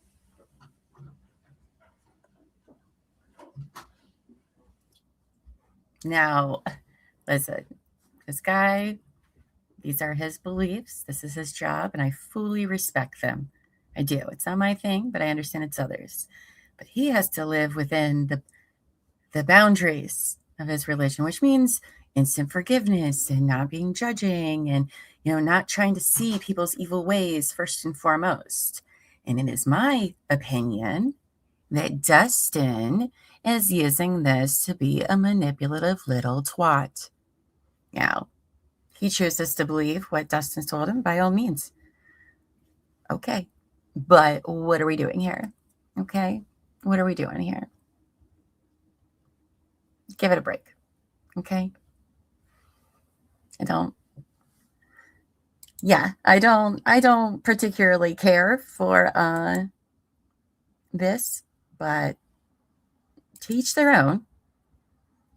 But I'm going to roll my eyes a lot because I do not believe, knowing what we have learned about Dustin, he is a very manipulative person.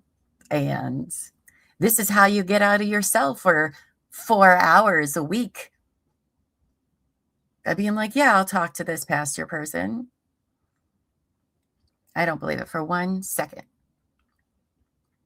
I believe what this man is saying. I do believe him and his feelings about this and all of that. I'm just saying I don't buy into Dustin's newfound faith. Don't believe it.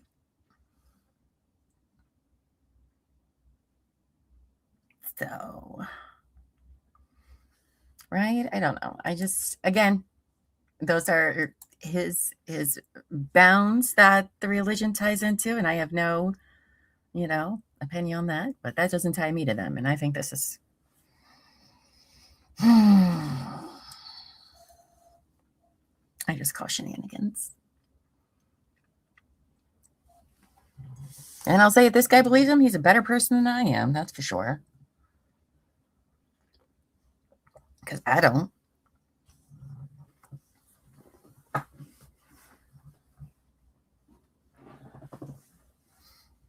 And like I said, Dustin is taking the path that a lot of people do in prison too. You'll get perks by all of a sudden, That's why there's the saying of jail Jesus.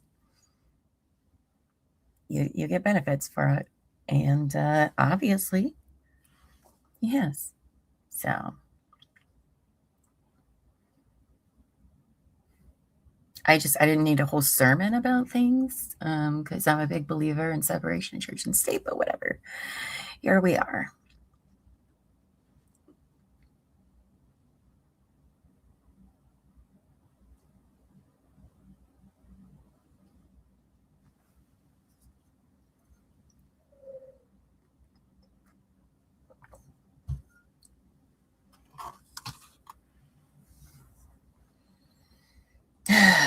Jeez.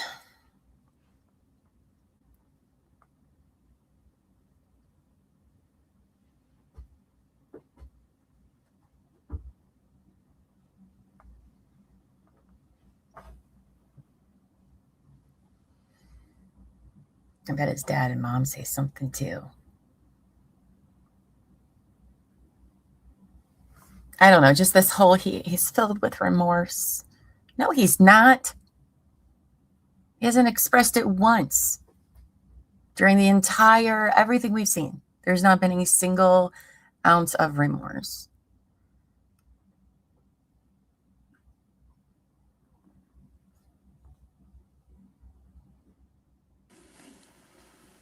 Overruled. Pastor, you can continue. Thank you. King David killed a man to cover up his affair with a man's wife, yet God forgave David and allowed him to continue on as king. The Apostle Paul, before turning to Christ, was responsible for the suffering and putting to death of those whom he deemed traitors to God, yet God forgave him and radically changed him. Paul became the greatest missionary recorded in Scripture. These men certainly made some tragic choices, yet those choices did not define their lives. God was not done writing their stories.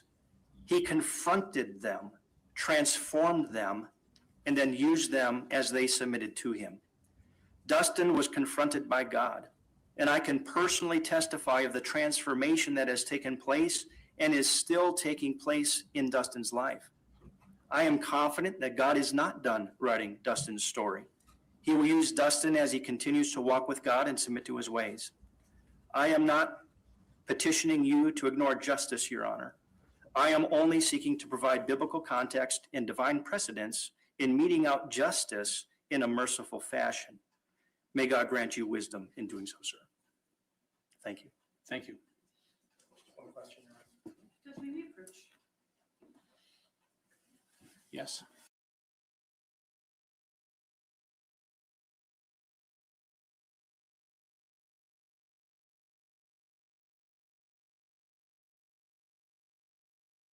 Exciting. And back to another sidebar. Back to another sidebar. I might have missed this one. I don't know. Elbafeet is very excited about some expansion pack coming out for some game.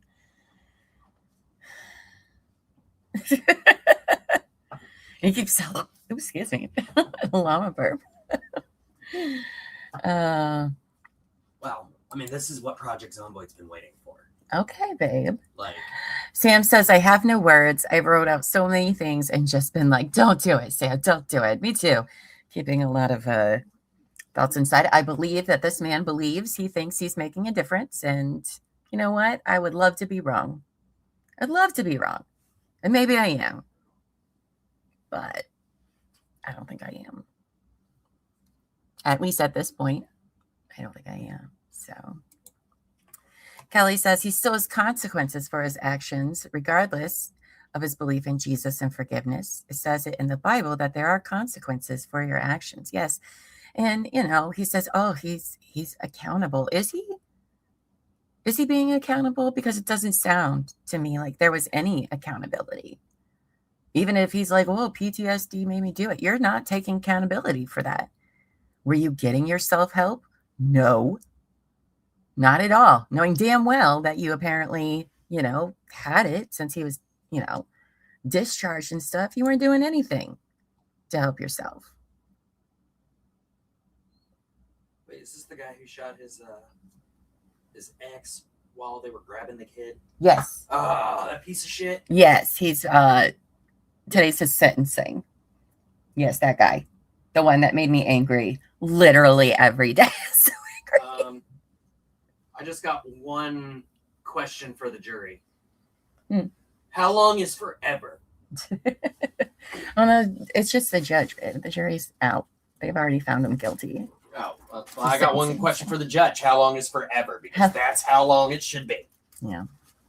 Sam says he can learn to love God and help others in jail with life in prison. So, I don't know. Yeah. Right? I mean, it's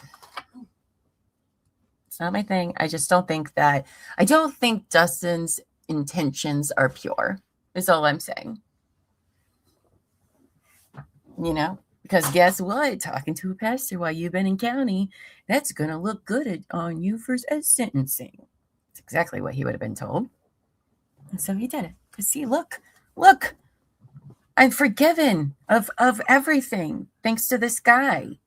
Again, not taking accountability. It is infuriating. And I'm not mad at this guy.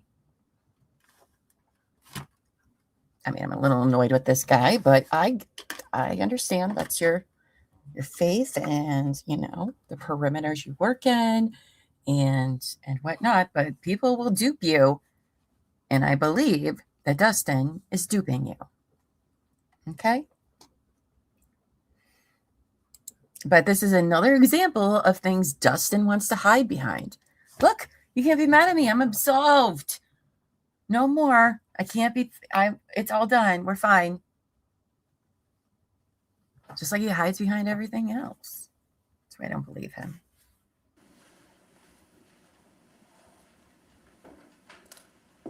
Now, where was his tears for his little girls and what they've been going through? Good afternoon, sir. Good afternoon.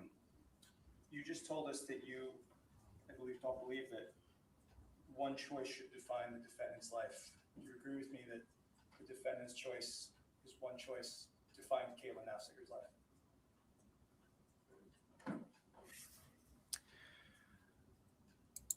My perspective would be that Caitlyn's actions defined her own life. The fact that he took her life doesn't define her life. It ended it, didn't it? It certainly did. One more question. Yeah, I think it's quite disrespectful. Thank you. Thank you.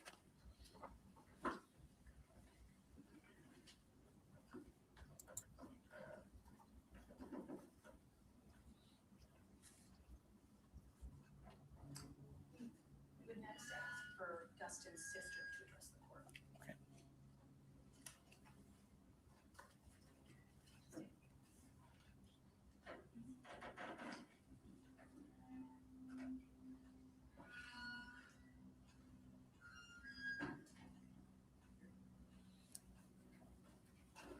Why do all of them have to take the stand?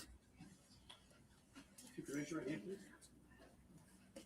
You swear that testimony you give will be the truth, the whole truth, and nothing but the Oh, I truth, like her and outfit. nothing without piece of perjury. Thank you. Please be seated. If I could ask you to please state your name for the court. Yep. My name is Heather Schlichter, SCHLICHTER. Thank Your Honor, my name is Heather Schlichter. I am Dustin Duren's sister. I'm here to share my perspective of who my brother is and give the court a fuller picture of the man I have known since he was born. My brother has always been loving, funny, honest, and so smart. He was my first sibling to be born and made me a big sister for the first time. Even though we have different moms, it never mattered to me. My siblings were my siblings. I remember being so excited. I always wanted to read to him when he was little, hold him. I couldn't wait to see him next. As he grew up, he loved Teenage Mutant Ninja Turtles, and I have so many memories of playing with all of his action figures with him. I think he had every single one. I would bring out my Barbies to play alongside them. As he got older, he joined the ROTC in high school and then left for military after high school. After he came back, he moved to LA. He would come home and visit, and we would get together whenever we could. He lived out of state for much of our lives, and while we didn't see each other much, I knew when we picked up the phone, we would talk for hours. I remember when he told me him and Caitlyn were having a baby. I was also pregnant with my second child. We would have been, the girls are 6 weeks apart, Elowen and my daughter Mira. I told him how, I remember Dustin being nervous to become a father, just like most new parents. And I told him how the love is like nothing in this life, and you can never really explain it until you experience it. I remember him calling me afterwards and telling me how, after Ellen was born, how it was the most amazing thing he'd ever experienced. The morning I found out that after this tragedy occurred, my dad had called me and told me what happened, and I didn't understand how this could have happened. Nothing made sense. This wasn't the person that I knew. That I knew like there had to be something. My brother struggled with some of his mental health, with severe depression and PTSD, and I knew that it had to be related to that because it didn't make sense. He was not, I'd never known him to be a violent or uncaring person at this.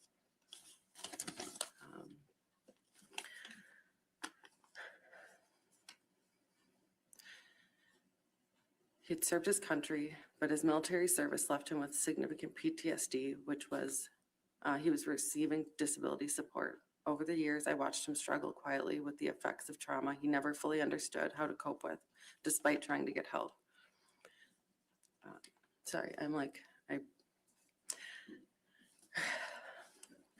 During the trial, Dustin tells a story of that first Christmas with Elowen, and I think that never really, no one can really tell how important that story really is.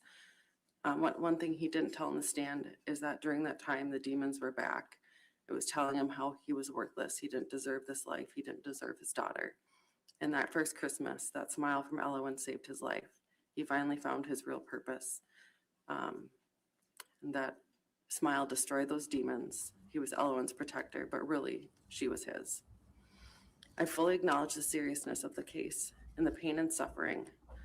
Nothing I'm saying is meant to minimize the loss or impact on Caitlyn's life or family. This has devastated all of our lives. Caitlyn's family, my family, all of us. I simply hope to help the court see the part of my brother that existed outside of this terrible moment. A man that battled invisible wounds and who loved his children more than anything in his life. The mental health crisis in our nation is real, and I know it has affected everyone in this courtroom outside of even this moment. I believe people deserve second chances. I believe that my brother is still that person I knew before this happened, and I know he has remorse, as he would do anything to change the past if he could. I have talked to him since he was incarcerated 2 to 4 times a month. I sat as he would just weep, knowing that he's lost everything in his remorse. And, losing his daughters is a punishment worse than death. I respectfully ask that you consider his mental health history, his lifelong character, and his potential for rehabilitation when determining his sentence. I hope he gets the opportunity to receive treatment and to someday feel the warmth of the sun and a breath of fresh air outside of prison walls. Thank you. I don't really like the phrase worse than death Okay, thank you. being used quite a bit, Yes, be stepped down. Thank you. considering while we're here. I'm not a fan. Dustin's father would also like to address the court. Certainly. Did you say Dustin's daughter?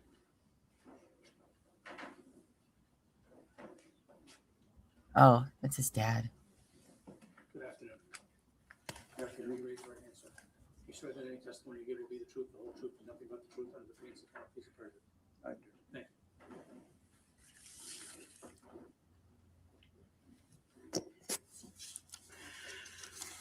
Afternoon, Your Honor. And Mr. Duren, if I could have you state your name for the record, please. I'm the father of Dustin Mark Duren, D-U-R-E-N. Thank you. Not super happy with you. In Dustin's lifetime, he has always been nothing but a good man. As a child, he was easy to raise. We had zero behavior issues with him throughout his childhood and even his teen years. He always excelled at academics, a straight A student through middle school and high school. An honor roll student in high school.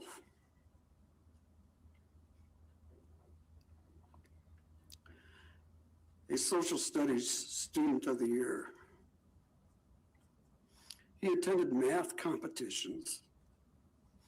He was a self-taught musician, even at a young age, accomplished in guitar, percussions, keyboards.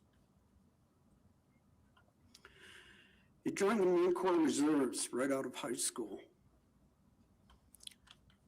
He then went and attended St. Thomas College, and he played with their touring jazz band. It's true. Okay. Unhappy with his reserve experience, Dustin decided to go active duty. While stationed in Okinawa, Japan, he enjoyed the country, the culture. He played in a rock band and took up scuba diving. But then his orders came down.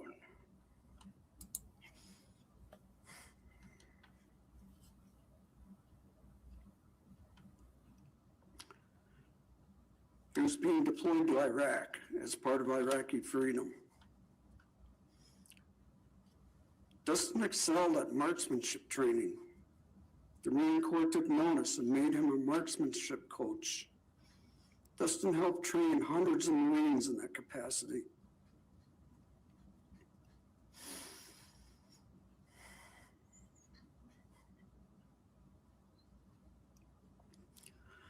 While in Iraq, Dustin witnessed a tragic event which had a profound effect on him.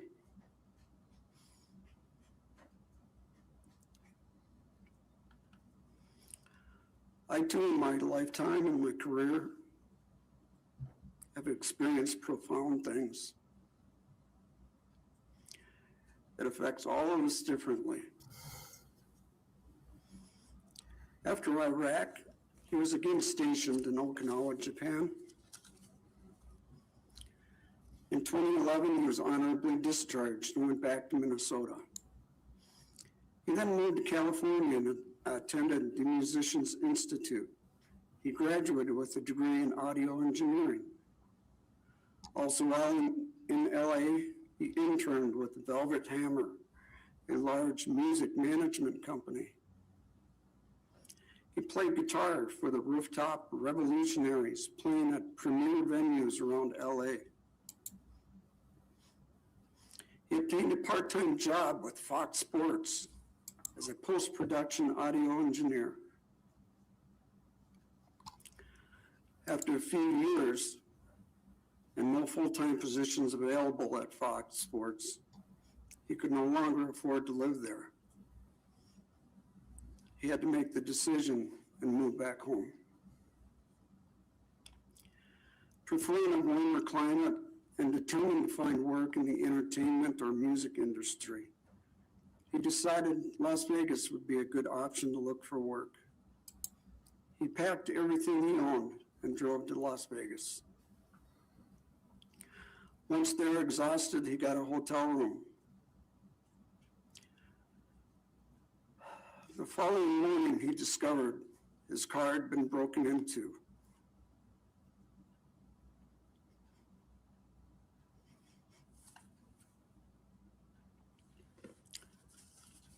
I remember that day well.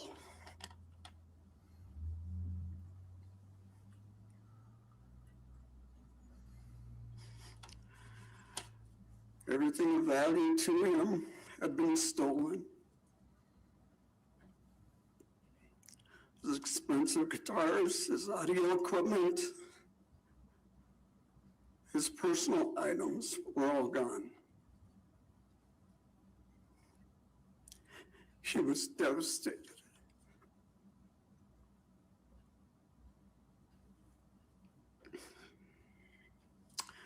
Eventually, he came back home again.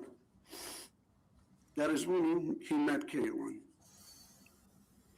Soon after dating, she became pregnant with Ellen. We invited Caitlyn into our home to live with us and made her part of our family. When Ellen was 7 months old, they decided to move to Las Vegas and make a life there. We visited often as flights were cheap. We even traveled there in the winter and spent extended stays with them.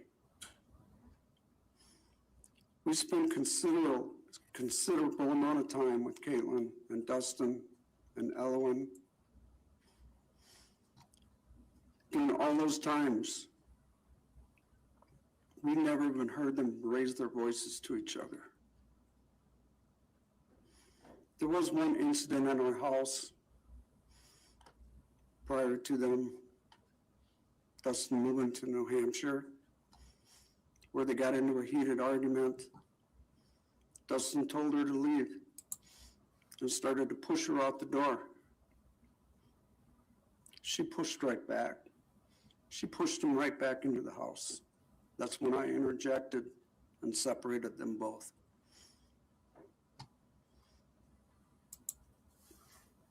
Hi, Nurse Kate. Prior to moving to Las Vegas, Dustin had secured a job with the post office. Agreed. After experiencing very long days, Dustin quit this job. Little did we know at the time, he had PTSD, which we found makes it difficult for a person to hold a job that they had no interest in. Not long after that, hard times came upon them. Caitlyn worked several part-time jobs. Dustin worked occasionally when he could, but it wasn't enough. Dustin became depressed. He was failing his family and couldn't land that dream job that he always wanted. He was seriously considering suicide when Ellen came into the room and gave him one of her great big smiles.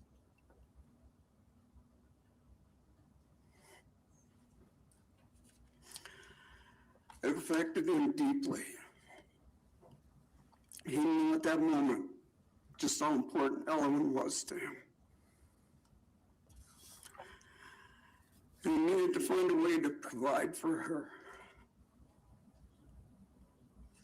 He went to the VA and he asked for help.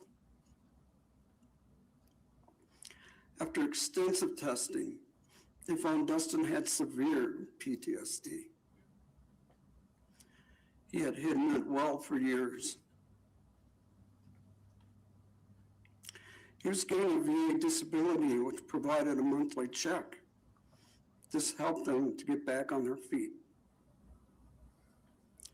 The point to all of this is that until that terrible night in New Hampshire, Dustin was an accomplished, well-mannered man who endured great trials.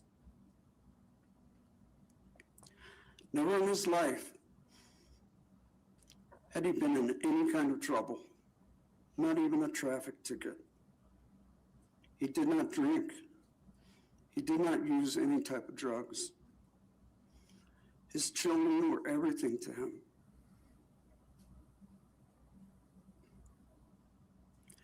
He wanted to work things out with Caitlyn so that they could stay involved in the girls' lives. I want to make it clear that Deb and I have never condoned what happened that night. What has been important to us is to find out how and why things could go so horribly wrong that night. How could a man this good commit an act so shocking? Maybe he's not that good. Finally, and just recently, we were able to read a portion of Dr. Pittman's 16-page report. A renowned PTSD expert from Harvard University. Dr. Pittman sheds a great deal of light on how PTSD played a major role that night. He made it clear that it was not Dustin who acted out. He had completely disassociated with himself. Upon researching disassociation in the psychiatric manual DSM-5, it means someone became someone else, not someone anything like themselves. Then how would he remember how his hand was angled? Under extreme stress, he went into an altered state. He thought he had to protect Ellen from harm, and his ingrained Marine training kicked in. After he took the girls from the house, he stated he was overwhelmed with grief and didn't understand what had happened. As he stated to his mother that night and to the court during the trial, he was not trying to run away with the children.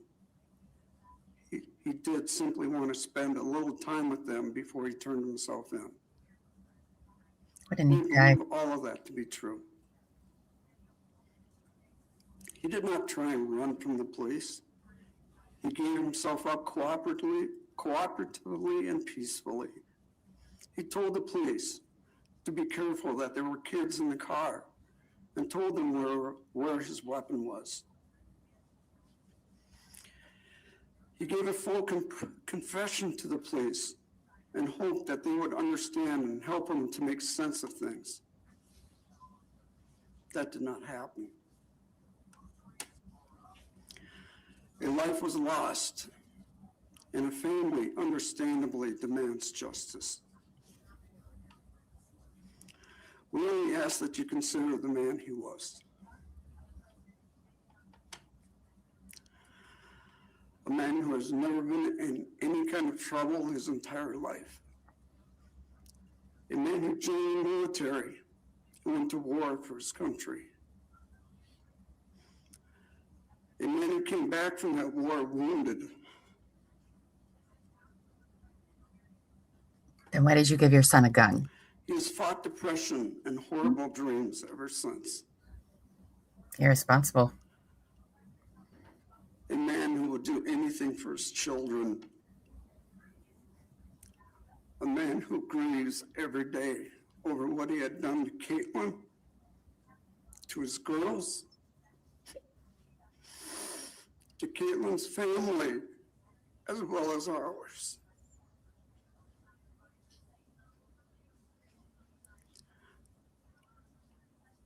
Some people don't show grief and emotion as others do. Dustin is very internal. He keeps his emotions inside. But he is also a man who now daily asks God for forgiveness. Because of all of this, we ask that you consider leniency in your sentencing. May God be with us all today. Thank you, Judge.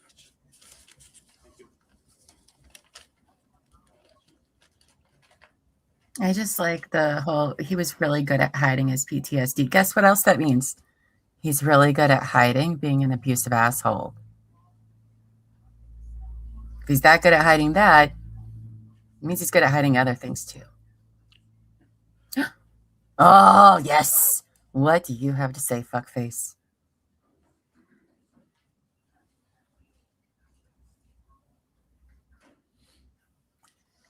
Exactly. Exactly, Nurse Kate. I've always been horrified by what has happened. I've always been devastated by the fact my children no longer have a mother. I have pushed back from the very beginning with my frustrations about the why and against the misinformation about myself, Caitlyn, our lives, and my families. I've always acknowledged, first and foremost, I took a life. And just as I said in my testimony, that life was important to me, important to our children, important to our family, important to everyone here. When I started crying, that was not planned or expected. Margaret even changed her direct because of it. That was genuine. I could not fathom that this had happened. I wept uncontrollably almost every waking minute for months after this tragedy. That led to me writing a death note and attempting to kill myself. By what can only be described as divine intervention, I am still here. And that is what led me to Pastor Justin and me coming to truly know Jesus Christ. I've poured my heart and soul out to him. I've spoken truthfully and with honor. Although I still wrestle with him in some areas, I'm at peace. Oh, good. Is that peace, When I guy? talked to Caitlyn, asking if she wanted to stay at my home while she was here, she said no. She referenced He's going to trauma blame from her her. childhood and not wanting to feel trapped in an unknown place. She said, no one benefits from me being debilitatingly anxious. I knew that. I knew her struggles. God knows I had plenty of them myself. We tried to work through them together. I tried asking others for help, but the ultimate responsibility lies with me. Mm-hmm. Even though we were never married, our children created a bond, a forever bond between us, a sacred bond. I had a responsibility to her, and my choices made long before that night led to this. I had obligations to her that I did not meet. I failed. My pastor mentioned how I've been praying for Caitlyn's family, and that was true even before I met him. Specifically for you, Lori. Don't believe you. I have empathy for you. What I've witnessed from you is that of a loving mother and grandmother. Someone who, even when pushed away, never gave up. I still vividly remember us all trick-or-treating around your house just 2 years ago. I remember all of us together on Christmas Eve, not even 2 years ago. I know this to be true. There is no greater pain in this world than that of losing a child. I grieve for you. I grieve with you. I'm sorry.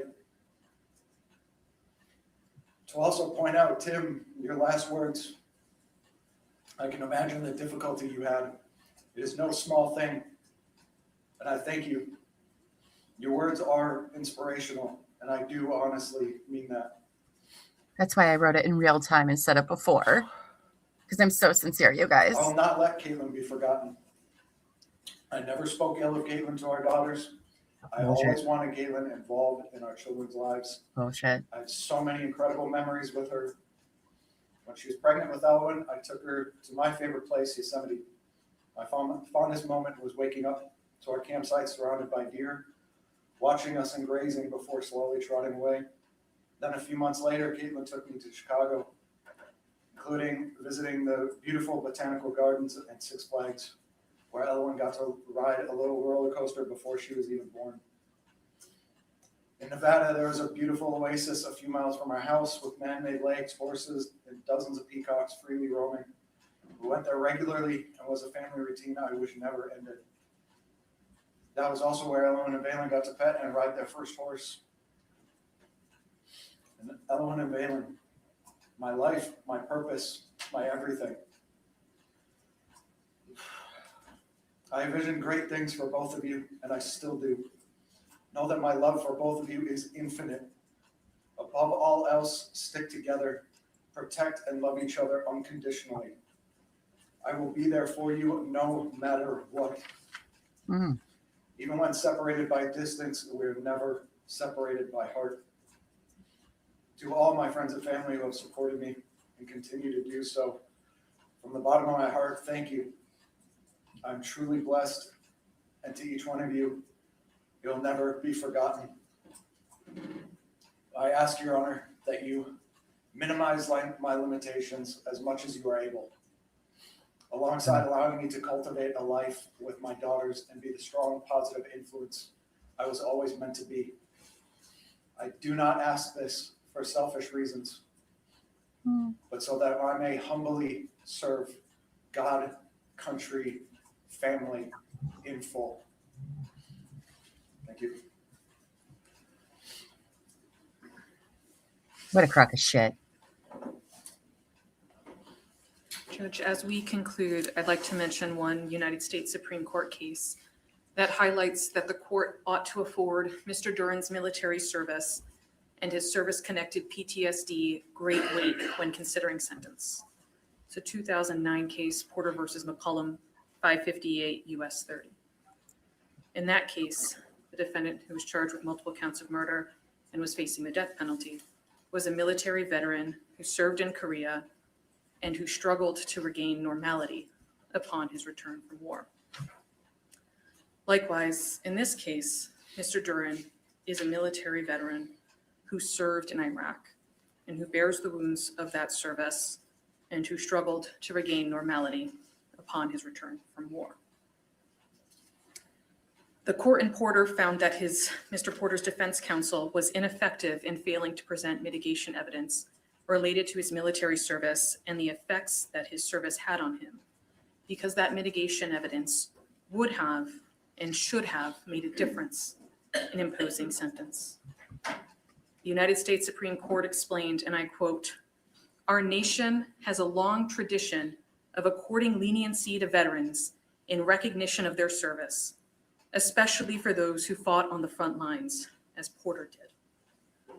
Moreover, the relevance of Porter's extensive combat experience is not only that he served honorably under extreme hardship and gruesome conditions, but also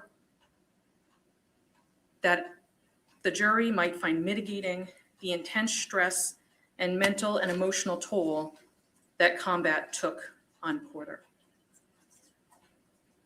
And this court ought to uphold our nation's long tradition of according leniency to veterans in recognition of their service when imposing a sentence in this case. And the court should also find mitigating the intense stress and emotional toll that Mr. Duren's service took on him, as documented by his VA disability rating, the attached reports, and what you've heard and read today. In consideration of all the facts and circumstances of this case, in recognition of Mr.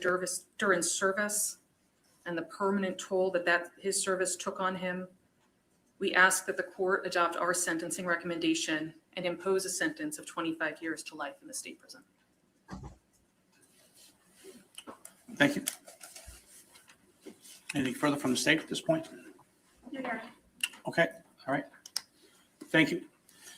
The council have given me a lot to think about, and I've been thinking about it nonstop the entire day, including before today. I will take a few moments, take a few brief recess, review my notes, review a few things that I want to check, and I'll be back to issue sentence and a few comments before I issue sentence. Thank you. Okay, so another brief break.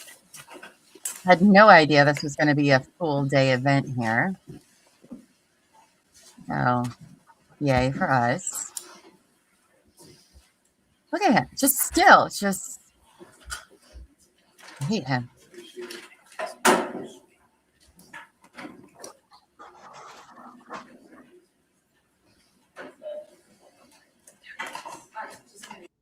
Okay. So the court's gone on break for a little bit. Oh boy.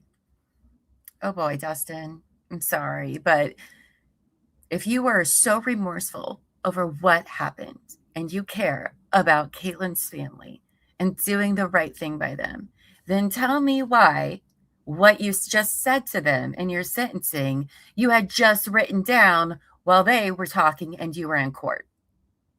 I would think with all this fucking free time you have sitting in jail, you could have written them each a 15-page letter, because you should have.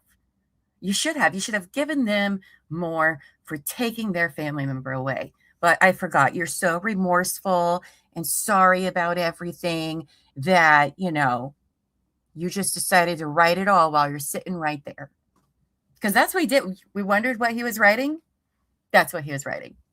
I don't know. To me, that's not genuine at all. At all. Because you should be sorry no matter what they say about you. That's actually being sorry. That's actually being accountable. But no. I do not like that man. I do not like him at all. Yeah, I don't think the judge is going to give him 25 years. I'll be very surprised, to be quite honest. The preaching and military polls were so disgusting to listen to, Sam says, and I agree. And quite frankly, I'm tired of hearing about his PTSD. I'm tired of it. When his own daughters have PTSD from their father killing their mom right in front of him, and I'm supposed to give a shit about this guy's PTSD? No, thank you. No, thank you. I do not.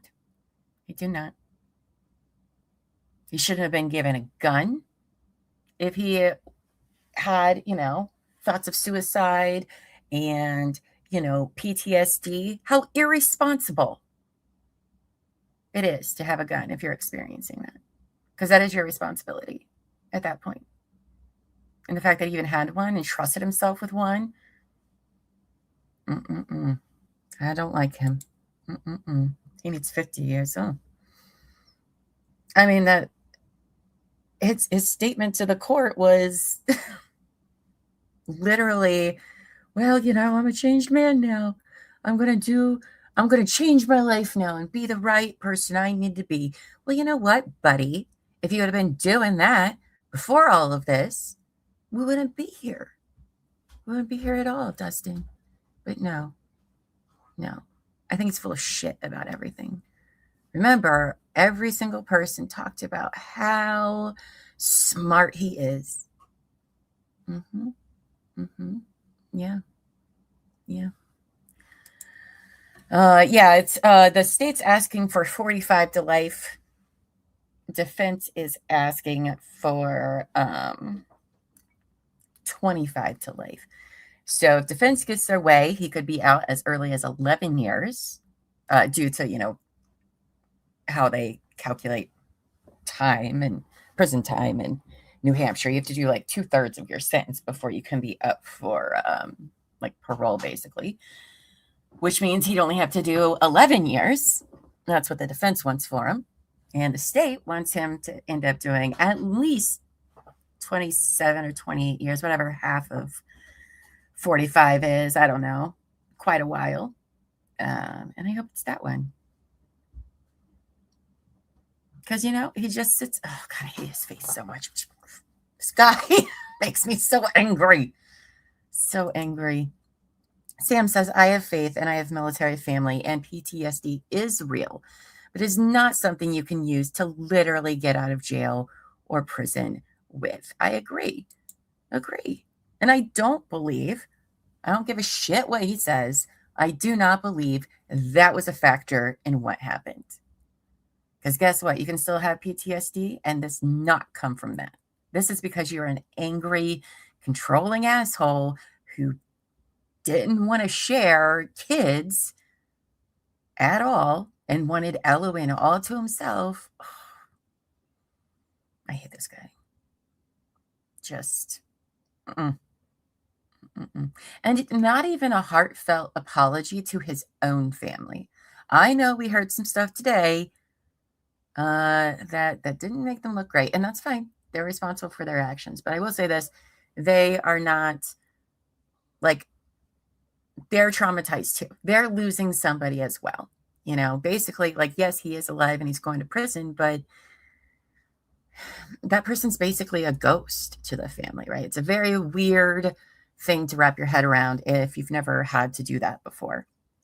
And I do have empathy for his family as well in regards to dealing with that. It's not easy at all. But why didn't he fucking start sobbing about what he's done to his own family?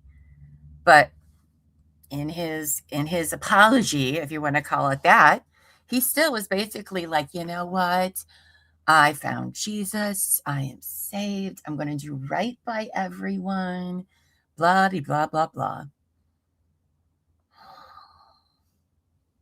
I don't believe anything this man says. And, you know, yeah, everybody's good and everybody has done bad things. But for some of the responses, and again, people, I don't really like when people dog on people that do speak up for defendants too much. I mean, some of them, in some cases, you can be like, what? But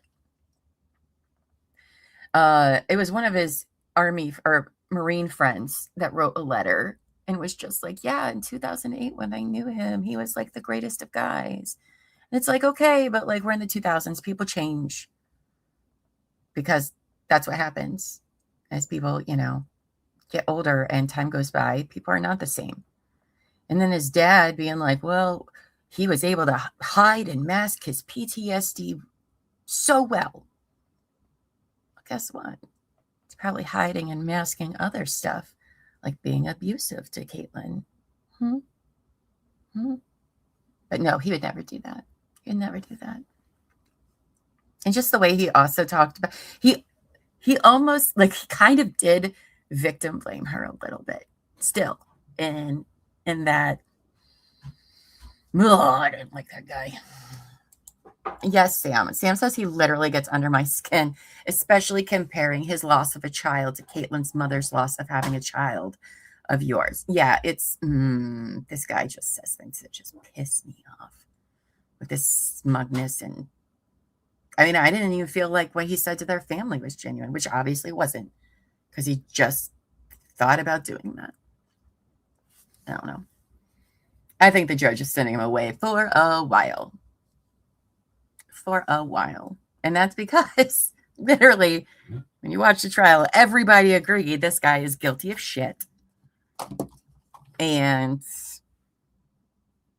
he's just hiding behind stuff. So, and then his message to his girls of how he'll always be with them.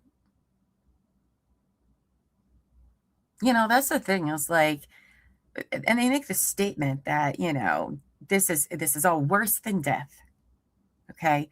But he literally stole the futures of his daughters.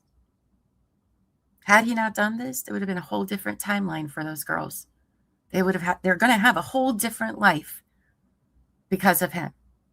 And you stole that from your own children because you didn't get the help that you needed.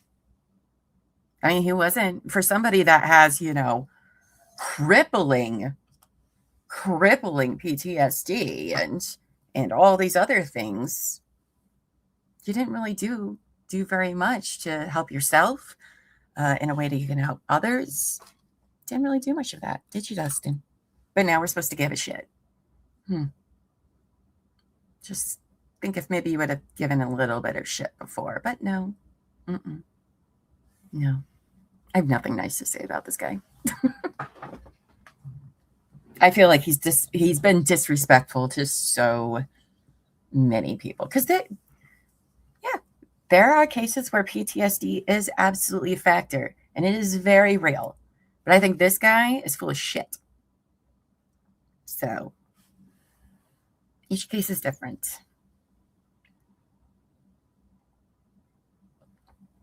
You know, and now he's hiding behind religion as well. Embarrassing for him. And I hope the judge makes it so he can't have any contact with his children for the sake of those girls.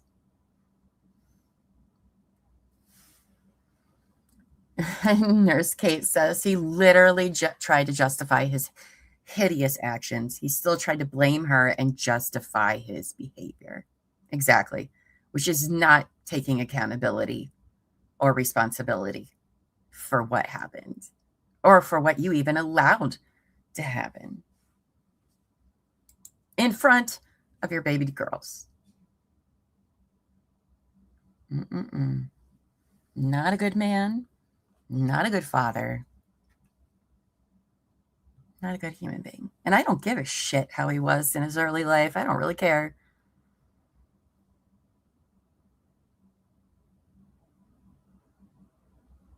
It just helps him like feel his like, see, I'm a good person, everybody.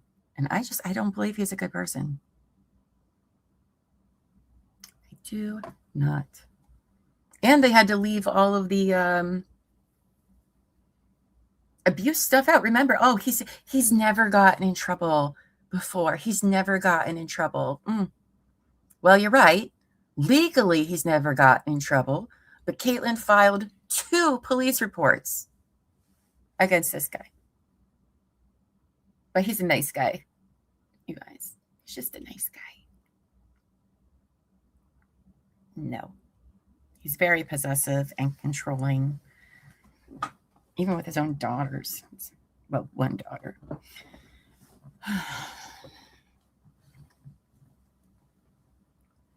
Just can't even. Though, I'll tell you what, though. I'm not upset that we've hung out all day. I mean, it did.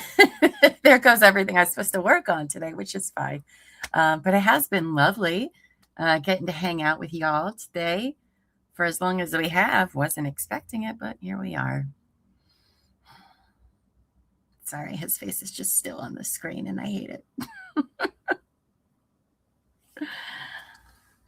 What do you guys think? You think the judge is going to give him max? Because I do. Oh, Lainey, hi. She said, well, I slept through everything. I just woke up, fell asleep during the first person who went up to speak. There was an apology. I mean, I don't know if I would call it. All of it to me sounded like a non-apology apology. So, but he's just a good guy, just trying to do the right thing. No. Terry, I needed this. Most likely won't remember tomorrow. Oh, yes. I'm just going to be in a salty mood all day, and I love it. Nurse Kate says, exactly. He was loving the fact that people were talking good about him. This trial was absolutely disheartening, and I hope he gets a life sentence. I do too. I do too. It was so frustrating to watch. So frustrating to watch. I think the judge is going to give him 45 years to life. I do. You know, and he's just sitting there talking to the people in the gallery. Here, let me show you. Let me show you what he's doing. Look at him. Does it look like he's contemplating his future, what it holds? No, he's just acting like he's freaking out on the street talking to everybody. Now my face that I've been making for the last 10 minutes probably makes sense. Lainey says, it's not done yet. No, the judge took a short little break and then he will finally be sentenced. But a lot of people spoke on Caitlyn's behalf, which was nice. Still confused why everybody that was for the defense had to go on the witness stand. I don't really know what that's about. I don't think I've really seen that before, but I don't know.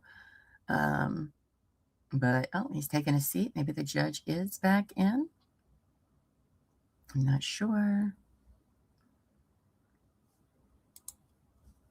But we are almost done.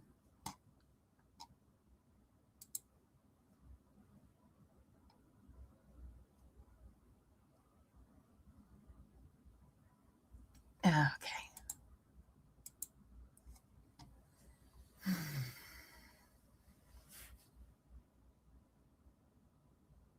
Just a stain I have for this guy. Just unbelievable.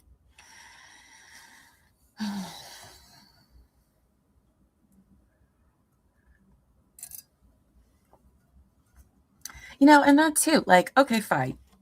He doesn't give a shit that he killed Caitlyn, fine. All right. But again, you want to talk about how good of a dad you are, how your little girls mean everything to you. I would be devastated as a parent myself to know what I had caused my child. I'd be a mess. Thank you. Please be seated. All right, finally. Back on the sentencing here in the state versus Dustin Duren, 214-2024 CR 28. Thank you. First of all, I would like to commend all counsel in this proceeding. I know it has been a difficult and lengthy one. I would like to thank the family members, witnesses, and media for your patience. Any delays that occurred at any point during these proceedings have been to protect and safeguard the rights of all involved in these proceedings. Mr. Duren, as we know, 12 qualified and impartial jurors, all citizens of Coos County, have unanimously found that you have committed the crimes as charged by the prosecutor, and the jurors returned verdicts of guilty on those charges. Accordingly, it is my sworn, please be seated. Thank you. I will, thank you. Accordingly, it is my sworn duty under the state and federal constitutions to impose sentences upon you for those crimes. The sentences I impose will be in accordance with the sentencing laws as established by the New Hampshire legislature and within the protections afforded to you and on your behalf by those same state and federal constitutions. The sentencing remarks that I make here today are based upon the guilty verdicts as returned by the jury. In deciding upon the appropriate sentences, I have considered all relevant factors in mitigation and aggravation. I've also considered all of the goals of sentencing as I am required to do, which include punishment, rehabilitation, specific deterrence, and general deterrence. Matters that I've considered include the state's sentencing memorandum, which is 23 pages long.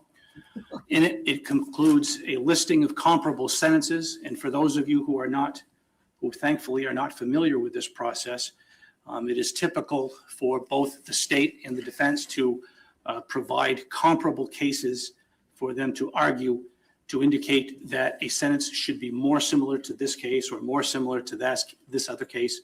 As we all know, and as both parties have acknowledged, no two cases are identical, especially in any murder case. Every murder case is unique.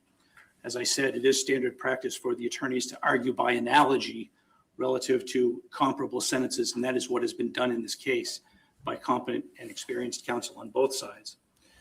I've also reviewed completely every word, the sentencing memorandum proposed by the defendant, submitted by the defendant, 94 pages, which includes a detailed report from a military expert, Captain Art Cody, the report from a psychiatrist expert, Dr. Roger Pittman, 7 letters of support that were appended at the time, and 3 more letters of support received today and read into the record. I've also considered the impact statements from Mr. John King, Ms. Eliza Schmidt, hope I'm pronouncing that correctly, all others who spoke today in support of Caitlyn, all of the family members who spoke today in support of her. I've considered Mr. Duren's military service. I've considered the impact of Mr. Duren's actions and my sentence on all families who have been so affected by this tragedy. I've also considered Mr. Duren's lack of a criminal record. I've considered all of the remarks from both the prosecutors and the defense counsel today. Certain matters that I've not considered include the following: any allegations of criminal conduct that are not specifically before this court, any other allegations of domestic abuse which were not before this court. However, I will point out that I have considered Ms. Naffziger's stated fear of the defendant, which is demonstrated by virtue of the evidence proffered at trial, including by the defense relative to the existence of a plan. So I have been asked to not consider any other allegations of domestic abuse, and I am not doing so. However, I am considering Ms. Naffziger's stated fear, as it was indicated, as can be inferred and as indicated based upon testimony which was introduced during trial. I am not considering the status of any custody disputes or remarks made about guardianship or family law proceedings which are not part of this proceeding here today, nor am I considering the impact of any financial disputes that may have occurred between the families after the events which are the subject of these proceedings. And finally, I am not considering, as requested by the defense, I'm not considering as part of my sentencing, there is no trial penalty, so to speak, which is I'm not holding against Mr. Duren his right under our constitutions to demand a trial and to hold the state to its burden of proof. I have thought a lot about this case before, during, and after the trial. I listened very carefully to the testimony of all witnesses during the trial and considered their credibility and demeanor, as did the jury. I know that they did. With respect to the goal of sentencing being specific deterrence, a lengthy incarceration does mean, with respect to Mr. Duren, that he has less opportunity to commit any further crime. Further, a suspended sentence with respect to the reckless conduct charge does assist the overall goal of having specific deterrence under the circumstances. With respect to punishment, Mr. Duren, you took a life. You argued at trial that it was justified, but the jury found differently. And the taking of a life necessitates a lengthy sentence. With respect to punishment, the court is not motivated by vengeance. There shall not be an eye for an eye, because an eye for an eye leaves everyone blind, as we know. And further, there must be some prospect, even if slim, but there must be some prospect for redemption and or salvation. With respect to rehabilitation, for those of you who are not familiar, the New Hampshire Constitution does provide that the true design of all punishments is to reform and not to exterminate mankind. I would note that both proposals from the state and the defense do include the possibility of Mr. Duren earning time reductions for completion of programming. I understand the defense argument to indicate that those are not quite as substantive or substantial as the prosecution would have us believe, but I do note that those components are included in both proposals relative to rehabilitation. With respect to general deterrence, another factor which the court is entitled and must consider under these circumstances. The message that the taking of another life carries with it in this state and in this county is that the prospect of a severe punishment as a general, there must be a prospect of a severe punishment as a general consideration to reduce crime. Also, with respect to general deterrence, there is a domestic violence component to this case, which has been discussed and cannot be ignored. I would point to evidence that included during the trial, Mr. Duren, that you called your attorney about your options. And then almost directly after that, based upon my recall of the evidence, you did call the Berlin Police Department. What I would describe based upon as a proactive tactical choice with respect to the circumstances that were presented to you at the time. And by that, it indicates that you knew that you had the option of calling the Berlin Police Department when confronted with the circumstances on February 29th.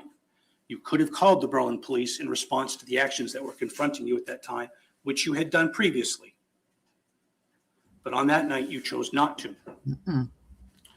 I also need to make a few comments about deadly force as a justification for homicide. I hope and I pray that everyone in this courtroom and all those in the sound of my voice never find themselves needing to use deadly force to defend themselves or others. However, if that does happen and deadly force is used, if the user chooses to use it to defend others or to stand his or her ground, the message must be sent that the user must also stand their ground to take the consequences of their action, to take responsibility for the use of deadly force, and not to flee the scene.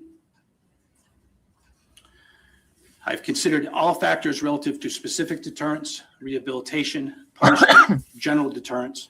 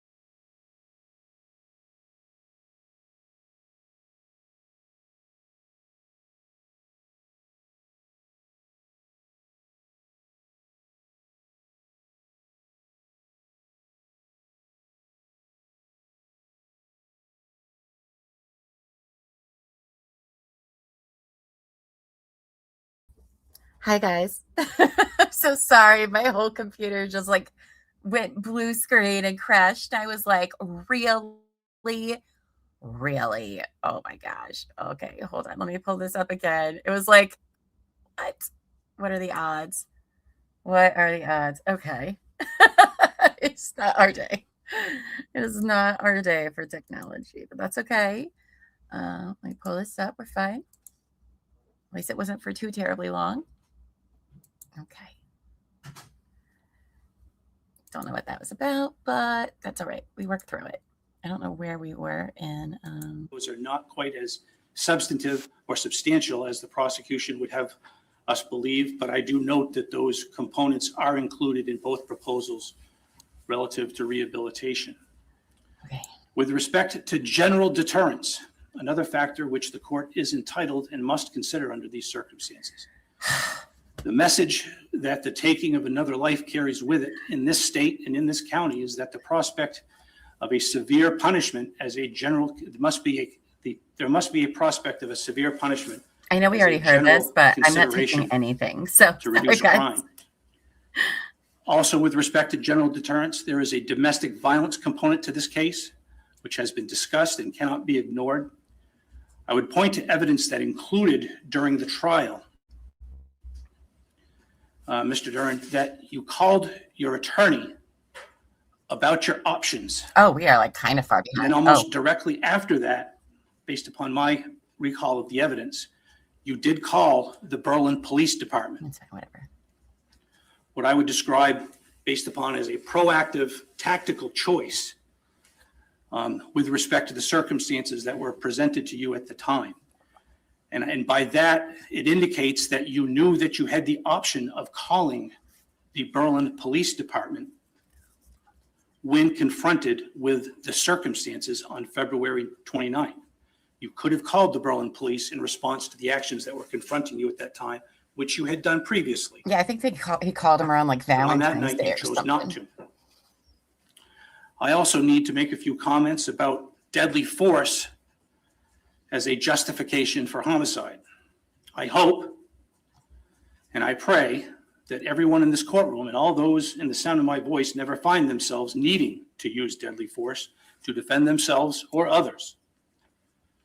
However, if that does happen and deadly force is used, if the user chooses to use it to defend others or to stand his or her ground, the message must be sent that the user must also stand their ground to take the consequences of their action, to take responsibility for the use of deadly force, and not to flee the scene. I've considered all factors relative to specific deterrence, rehabilitation, punishment, general deterrence, as I've said. Further, there has been much presented of the challenges that you have faced, Mr. Duren. I recognize and sympathize with the impact of those challenges. I would also like to state that I have not heard quite as much about the gifts that you have received. You were born an American citizen. You have two loving parents and others who surround you who love you. You had natural traits that allowed you to excel at an early age, as has been indicated by the evidence I've received. What's he saying? It's your You've been blessed with not one, but two healthy children, which so many others would envy you for. You were gifted a pistol by your father as an heirloom, and you had the right to keep and bear that pistol as a right under our Constitution. Despite all these gifts that have been bestowed upon you, nothing changes the fact that based upon all of the evidence, you shot the unarmed mother of your two young children in the head. I'm going to repeat that. Please do. You shot those in the back. The unarmed mother of your two young children in the head. The citizens of New Hampshire and society at large demand, and the law that I must enforce clearly supports, a lengthy sentence under all of the circumstances that have been presented. So if I could have you please stand, Mr. Duren. Let's go. By virtue of all of the considerations that I have described, and after considering all of the evidence during trial and during these sentencing proceedings, I am adopting the requested sentences from the state of New Hampshire with respect to each of the sentences. With respect to charge ID 223-7508C for a crime of second-degree murder knowing occurring on February 29th, 2024, you are hereby sentenced to the New Hampshire State Prison for not more than 45 years, nor less than life. There is added to the minimum sentence a disciplinary period equal to 150 days for each year of the minimum term of the defendant's sentence, to be prorated for any part of the year. Pretrial confinement credit of 650 days. This sentence is to be served as follows. Stand committed. With respect to restitution, you shall pay restitution of $12,007.69 to victims' compensation. Restitution shall be paid through the correctional facility or Department of Corrections as directed by the probation/parole officer. A 17% administrative fee is assessed for the collection of restitution. The defendant is to participate meaningfully in and complete any counseling, treatment, and educational programs as directed by the correctional authority or probation/parole officer. Subject to the provisions of RSA 651-A:22-a, the Department of Corrections shall have the authority to award you earned time reductions against the minimum and maximum sentences for successful completion of programming while incarcerated. Law enforcement agencies may destroy the evidence or return evidence to its rightful owner. You are ordered to be of good behavior and comply with all terms of this sentence. Further, you shall not profit in any manner for your role in committing these offenses, nor may you assign your rights to any monetary profit or financial benefit to any other person. Specifically, you may not accept any payment, enter into any contract, or sell rights regarding any book, film, television show, radio show, website, podcast, or any other writing, recording, broadcast, or internet posting relating to the murder of Caitlyn Naffziger or to the defendant's actions therein. With respect to charge ID 2217223C, I'm sorry, I skipped one. I'm going to go back. With respect to 2217222C, which is a guilty verdict for reckless conduct with a deadly weapon, you are hereby sentenced to New Hampshire State Prison for not more than 3.5 years, nor less than 7 years. There is added to the minimum sentence a disciplinary period equal to 150 days for each year of the minimum term of the defendant's sentence to be prorated for any part of the year.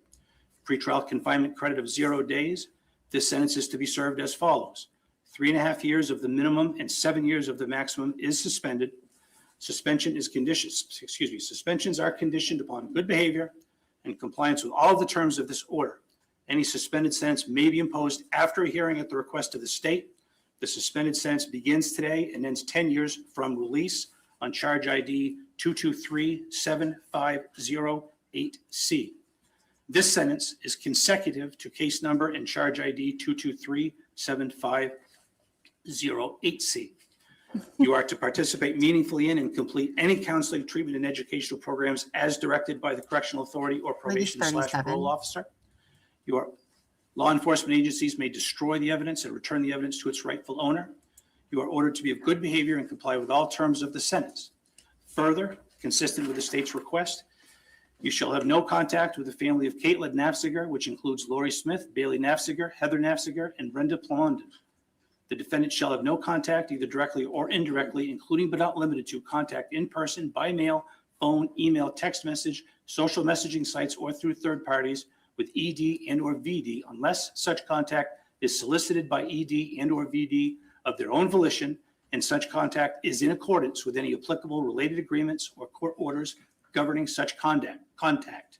Further, the defendant must comply with any court orders concerning contact with ED and VD issued by any court having jurisdiction, including any orders issued by the Minnesota courts related to custody proceedings. Further, you shall not profit in any manner for your role in committing these offenses, nor may you assign your rights to any monetary profit or financial benefit to any other person. Specifically, you may not accept any payment, enter into any contract, or sell rights regarding any book, film, television show, radio show, website, podcast, or any other writing, recording, broadcast, or internet posting relating to the murder of Caitlyn Naffziger or for your actions therein. Finally, with respect to charge ID 2217223C for a guilty verdict of endangering the welfare of a child, this conviction is for a misdemeanor.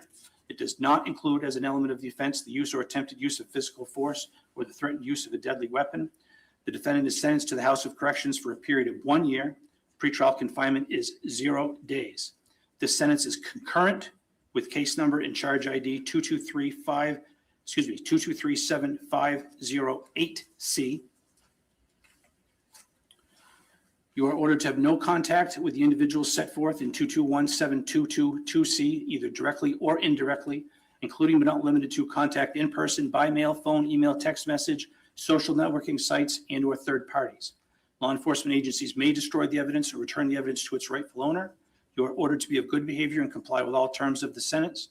And further, you shall not profit in any manner for your role in committing these offenses, nor may you assign your rights to any monetary profit or financial benefit to any other person. Specifically, you may not accept any payment, enter into any contract, or sell rights regarding any book, film, television show, radio show, website, podcast, or any other writing, recording, broadcast, or internet posting relating to the murder of Caitlyn Naffziger or to the defendant's actions herein. Finally, out of administrative completeness, with respect to charge ID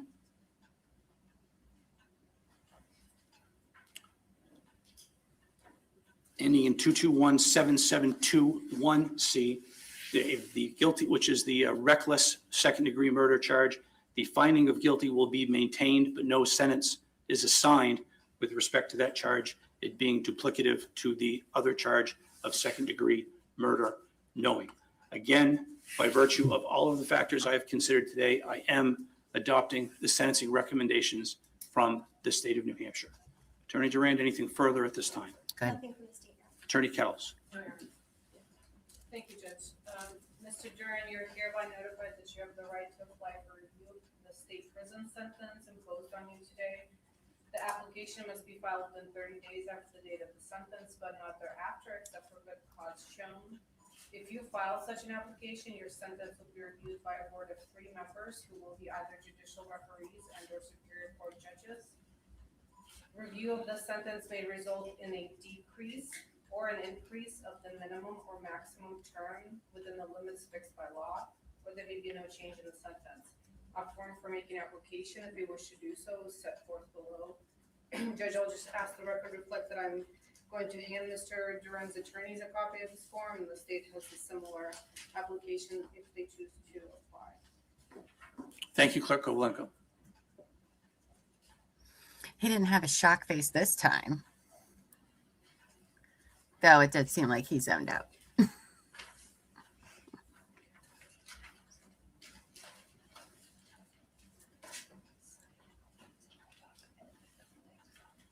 To avoid any confusion, Attorney Kettles, again, I'll request again, any question or ambiguity relative to the sentences that are imposed for purposes of clarity. Okay. Okay. Anything further on behalf of the state? No. Anything further on behalf of the defendant? No. Okay. Mr. Duren, good luck to you, sir. It is my duty to remand you to the Coos County Sheriff's Department for further processing. The court will be in recess. Bye. I don't feel the slightest bit upset about this at all. Not at all. I am surprised. The judge was, at first I thought he was going to give him the lighter sentence as well. But again, Caitlyn was unarmed in front of his children. Shame. Shame, shame, shame. So long, Bustine. Oh, I'll be so happy never to probably think of that guy again, I hope.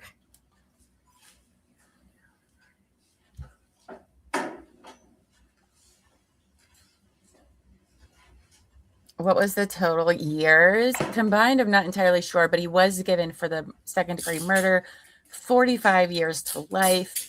And he has to serve at least 2/3 of that sentence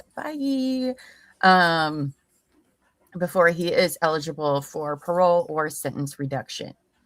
So 45, half of that, it's like 27 years he has to do before he can be eligible for any sort of reduction based on Massachusetts law. Plus, he had some other ones, but I'll be honest, I wasn't following whether or not they were happening at the same time or whatever, but I think that's exactly what he deserves for what he did. You know, and he shouldn't be upset about it if he's taking it, you know, as he should about punishment. And the judge ordered that the daughters, he is not to have contact with them. Though at a certain point, if the girls wanted to reach out on their own, then that is up to the girls, but he is not to have contact with them in any way, shape, or form. And honestly, I think that's what's best for the girls. I really, really do. I mean, he has a very weird relationship with them, and I don't like it. And I don't think that he's really processed how much he's hurt them and how much he is going to hurt them every single year. Every single year. All because a grown-ass man couldn't control himself. He's now made every Christmas for his daughter's life miserable because they're not going to have their parents there. Every Mother's Day, their mom's not there. Every Father's Day, their father's not there. All because this little man couldn't take care of shit. of his shit. Story we hear all too often, unfortunately. But I am happy. I do feel like justice was done for Caitlyn. I thought everybody that gave statements for her, I can't imagine how hard that would have been. And they said such wonderful things about her and who she was as a person. And I thought they just did a stunning job. So, well, you guys, that officially wraps up our Dustin Duren case. Hold on, we're going to do this again. I don't get to do this enough. Bye, Dustin. Bye. Like one defendant, I have zero empathy for that guy. And I usually am pretty good at that, but not with him. So, well, you guys, that, Sam said, I think that was the one thing he hoped he would still have some kind of mental hold on his daughter. Because again, I don't understand what this deal is where Valen is. Oh, I don't know.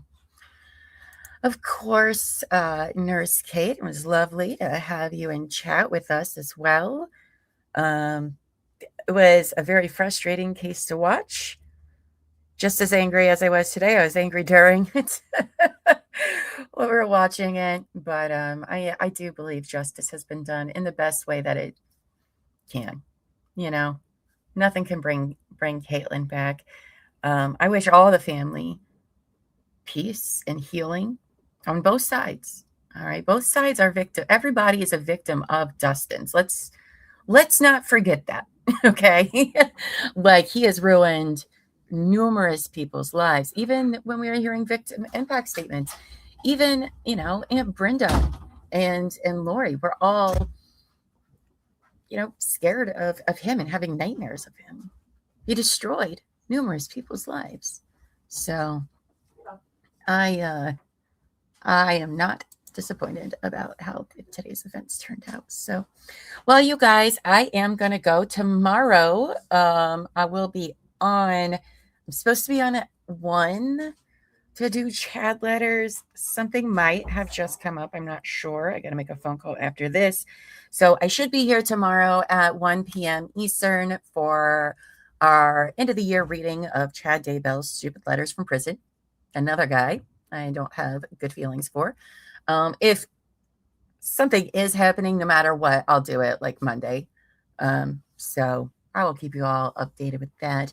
But it was so fun hanging out with y'all today. It wasn't supposed to be this long, but that's okay because we're so good at keeping each other company. So I love that.